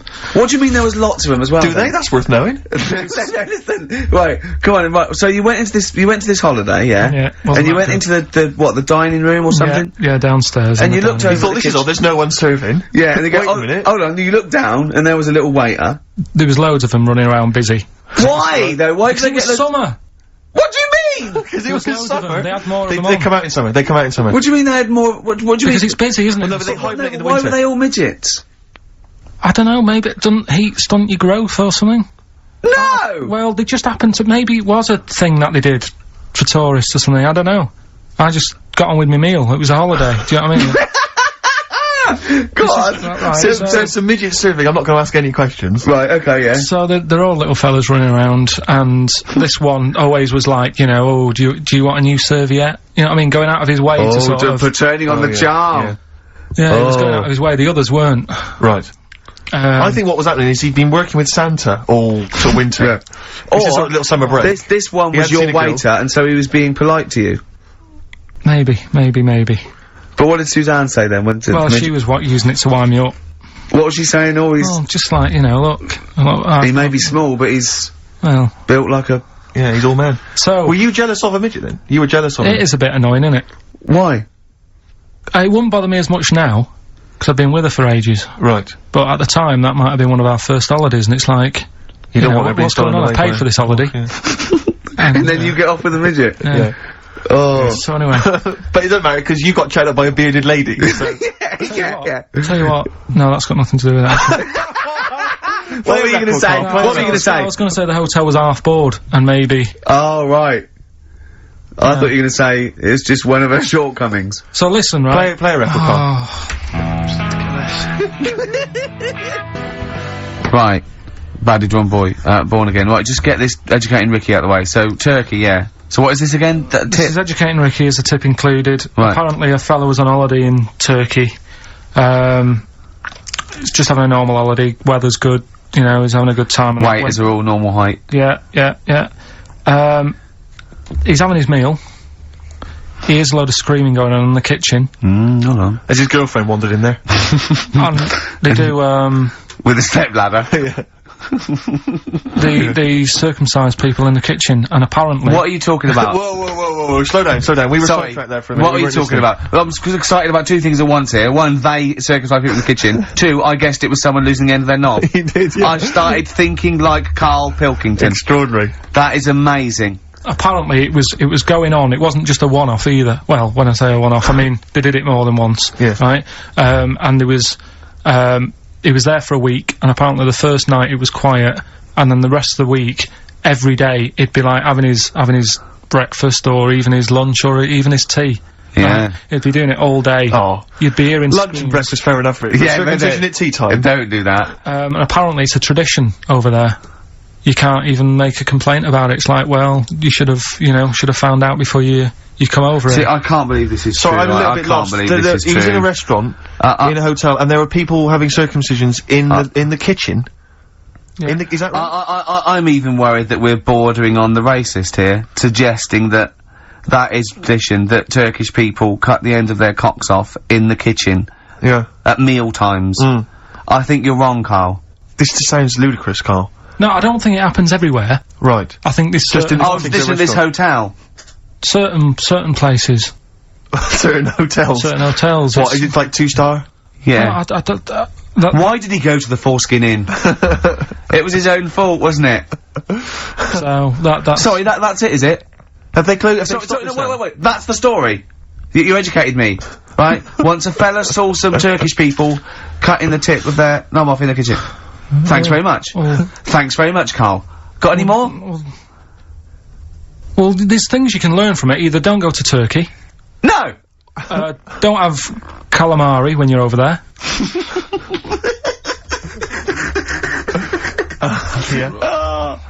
Karl, you've done it again. Well. You too. I love that one. On XFM 104.9. I'm Ricky Gervais, Steve Merchant, Karl. Okay, Karl, one more. Can't we just... Don't get the ump, just because so far you've come up with nothing. What's the last one? Give us the teaser clue again. It was, I want to come here in hindsight. I wouldn't have come here in hindsight. Yeah. Right, give me some education. This will be the thing that teaches me something. I can feel it in my bones. Come on. There's a kid in Kenya. He was messing about with some beans. Magic. We guessed that as well. You did, yeah. He's fed up because we've guessed his puns, I think. He put one of them in his ear. Yeah. The mum or the dad said, oh, what have you done that for, or whatever. Yeah. So I'll have to take you to the doctors now. So they took the kid to the doctors, and the doctor said, oh, he said, I can get that out, I can sort that out for you. So, he took it out, and the doctor said, right, that's £3.50. And the dad said, I've only got £2.70 on me. And the doctor said, right, well, and he put the bean back in his kid's ear.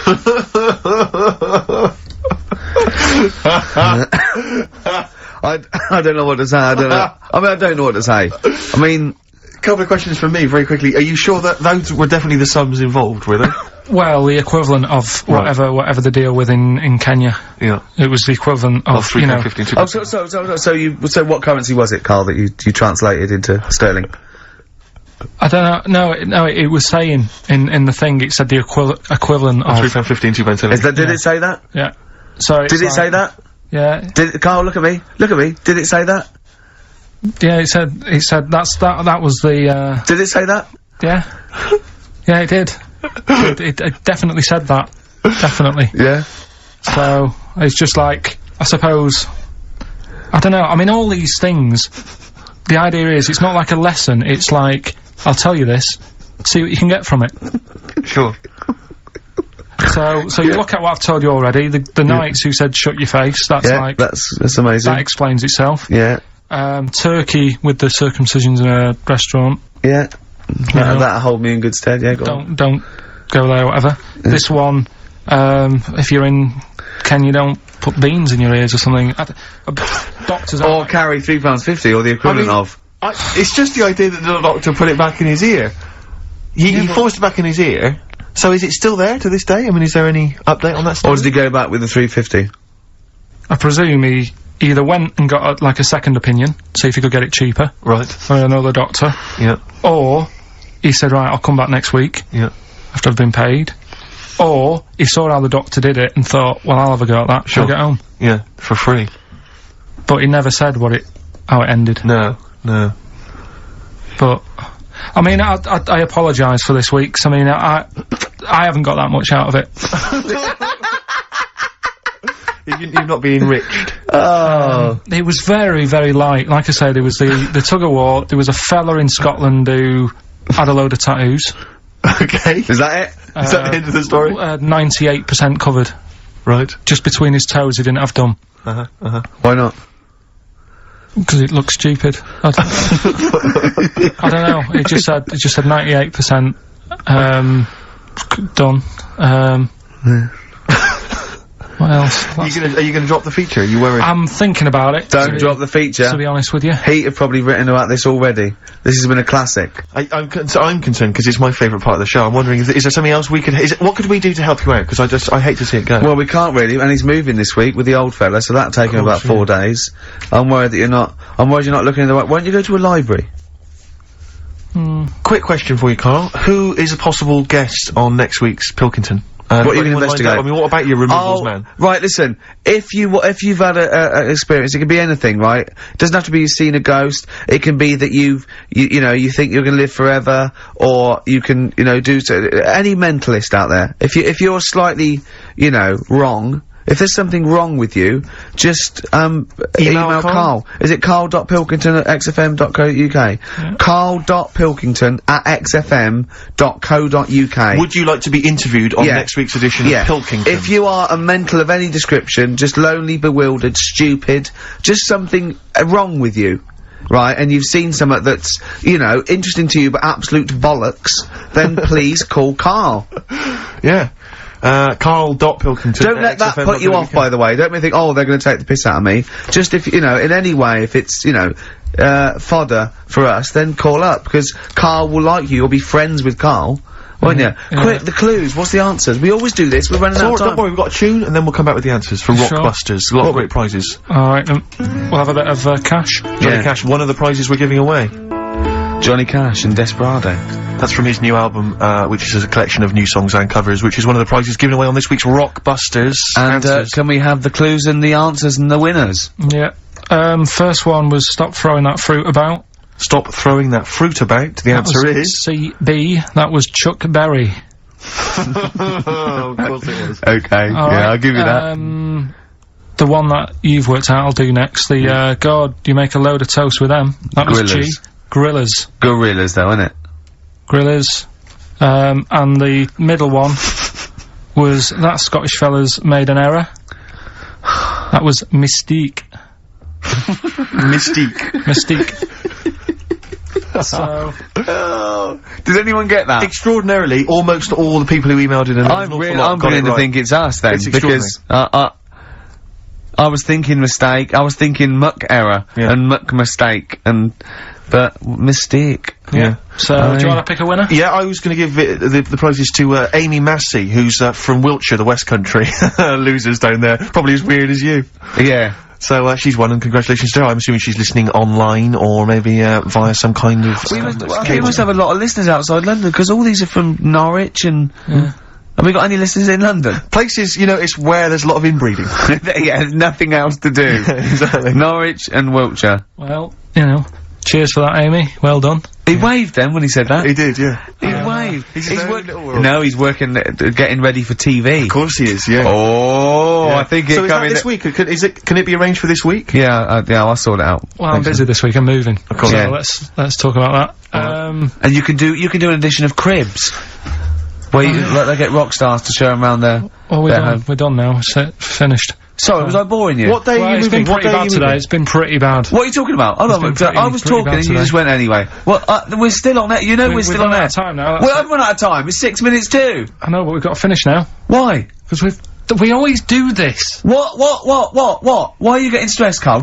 You do not cut me off when I'm talking. Whatever you do. Can I just remind you, Carl, it is Ricky's show. Yeah. I know, but as the producer. Ooh, you've changed, Carl. Go on. As the producer, I've got to press this button. Why though? At 6 minutes to.